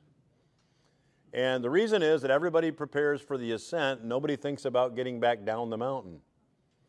Well, everybody thinks about getting to retirement, but nobody thinks about what am I going to do when I get there. Hey, I've got enough money to get here, but now here comes the descent, to use that analogy. And you've got to plan for the descent, and we're going to talk a little bit about how to do that here. So here you have the fees, you have the drawdown risk, and often people are paying an advisor or a broker another fee to help them pick out their funds. If you're paying another 1%, you could be paying $9,400 a year in fees. Many people overpay on fees, and many people are taking a lot more drawdown risk than maybe they need to meet their retirement income objectives. Now here's some bonus slides that are not in your workbook. I just put these in. I'm going to go through them very quickly. This is the Federal Reserve balance sheet. This is where the Fed in 2020 added $5 trillion to the economy. So just look at that date and look at the shape of that chart. Here is the S&P 500 at the same time. Do you see how that S&P 500 chart just about perfectly mirrors the chart we were just looking at? So where did that money go? It's pretty obvious from that chart, isn't it? And what about the real estate? This is the Case-Shiller Housing Index. This is what real estate prices did during the first housing bubble. It built, it declined, and by the way, when you start looking at bubbles and you chart them, bubbles often are symmetrical. They often take about as long to unwind as they do to build, and look how symmetrical that looks. And then here, this is the housing bubble that went up, it declined, and right now it's here. It's a double top, and I fully expect we're going to come back down here in housing too. If you're thinking about selling a house, it's a really good time to sell it quickly. If you're thinking about buying a house, if you can wait, it's a good time to wait. I had a family member come to me, and she's a younger family member, got a couple kids. I said, you guys should just rent for a couple years, and she wasn't going to hear anything of it. So sometimes finances aren't the only decision, but I think we've got some more downside here in stocks and in real estate. Here's some bubbles from the past. How many of you have ever heard of tulip mania? In the 1600s in the Netherlands, people were paying up to 1 year's wages for a tulip bulb. Tulip bulbs got to be very, very, well, it's like, I fully, like when Bitcoin came out, I mean, we've got a digital unit of currency that's now selling for $75,000 with no intrinsic value. Does that make sense? Everybody's jumping on the bandwagon, right? Or a lot of people are, but it's a digital unit of air. Tulip bulbs, you can see, it went straight up and straight down. This is John Law's Mississippi Company. I told you 1,700% a year. It's up and it's down. South Sea Company. Isaac Newton lost a lot of money in the South Sea Company. He understood gravity, but not really stock investing. You see what happened here? It's straight up, it's straight down, it's parabolic. British Railway share price is here. This is the Dow in 1929. It's up, it's down. Incidentally, if you had money in the market in 1929, you didn't get even again until 1954. One full retirement. By the way, debt levels now in the private sector, I mentioned $300 trillion of debt worldwide. In 1929, private sector debt as a percentage of the economy was about 140%. Right now, private sector debt as a percentage of the economy is 220%. Private sector debt now is more than 50% higher as a percentage of economic output than it was in 1929. This cannot be a happy ending. We will have to have deflation. As I said, the what's a lot easier to predict than the when. I don't know the when. Here's the Nikkei. This is what happened to the Japanese stock market. Japan, incidentally, has been following the same economic policy that we have just about 10 years before us. The Nikkei hit a peak here in the early 1980s, and it took 40 years. The Nikkei market just got back to its prior high 40 years later. So we've got 3 reports you guys will get. I'm going to hand out the feedback form at about 4:45. A lot to cover between now and then. The Social Security Maximization Report, the Fee and Drawdown Analysis Report, the IRA and 401k Tax Analysis Report. We get a little info from you on the form. If we got questions, we'll follow up and we'll get you the reports after the class. You guys do have an option too, completely optional if you want to get the reports, and if you want, I'm happy to spend an hour with you in going through the reports. That was part of what we talked about in the class. That would be at our office on Alpine and 4 Mile Road or by Zoom. 2020, my Zoom skills got pretty good, so I can do Zoom. And that, if you guys do decide you want to take advantage of that, leave your checkbook at home. You will not get a sales presentation. It's just purely to help you out if you guys want that. So again, all that's optional. We need your Social Security earnings statement to prepare the report. There is no personal information on that Social Security earnings statement. If you don't have the earnings statement, your exact balance at your full retirement age, your exact monthly income at your full retirement age will also work. Account holdings with amounts are needed. A lot of people just photocopy a statement they have and then take a Sharpie and make sure the account number's blocked out. Don't give us account numbers. Don't give us, personal information. We don't want that. IRA balances and ages and your tax bracket. and we can prepare all those reports for you. So I think you'll find it to be a valuable second opinion if you guys decide you want them, and I'll give you the feedback form, and you can request those if you want. So let's get into hands-on planning strategies. Who's ready for Module 5? 3 more to go. Who knows something you didn't know 3 hours ago? All right. Some people are even excited about it. This is great. All right. I don't even want to go home now. Who wants to stay later? All right, I talked about August 15, 1971, that the link between the dollar and gold was eliminated. Talked about the fact that currency is debt. I gave you the definitions of inflation and deflation. Inflation being an expansion of the money supply, contraction being deflation being a contraction of the currency supply. This pattern does repeat itself throughout history, and the level of inflation is determined by the currency system in use at the time. I want to give you the 3 prior examples of what happened in the U.S., and every time, banks, stocks, and real estate did exactly the same thing. Would that be valuable information? So let's look at this. This is a purchasing power chart of the U.S. dollar. This starts over here on the left when the Mint Act was passed in 1792. This shows you the purchasing power of the dollar in 1933. This line is when Franklin Roosevelt made it illegal for American citizens to own gold. There's 141 years point to point, and there was 141 years point to point there was no price inflation. Isn't that surprising? A loaf of bread, a gallon of milk, a dozen eggs cost the same in 1933 as it did 1792. Who's surprised by that? No inflation. Look at this. There were periods of time, 3 periods of time to be exact, that you could actually put money away, save it, spend it later, and it bought more. Isn't that interesting? And then here, you see that the dollar lost 40% of its purchasing power. That was after the War of 1812. Here, the dollar lost about 55% of its purchasing power. That was during the Civil War. This is during the Roaring '20s. The dollar lost about 60% of its purchasing power. And then, since 1933, this line is when Nixon made that speech. The dollar's lost, well, since 71 now, when you look at the numbers, Egon von Greyerz said the dollar's lost 98% of its purchasing power since 1971. So I can tell you, historically speaking, whenever you see a fiat currency that's lost this much in purchasing power, it's never regained it historically. There's a book that talks about it called This Time is Different, written by Reinhardt and Rogoff. But I want to show you briefly what happened on each of these arrows. First one is the War of 1812. Why did the dollar lose this purchasing power? Well, you already know the answer. They printed currency. Why did they do that? Well, they're trying to figure out how to pay the war debt, and they had the same 3 choices today's politicians do. And they set up a second bank of the United States. This is the precursor to today's Federal Reserve. This bank could create currency out of thin air. And here's an article from about what the conditions looked like at that time. State and wildcat banks grew rapidly during the 1830s. Funds were more easily available. Investors borrowed money at an incredible pace. Not only the small Western farmer, but merchants, manufacturers, and traders also borrowed heavily. The business community, rather than paying off their debts and refinancing new ventures, anticipated greater returns if they invested their borrowed money in speculative enterprises, investments that they hoped would greatly increase in value while they held them. Leading the list of speculative ventures were investments in the vast amounts of readily available cheap land. From 1830 to 1836, sales increased tenfold. That's parabolic. That's that bubble that we just looked at. There's another bubble. The speculative mania continued to spread.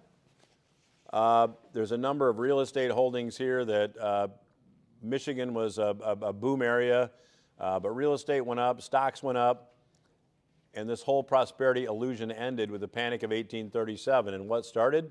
Banks started it. Banks failed. Banks have debt as assets, so when debt goes unpaid, banks feel the pinch. Banks go under. We're now starting to see the start of that again.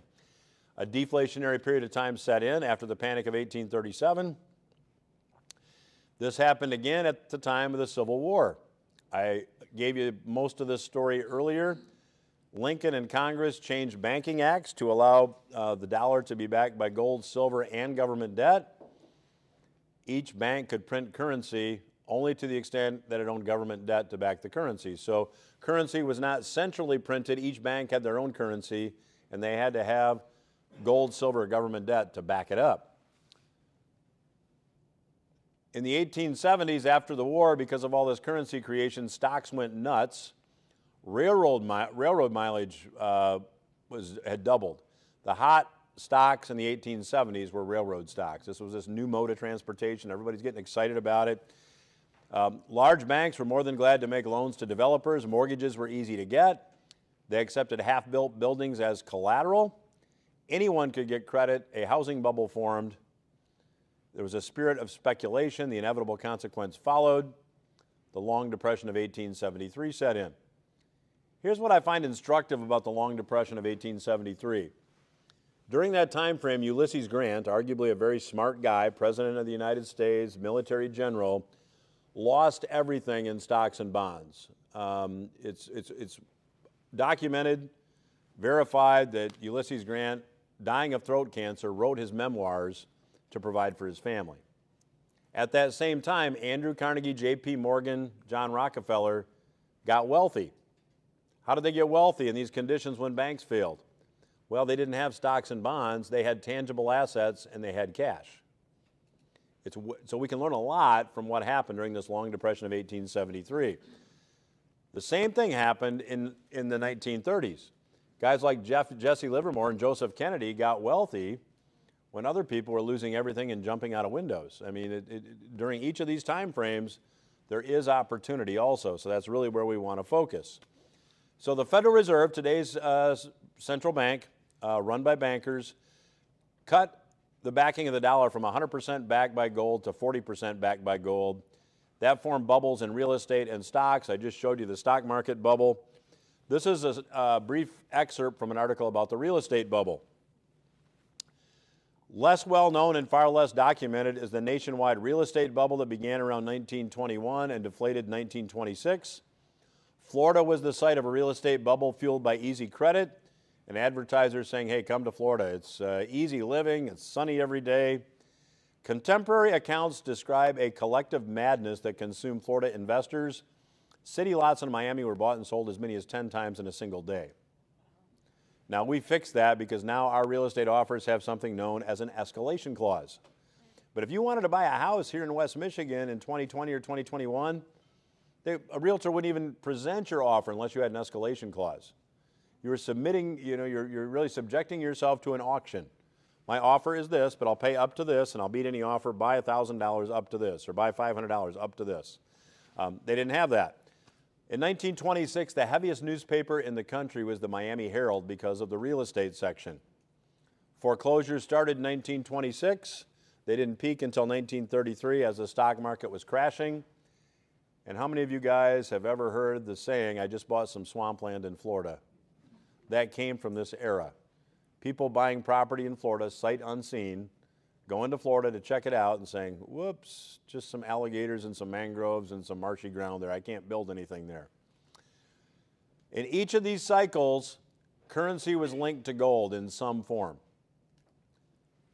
You had to print money, to print currency. You could print 3 times the gold you have. There was some link to gold or silver. That is not true today. There is no link to gold. There is no money rule. There are no money rules. This is the only time in recorded history that every currency is pure fiat. The Swiss franc has been fiat since 2000. So for 25 years, these excesses have gotten to the point that they're unlike anything we've ever seen before. Now, I haven't even brought up derivatives, but one of the causes of the banking crisis in 2007, 2008 is derivatives. Derivatives are side bets between banks. So one bank will insure another bank's portfolio against an increase or a decrease in interest rates.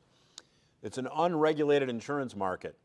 Derivative exposure at the time of the financial crisis was about $250 trillion. Now, depending on whose numbers you want to believe, somewhere between $1 and $2 quadrillion of derivative exposure. Those derivatives can turn to debt.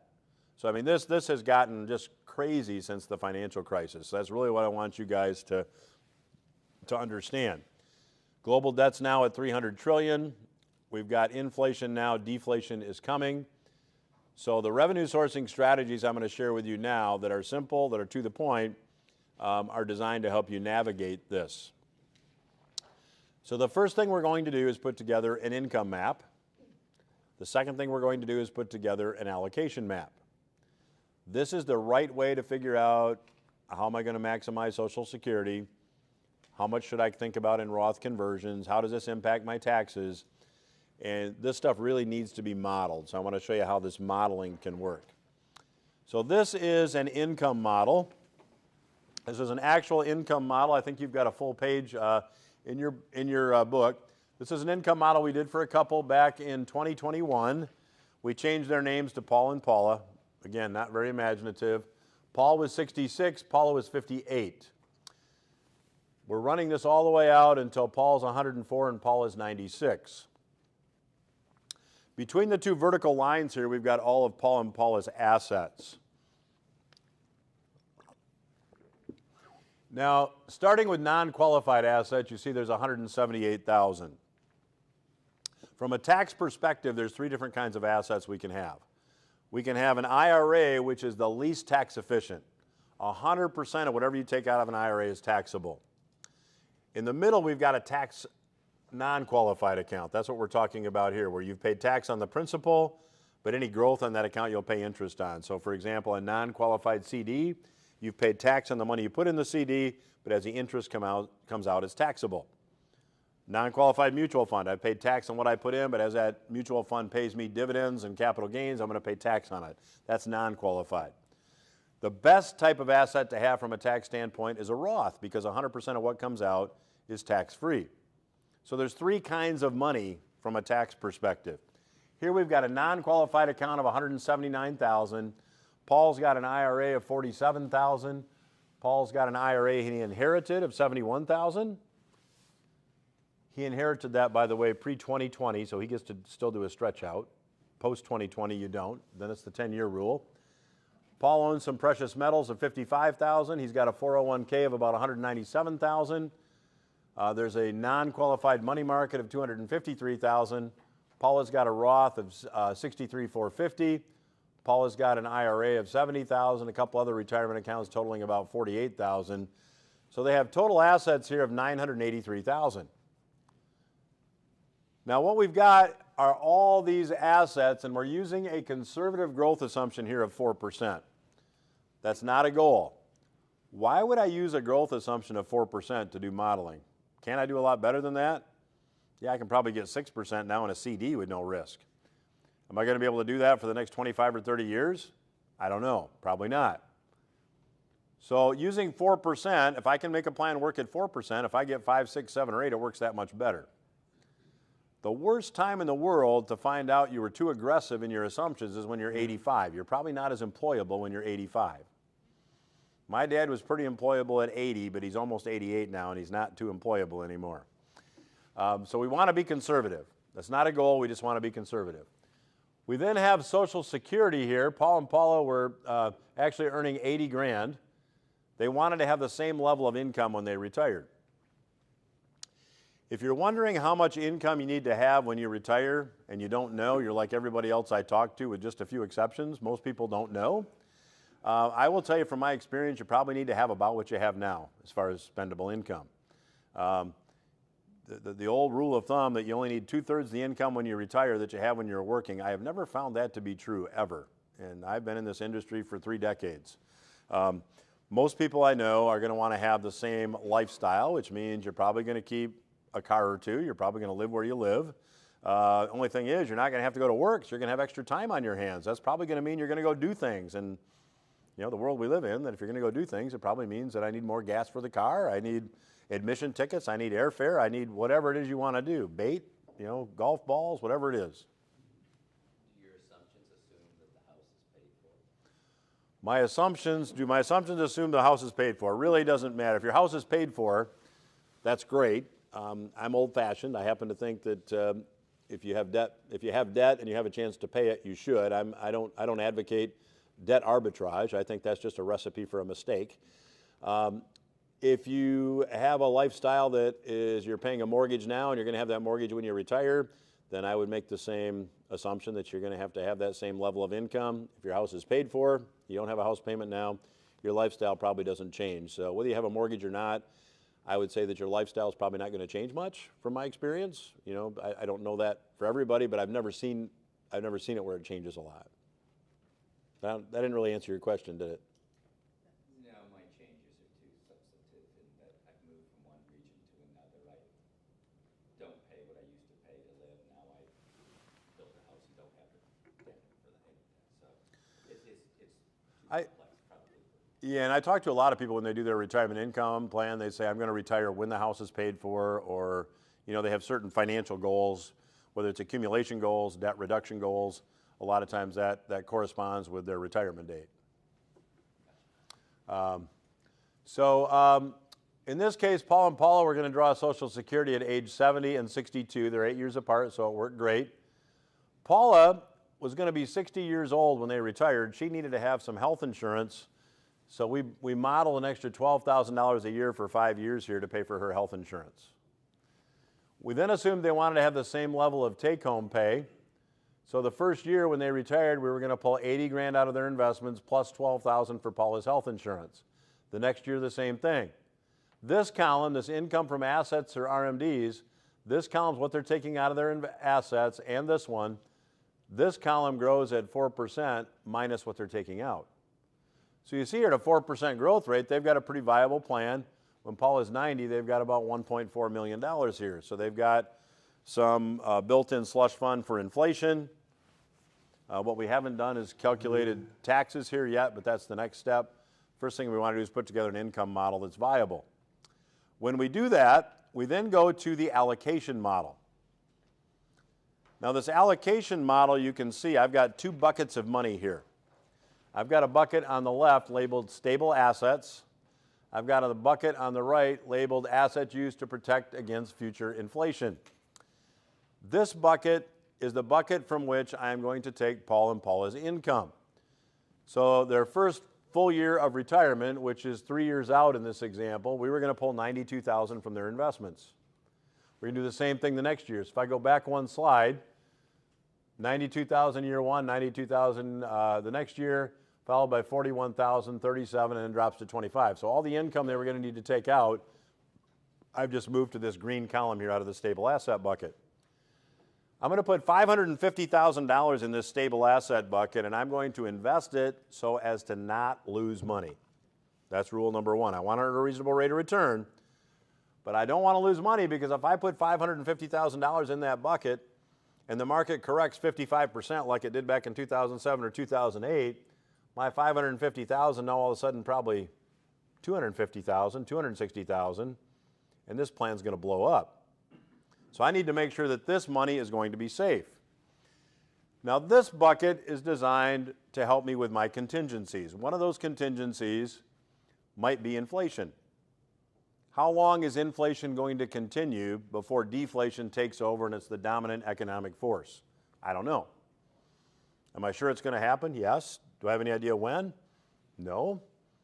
If you'd have told me that the Fed was going to create $5 trillion out of thin air, and our inflation rate would get to 8% officially, 15% unofficially, I'd have said that sounded low.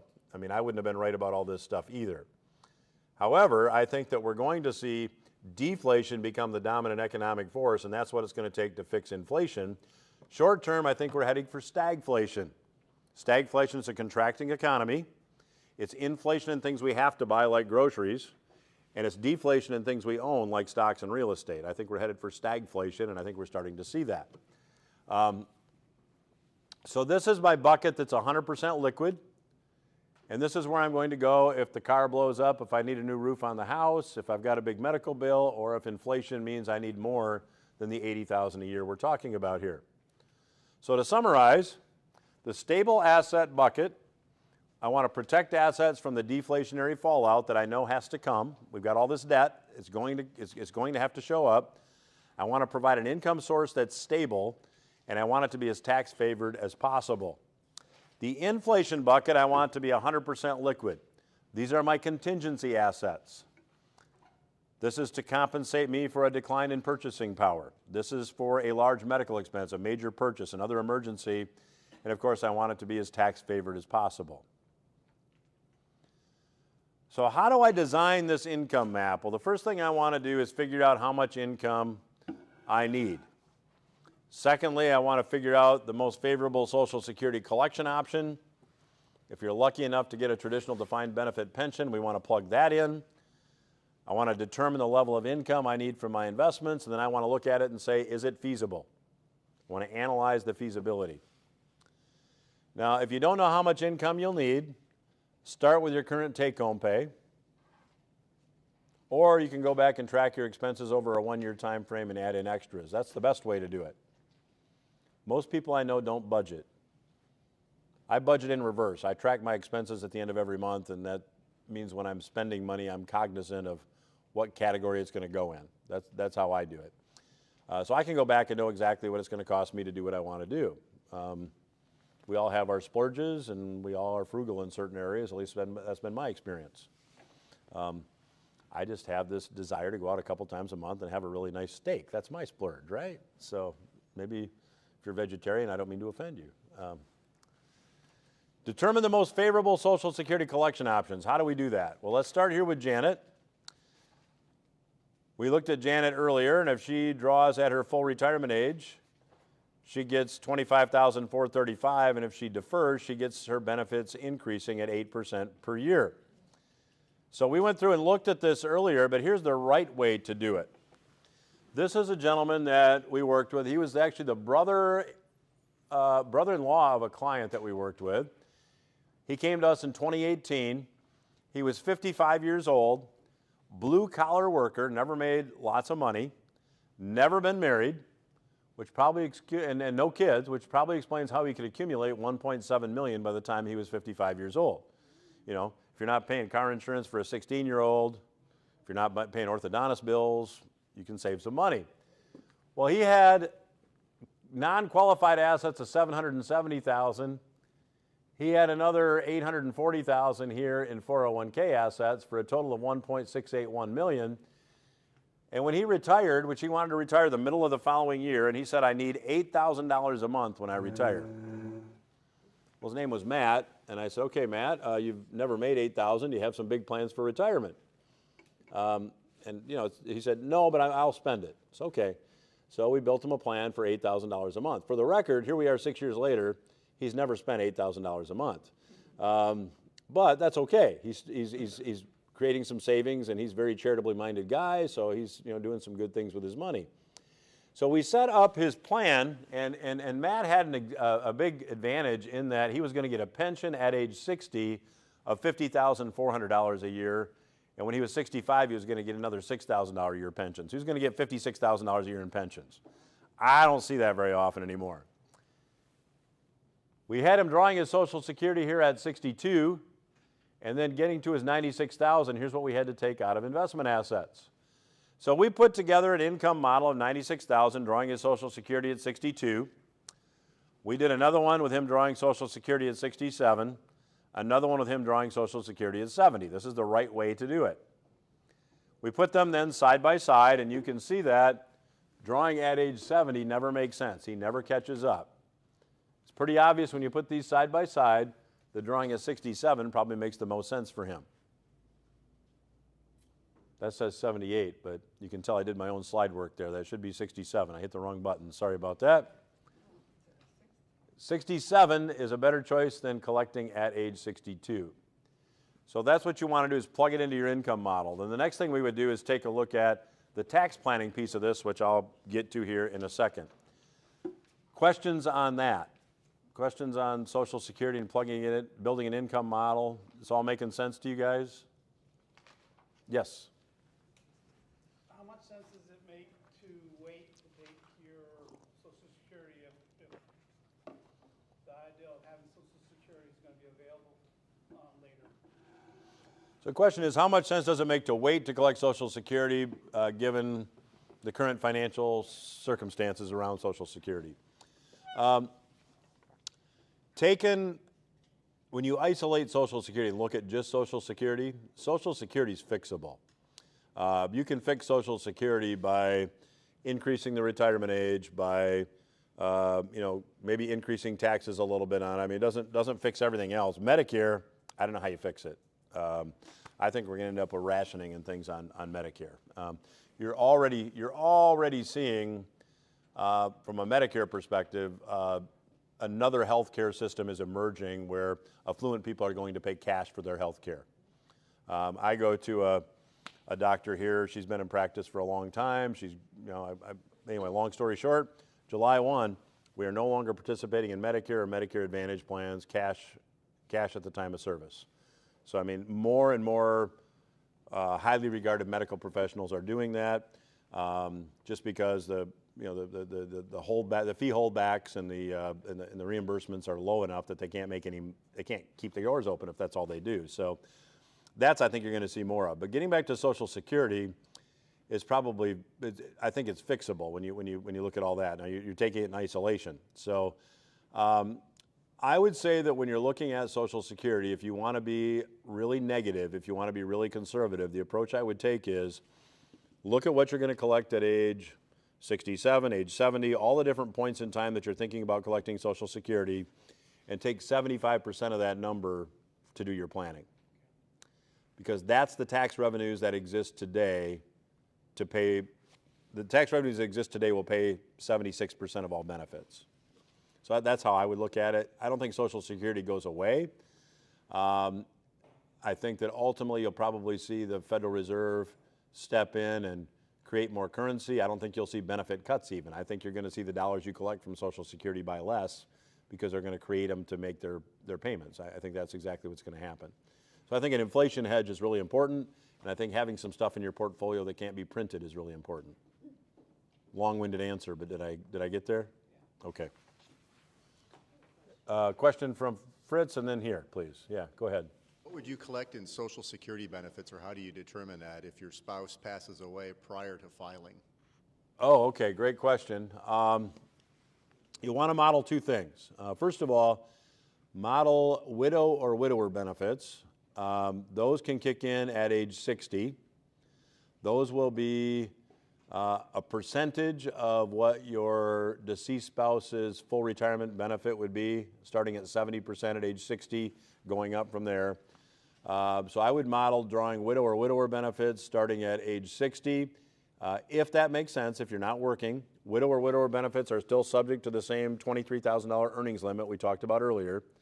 And then often it makes sense to model that through age 67 or through age 70, where you might draw widow benefits initially and then draw your benefits at some future point. So I would model both of those. Thank you for waiting. My question is, we've talked a lot about maximizing Social Security. How much do you factor in your level of health? So the question is, when you're maximizing Social Security, how much do you factor in your level of health? What are the tools that help you factor that in? Yeah, I mean, I would certainly, that's a big factor. I have a person I did a plan for that just tragically they were both going to work and they both like what they did, draw Social Security at age 70. She's 64 and she just found out she's got a terminal illness. So that means you redo the plan, and she's not working. So that enters into it. I think that's a factor.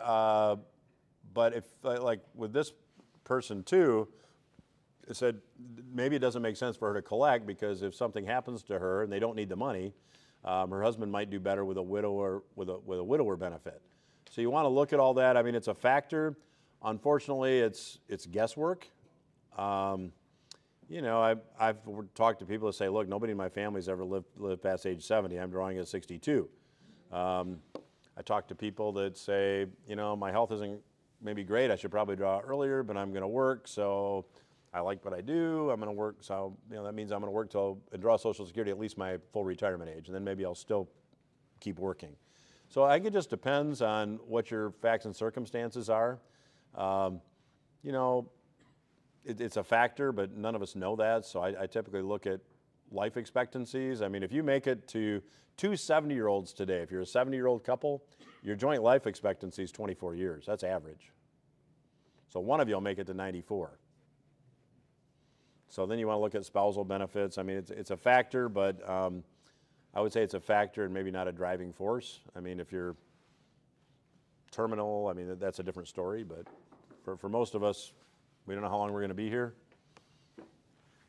I probably won't make it, but I tell my daughters I'm going to live to be 104, but I won't be a burden until I'm 102. But those last 2 years, I'm going to get even with you for everything you ever did to me. So they only think I'm a little bit funny. They don't think I'm that funny. So questions from Lansing, Fritz? Okay. So once the income map has been designed, then we need to figure out how much money do we put in each bucket. Okay, so here's the income model. How much do we put in each bucket? Here, for Matt, what we did is put $700,000 in the stable asset bucket and just about $1 million in the inflation bucket. That worked out really well. You just want to make sure you have enough in the stable asset bucket to weather any big downturn. Now, the other thing we want to look at is drawdown. We talked about what the market did from 2007 to 2009. We looked at the break-even curve, and we looked at the report that you guys are going to get. This is a couple that actually we did a model for. He did not shoot the messenger, but I talked to him. He did not like what I had to say, which, you know, it's not the first time that's happened. I always say, you know, don't shoot the messenger, but I think you need to work longer, or you need to take less out of you have a lower retirement income. So that's what people depend on us to do. So this person had $833,000 in assets. He was 66, she was 68. He kind of made all the decisions. They decided that they wanted to retire, and they came in initially and said they need $84,000 a year because they had some debt. And then he came in and said, no, I think we can do it on 80. Well, that's kind of a red flag to me. You know, if you're trying to slice it slow thin that we're within $4,000 a year, I'm thinking, well, this isn't going to work. The other thing he said to me is that I want to be 100% in stocks. And I said, well, I don't think I would agree with that philosophy. It's your money. You can do whatever you want to do. But if you've got $833,000 in investment assets and you want to have $80,000, after your Social Security comes in, you're going to need to pull $31,000 a year from your investments. $31,000 on $800,000, I'm not getting much growth. If I start with $833,000 and I use a 4% growth rate, by the time you're 90, I've only got $860,000. I don't have a lot of contingencies in there. If the car blows up, if the house needs a roof, if you've got to go to the nursing home for a couple of years, where's that money going to come from? And if you experience a drawdown of 50% next year, look at where your assets are going to be. And here you're going to run out of money at age 89 and 91. We don't want that. You might still be here. Well, I didn't hear from him. This was in 2021. And what did the market do in 2022? The market dropped about 18% in 2022, so he experienced a drawdown. I don't know how that worked, but this is a good way for you to model drawdown. What impact will drawdown have on my portfolio, and am I comfortable with that? So you want to look at this from every angle. You also want to do some survivorship income modeling. So in this case, we might put $500,000 in the stable asset bucket, $333,000 in the inflation bucket, and I want to give you a strategy before the break for the stable asset bucket. I might go just a hair over my 4 o'clock deadline, but not too much. So the number one performing asset class in every deflationary environment historically, but let's zero in on the 1930s, has been a highly rated portfolio of corporate bonds. So a corporate bond is essentially a loan, as you see on this flow chart here, a loan that you make to a company, and that loan is collateralized by company assets. So if Coca-Cola is going to build a new bottling plant, being a publicly traded company, they don't keep a lot of money sitting around in the checkbook. They distribute those excess earnings as dividends. So they might do a bond offering to raise money for this new bottling plant. And they sell bonds to investors. Investors then loan them money. When you buy a bond, you're essentially loaning Coke money to build this bottling plant. Coke then agrees to pay the investor on the bond's interest every 6 months and pay them back their principal at the maturity date. So what we're doing in this strategy is building a laddered portfolio of highly rated corporate bonds and just staggering or laddering the maturity dates. Now what's interesting is a corporate bond, the number one lien holder on any company is a corporate bond holder. So if Coke goes out of business because some future politician says we can't drink sugary drinks anymore, I'm just using it as an example, The bankers take a back seat to the bondholders, believe it or not. The bondholders get their money first. So what I'm going to do in this portfolio is build a laddered portfolio of bonds. So I've got some bonds maturing this year, some next year. A lot of people with ladder CD maturities, so they had liquidity every year. We're going to do the same thing with bonds. And because bonds pay interest, what we're going to do is take the interest on the bonds and we're going to purchase something called a call option. Now, as soon as I say options, a lot of times people's eyes glaze over and they go, options, aren't those risky?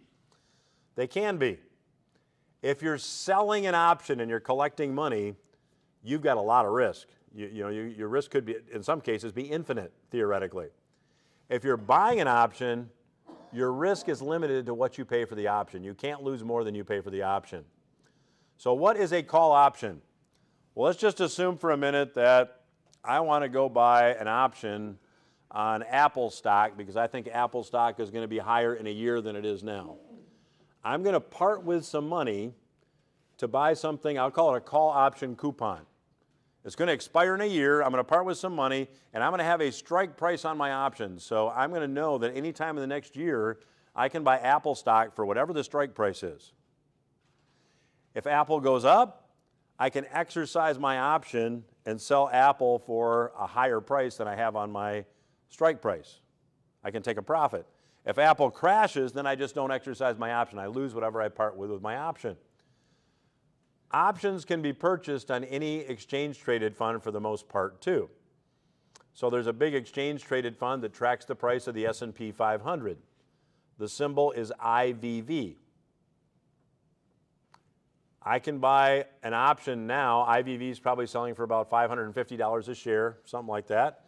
So if I buy an option that lets me buy IVV anytime in the next year for $550 a share, I'm going to part with some money to do that.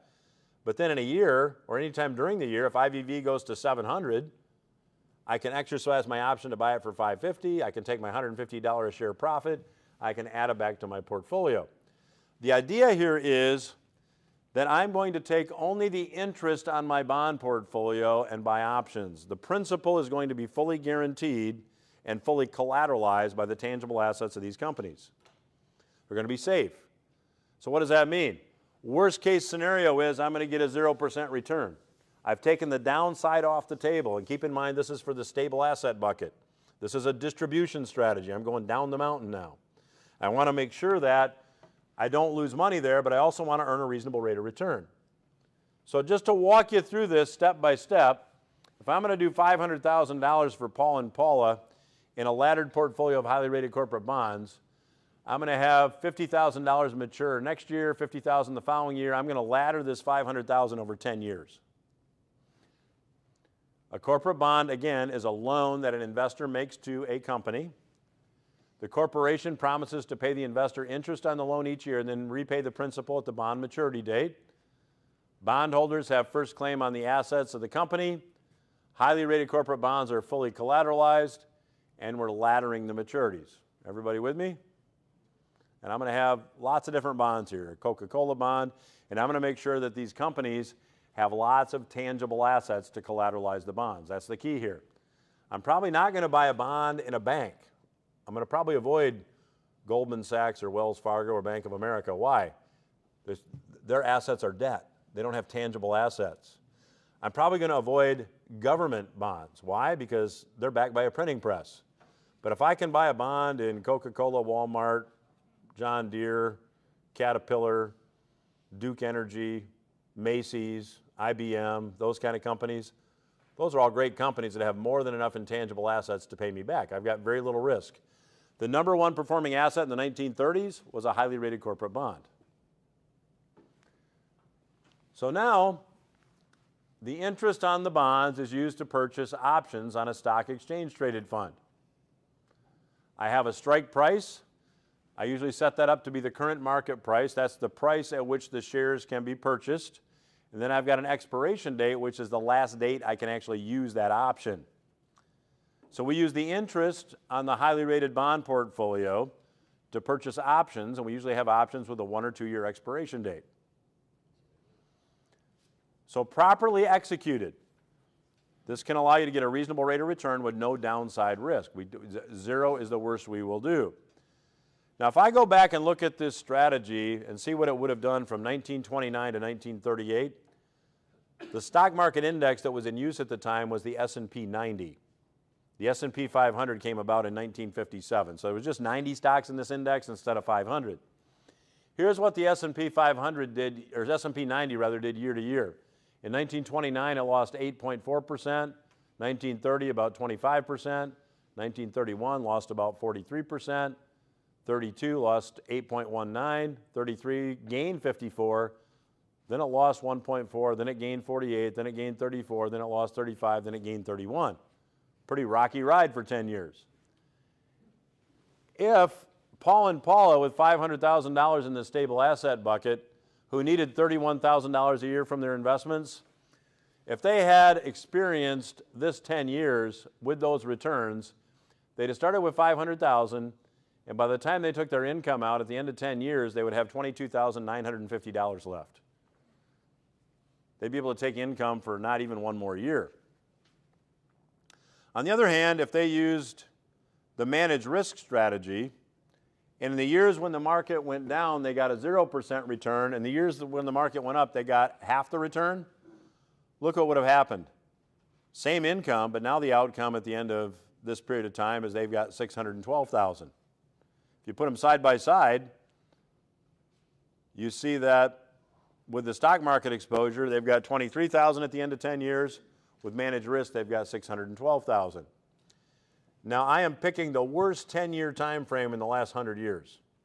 If I pick the best 10-year time frame in the last 100 years, this side's going to look a lot better than this side, just to be fair. But what am I thinking about? This stable asset bucket, what's my goal? Don't lose money, earn a reasonable rate of return, make sure I've got a distribution strategy because now I'm going back down the mountain. As this managed risk account grows, the income that Paul and Paula can take from their account can also increase because the larger the account balance, the more income you can take if you maintain the same withdrawal percentage. So this can have some built-in inflation protection also. Questions on managed risk? Yes, sir. Two questions on the options. So, one, how long would it take you to get your money if something happened? Two,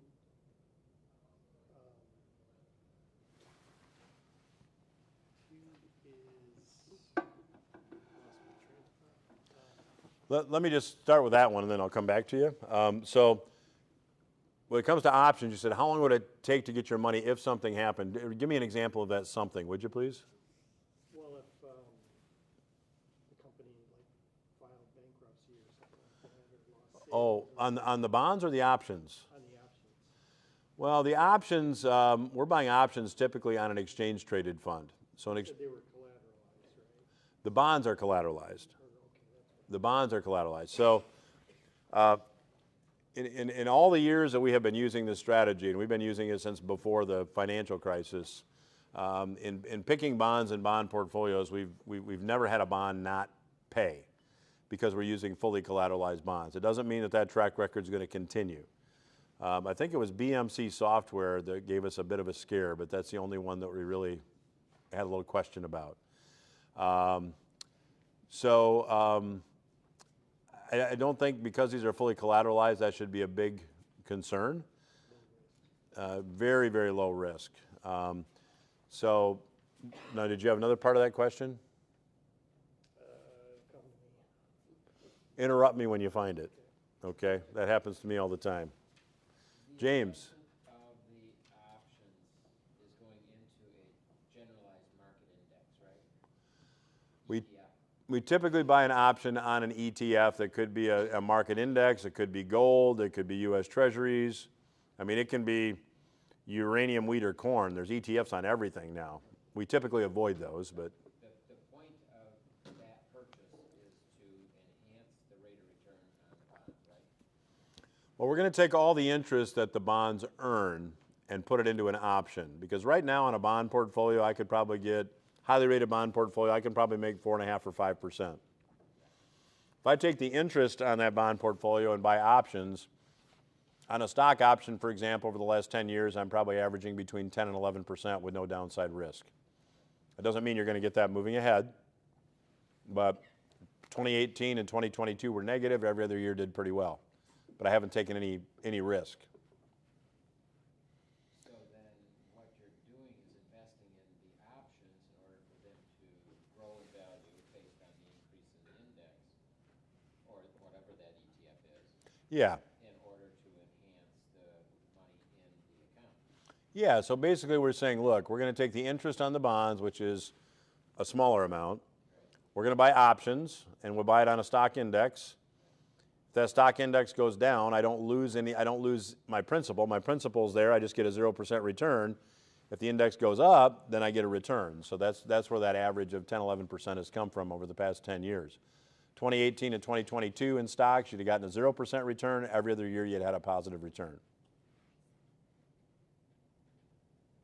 Okay, so you're synthetically creating the zero downside with the positive upside. We have an outcome that gives us zero downside. The upside in the market, buying a stock index, the trade-off is I've got the price of the option I've got to overcome. So I'm not going to get quite the same upside as I would get if I just had all my principal at risk, but I'm taking that downside off the table and I'm getting a bit of a watered down upside. So instead of having the extremes, right, where I've got chance to lose 30% or make 30%, worst case is I'll get a 0% return. My top side might be 30% in an extreme year, but it's more likely going to be, 10, 8%, 10, somewhere in there. That make sense? Okay, good questions. So can't that option expire worthless? Option can expire worthless, in which case you get a 0% return on the entire portfolio. Right, so your loss is then that interest income that you reinvested into that option that expired. Yeah, I mean, if you really want to play this conservatively, you'd take your 5% return on this portfolio, or 5.5%, or whatever it is, 6%, and not buy the options. You could do that also. Good observation. Guys, it is 4:07. We're going to do an 8-minute break, and then we're going to finish this thing up. 8 minutes. Be fast.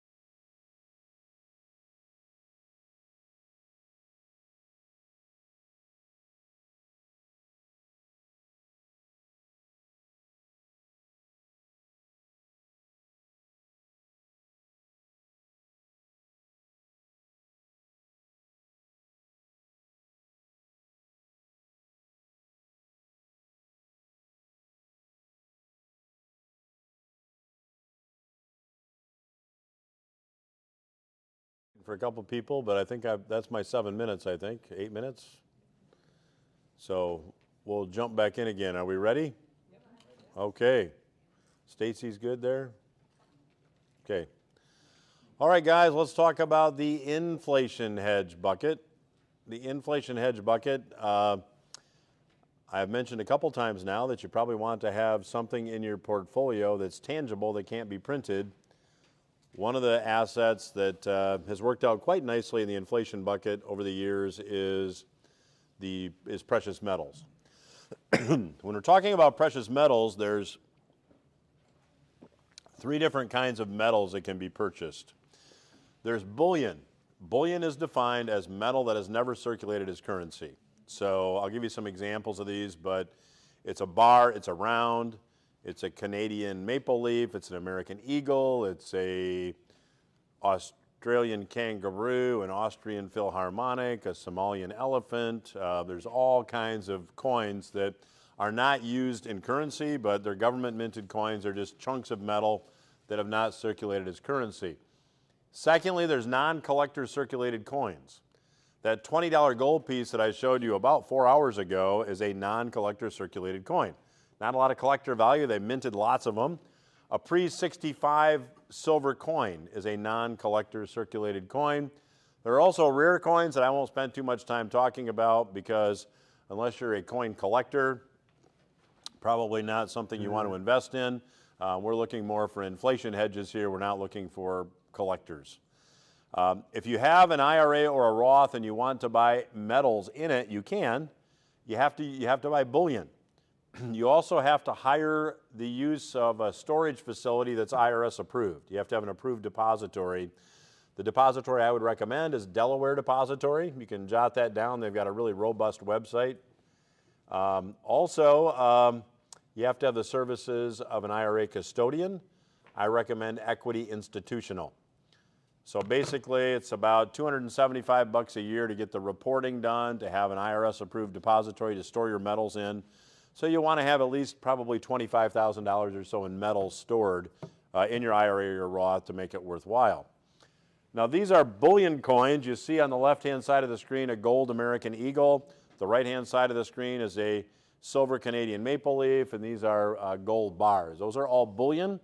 Those all qualify for IRA or Roths. These are non-collector circulated coins. Those are the St. Gaudens gold pieces. Those have to have non-qualified assets to buy. You can't use an IRA or a Roth asset to buy those.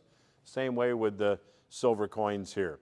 I usually recommend, depending on the other assets you have, I think 8 to 10% of whatever you have in your portfolio is a good place to start for metals.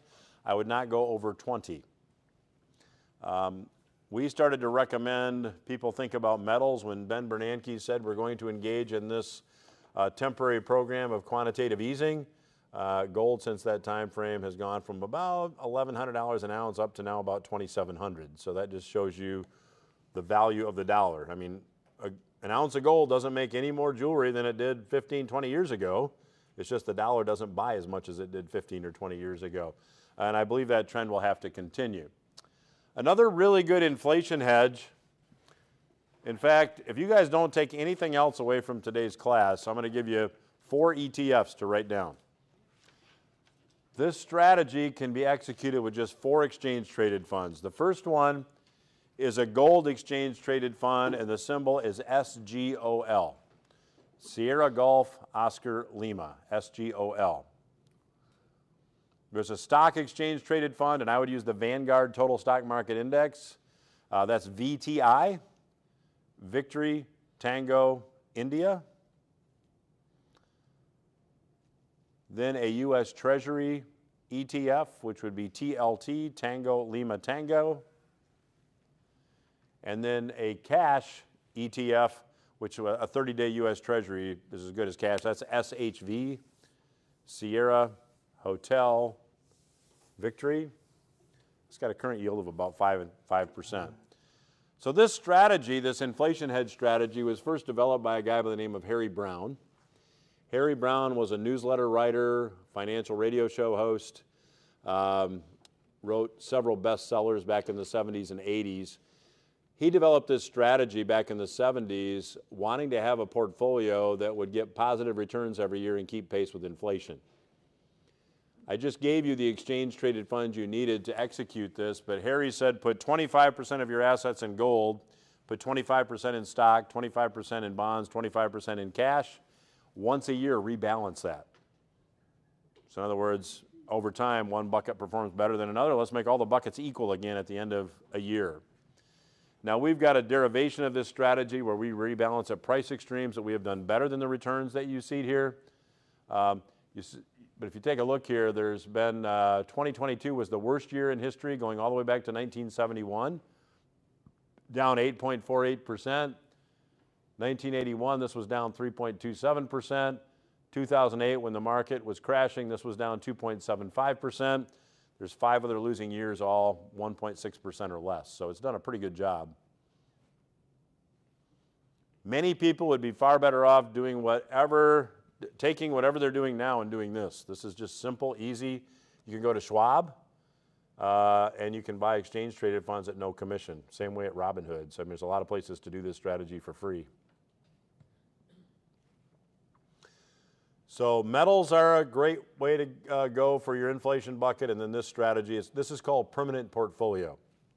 If you guys want to read more about it, Harry wrote a book called Fail-Safe Investing. You can still find it on Amazon used for a couple bucks.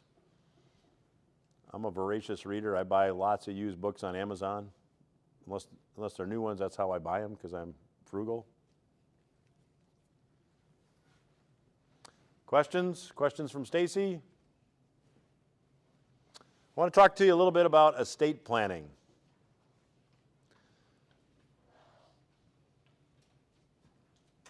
When I do that, I'm going to give you some definitions here. First of all, a will is a written list of instructions to the probate court. If you have a will, it's going to go through probate. Probate is the court-supervised process of wrapping up a person's estate. Now, I'm going to be a little bit more candid than that, a little bit more to the point. Probate, the job of probate is to reassign ownership of assets where all the owners have died. So if I own my house individually and I die, I've got a wife and I've got 3 daughters. So if I don't have a will, the state of Michigan has some rules, it's in the probate code, that decide who gets my house. But probate's got to reassign the ownership of that house because I own it individually and I'm dead. If I own it with my wife jointly, when I die, now she owns it. So probate is the job of reassigning ownership of assets where all the owners have passed on. A durable power of attorney is often included in an estate planning package, and it should be. A durable power of attorney allows you to appoint someone to make business decisions for you if you can't make them yourself. Your durable health care power of attorney appoints somebody to make medical decisions for you if you can't make them yourself. A revocable living trust is kind of the go-to estate planning document these days, but I'm going to give you a little bit of a twist on that a lot of people are not aware is possible. A revocable living trust is an entity that owns assets. So a revocable living trust is kind of like a corporation, right? A corporation's not living or breathing, but a corporation can own assets. And if the CEO of the corporation resigns or is incapacitated or dies, then a new CEO is appointed. Trust works the same way. It just does it with your individual assets. If you have a trust that if a trust owns my house and I die, the trust document has a successor trustee. That successor trustee now can step up and do whatever they need to with the house or whatever the trust instructs them to do.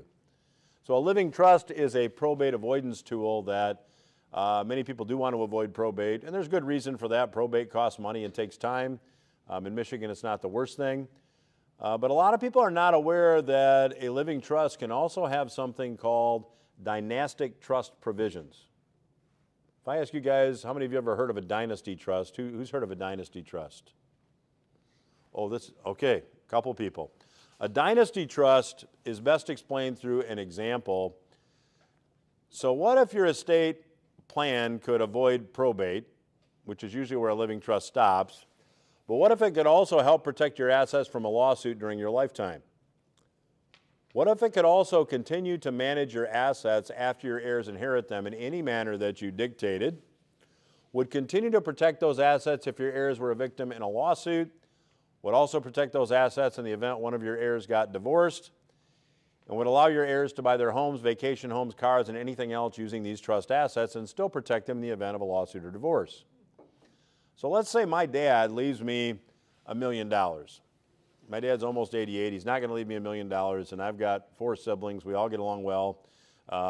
So that's not going to happen, but let me just use that as an example. Plus, getting $1 million is kind of nice to think about. So I'll just think about $1 million here for a minute. Let's say my dad leaves me $1 million, and I get my $1 million, and I get it outright.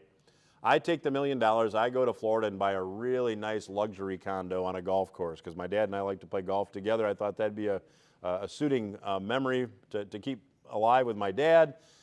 So I do that. I buy a condo. My wife and I go down and play golf. And 3 years from now, she comes to me and said, Dennis, it's been a great ride, but I want a divorce. Now all of a sudden, I've got $1 million condo. I acquired that asset during marriage. It's now a marital asset, and I've got a couple choices. I probably have to sell the condo and give my soon-to-be ex-wife half of the money, or I have to come up with some money to pay her off. Well, what if my dad left me that $1 million in trust? What if I never take outright ownership of it, it still stays in trust, and I take that $1 million in trust and I go buy that same condo on the golf course, but now the deed says it's owned by Dad's trust, Dennis's trustee. My wife and I can still go play golf. She comes home in 3 years and says, I want a divorce. I say, well, I'm sorry to hear that. I'm going to go play golf at my condo and you can't come. That's how a dynasty trust works. It gives your heirs beneficial use of the assets. The other thing it does is it removes those assets from the federal estate tax system. Now, a dynasty trust domiciled in the right state can last for more than 300 years. Okay, so just think about this for a minute. Let's say you've stacked up a little money and your heirs have stacked up a little money. What are the chances down the road, given the current state of U.S. finances, that there's some future politician that says we need to impose federal estate taxes? You know, if you die with more than $1 million or $2 million, we're going to tax those. I mean, that wasn't that long ago. In fact, the estate tax exemption is going back to $5 million adjusted for inflation in 2026. Most people don't have $5 million, but it wasn't that long ago. It was $1 million. So at some future point, you can see that, you know, that estate tax could come back. In fact, some states in the Northeast still have an estate tax exemption at a state level of $675,000. So there's some pretty low exemptions.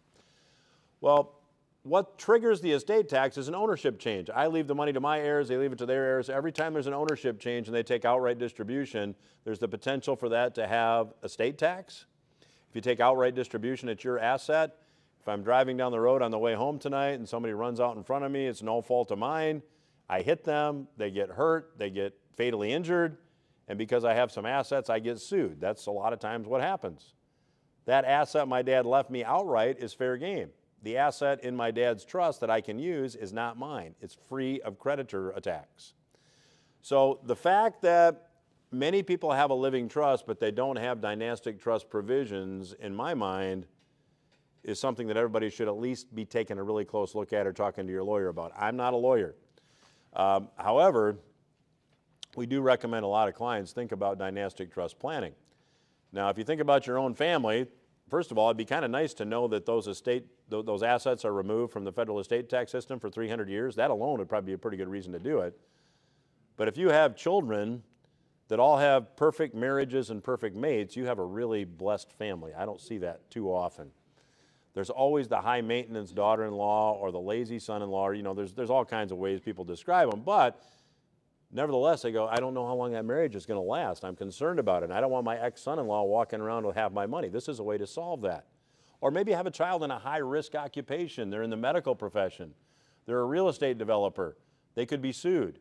Why let them have those assets outright when you can have them protected? So that's what a dynasty trust does. And it allows that to continue. Now, the best jurisdiction, the best domicile for a dynasty trust, in my opinion, is Nevada. Nevada's got the best asset protection laws, and they let a dynasty trust last for 365 years.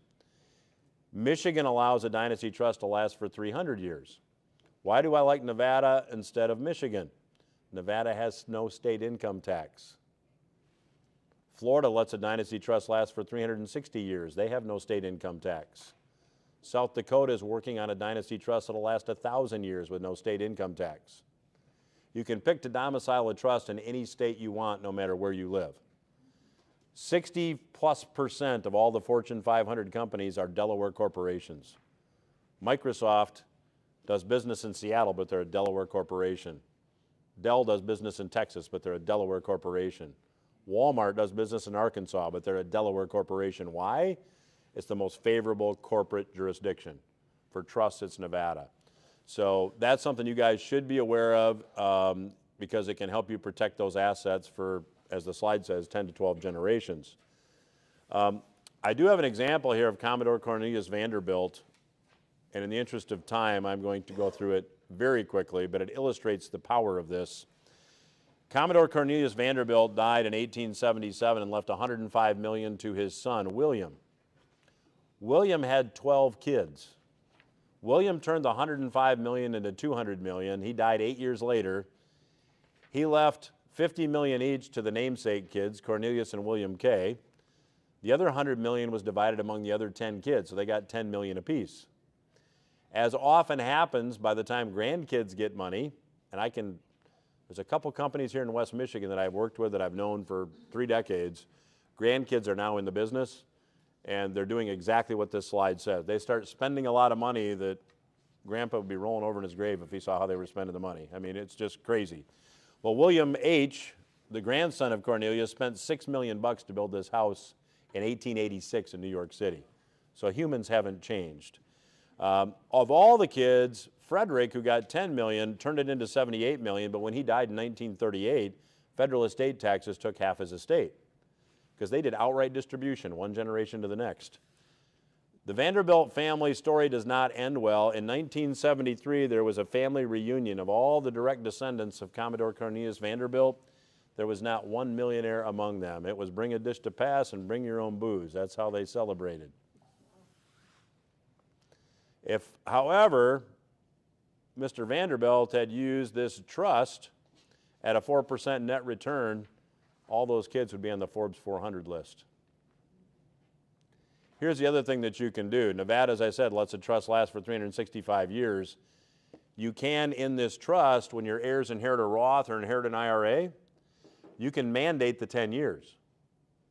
And you can also provide creditor protection on the IRA and the Roth that you leave your kids. If you have an IRA or a Roth during your lifetime, it's protected for you. I mean, your IRA is protected from creditors. Your pension is protected from creditors.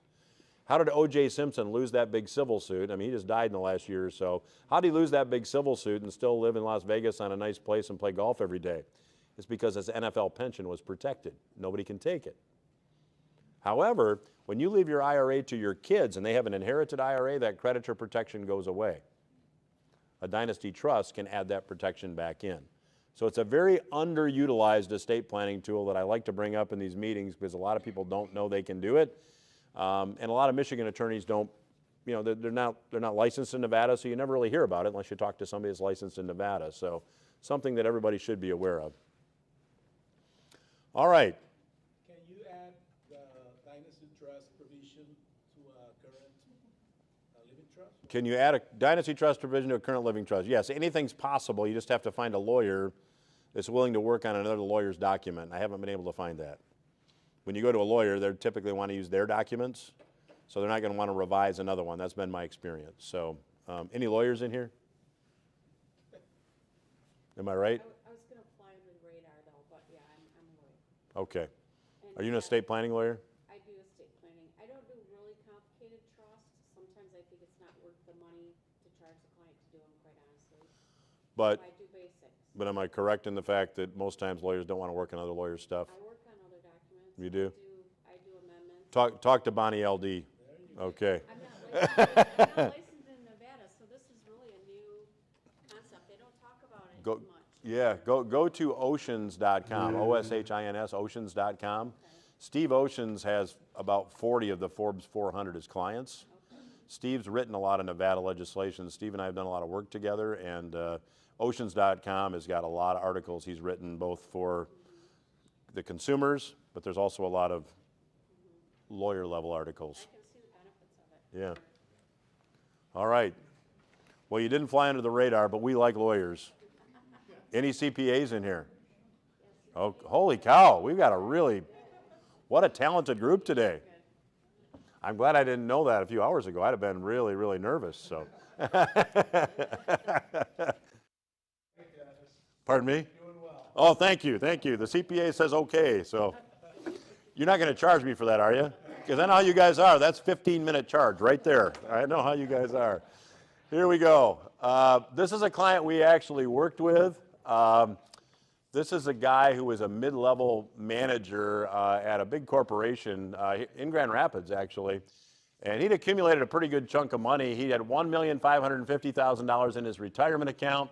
He has $1,330,000 of non-qualified assets, okay? So he decided that with his pension and his Social Security and income from assets that he and his wife would want to have $180,000 a year when they retired in income. I said, okay. Come to find out, he told me after the fact he didn't need that much, but we worked with him back in 2021, and we suggested that, okay, you're going to have to spend this IRA money anyway. You're going to have to take required minimum distributions down here. So let's take income that you need from your investments from your IRA, and here's the level of income we need. And we don't have required minimum distributions exceed income needs based on a 4% growth rate until he gets to age 86. Now we've got the non-qualified pile of money. We're just going to let that grow at 4%. We're going to spend the IRA money. We're going to leave this to the kids because it's more tax efficient. He said, plan on me dying at age 90. He was pretty definitive about it, so we said, okay. So now we've got $3.988 million, call it $4 million of non-qualified assets, $987,000 left in the IRA, and this $987,000, we're going to distribute that equally over 10 years. So the kids are going to take about $133,000 a year in a 25% tax bracket assumption for the kids. The kids over that 10 years are going to net $995,000 plus the non-qualified assets. So the kids are going to walk away with $4.9 million. He's going to have his $180,000 a year for as long as he lives. And the IRS over this time frame, based on what we know about taxes now, the IRS is going to get just under $1.1 million in taxes. So they get their level of income. IRS gets $1.1 million. Kids get $4.9 million. Now here's what we're going to do. We're going to change the approach, and we're going to do Roth conversions, keeping him in the 24% tax bracket until 100% of his IRA is in Roths. We're then going to spend the non-qualified assets and let the Roth grow. So again, we're going to spend the least tax efficient, and we're going to save the most tax efficient. Here, the Roth balance now, when he dies at age 90, is $4.7 million. We've spent the non-qualified assets, so those are now $503,000 based on a 4% growth rate. The kids inherit $4.7 million in a Roth, growing at that same 4%. They're taking $635,000 a year, which they wouldn't have to take it every year. They could wait till the end of 10 years on a Roth. But just to compare apples to apples, we're doing an equal 10-year payout. Now, total net here is $6.349 million from the Roth, $503,000 from the non-qualified. The kids get $6.8 million instead of $4.9 million. The IRS gets $700,000 instead of $1.1 million. So the IRS gets $400,000 less. The kids get $1.9 million more. As I joked earlier, even if you don't like your kids, you probably like them more than the IRS. So this is a really important thing when you start tying this into your estate planning and your income model. This all kind of fits together. And the nice thing about this is that we can probably disinherit the IRS a little bit. And when you do that, that's for the benefit of you or your heirs. In this case, no difference to he and his wife. They had the same 180 grand a year either way. So there's no reason not to do this. All right, everybody with me? How about questions? That was a lot of stuff fast. You guys look so refreshed after that break.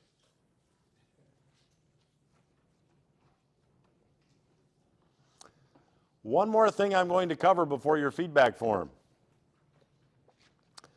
I'm going to give you my own personal bias here again. It's just been from my personal experience. You will maybe find someone that has a different opinion. So this is definitely my opinion. I have had not great experience just just observing with traditional long-term care insurance. Okay, so a lot of people are concerned about protecting assets if they go into a nursing home. Depending on their level of assets, that's more of a concern for some people than others. So traditional long-term care insurance, if you need it today, the chances are pretty good of the odds that you're over age 85. I think it's 85% of the people that are getting long-term care are over the age of 85. That's just when people need it. My own family, I'm seeing that now. You know, my dad at 84 was going all over the place. Now he's 87 and a half, and he's still getting in his truck and going somewhere, but it's usually like 4 miles to get a cup of coffee, and then he comes home and takes a nap, you know, so that's just the way things go. The problem with it is if I bought long-term care insurance in my 60s to maybe use down the road, I bought coverage that might pay me a couple thousand or $2,500 a month, and long-term care now is about $12,000 a month in the state of Michigan, maybe higher in other states. Even if that policy that I purchased had inflation protection on it, usually my inflation protection lets those benefits increase at 3% per year, 5% per year. It doesn't keep up with what the actual inflation rate has been with long-term care. I think that long-term care CPI is double digits over the past 10 years. I expect that number is going to keep getting larger because the baby boomers are going to keep getting older. And usually as we get older, we don't get healthier. That's just the way things tend to go. So the other issue I have seen is that I had some people recently that I have talked to that said, what do I do? I've had this insurance for long-term care for 20 years. My premium just went up 40% or 60%. My benefits aren't going up, but my premium's going up. I won't mention the name of the company, but you know, when you think about insurance, insurance is the pooling of risk. So you've got a bunch of 55 to 65-year-olds buying long-term care, and that risk is spread over a large group of people that are largely healthy. As time goes on, that group gets smaller and that group gets sicker. And as that group gets smaller and sicker and they have more claims, an insurance company experiencing claims can then go to the state insurance commissioner and say, look, I've got all these claims, I need to raise premiums. So a lot of these people are faced with paying 40 or 60% more premium or losing their coverage. So I just haven't been super impressed. It's just really a hard need to meet. There are some trust strategies you can do with lawyers to move assets out of your estate. They don't work very well for qualified plans. For non-qualified assets or real estate, they can work pretty well. There is a 5-year look back involved. There is another program that I just want to draw your attention to that can work really well with a dynasty trust. It's called a linked benefit contract. This is an insurance program. You do have to qualify for it. Not everybody will qualify for it. You don't have to have participated in the Riverbank run to qualify, but you know, if you have internal cancer or recent stroke, you might not qualify, but maintained health conditions are probably okay. This was a 75-year-old woman we actually worked with who qualified. And she had, once she qualified, she paid in an annual deposit or annual premium of $4,873. As soon as she paid that first annual premium in, she immediately had $210,000 in tax-free money that she could use for any medical expense. Long-term care, home health care, adult daycare, medically necessary home improvements.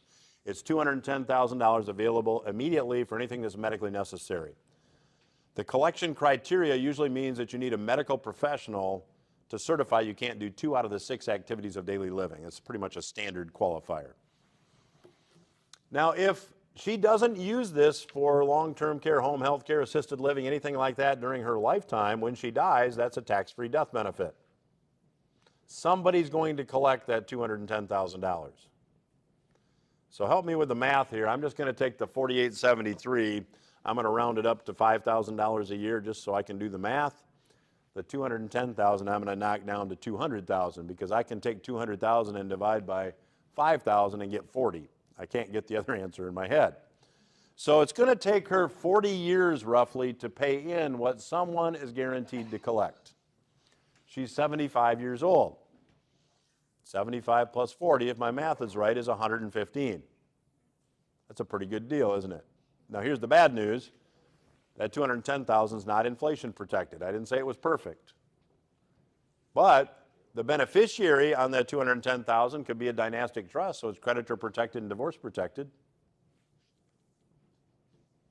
And for a lot of people that are trying to figure out how do I protect myself from long-term care, they can take their required minimum distributions and put it into a linked benefit contract. That can be a really good way to do this as well.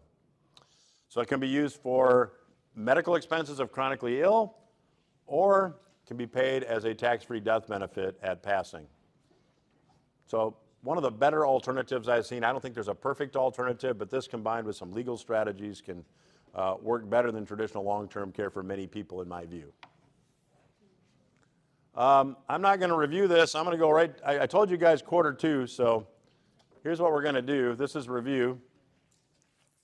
Fritz in a minute is going to, and Stacy in a minute is going to give you guys your feedback forms.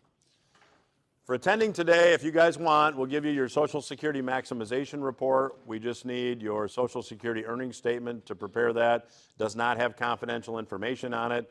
If you're more comfortable, you can give us your full retirement age and your full benefit at your full retirement age for you and your spouse, and we can figure that out. The fee and drawdown analysis report, we talked about.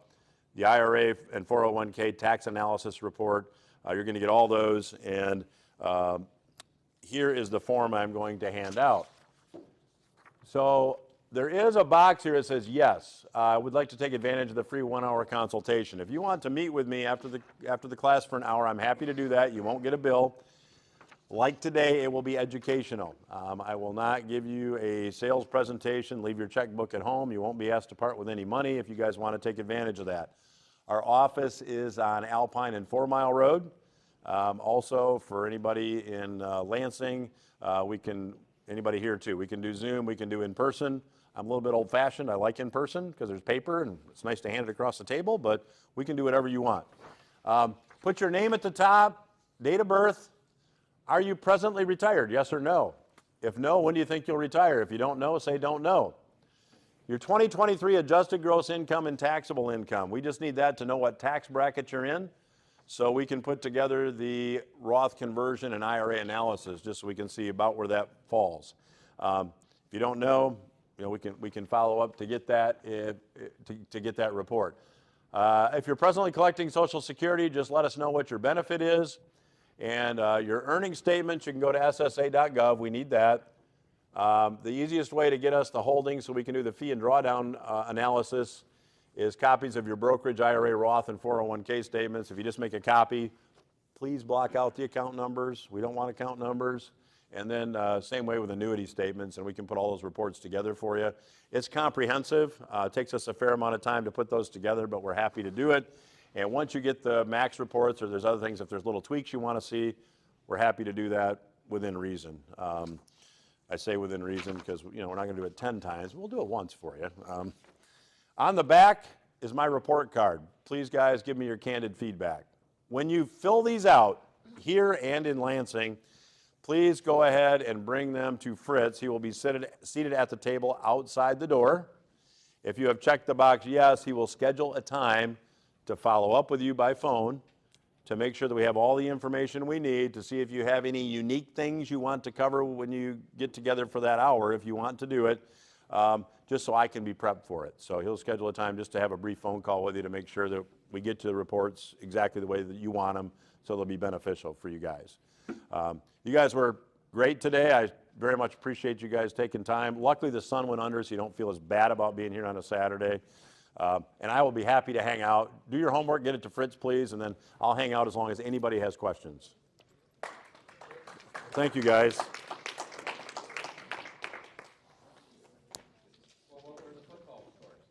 Oh, nobody asked for them, but I'll check them for you.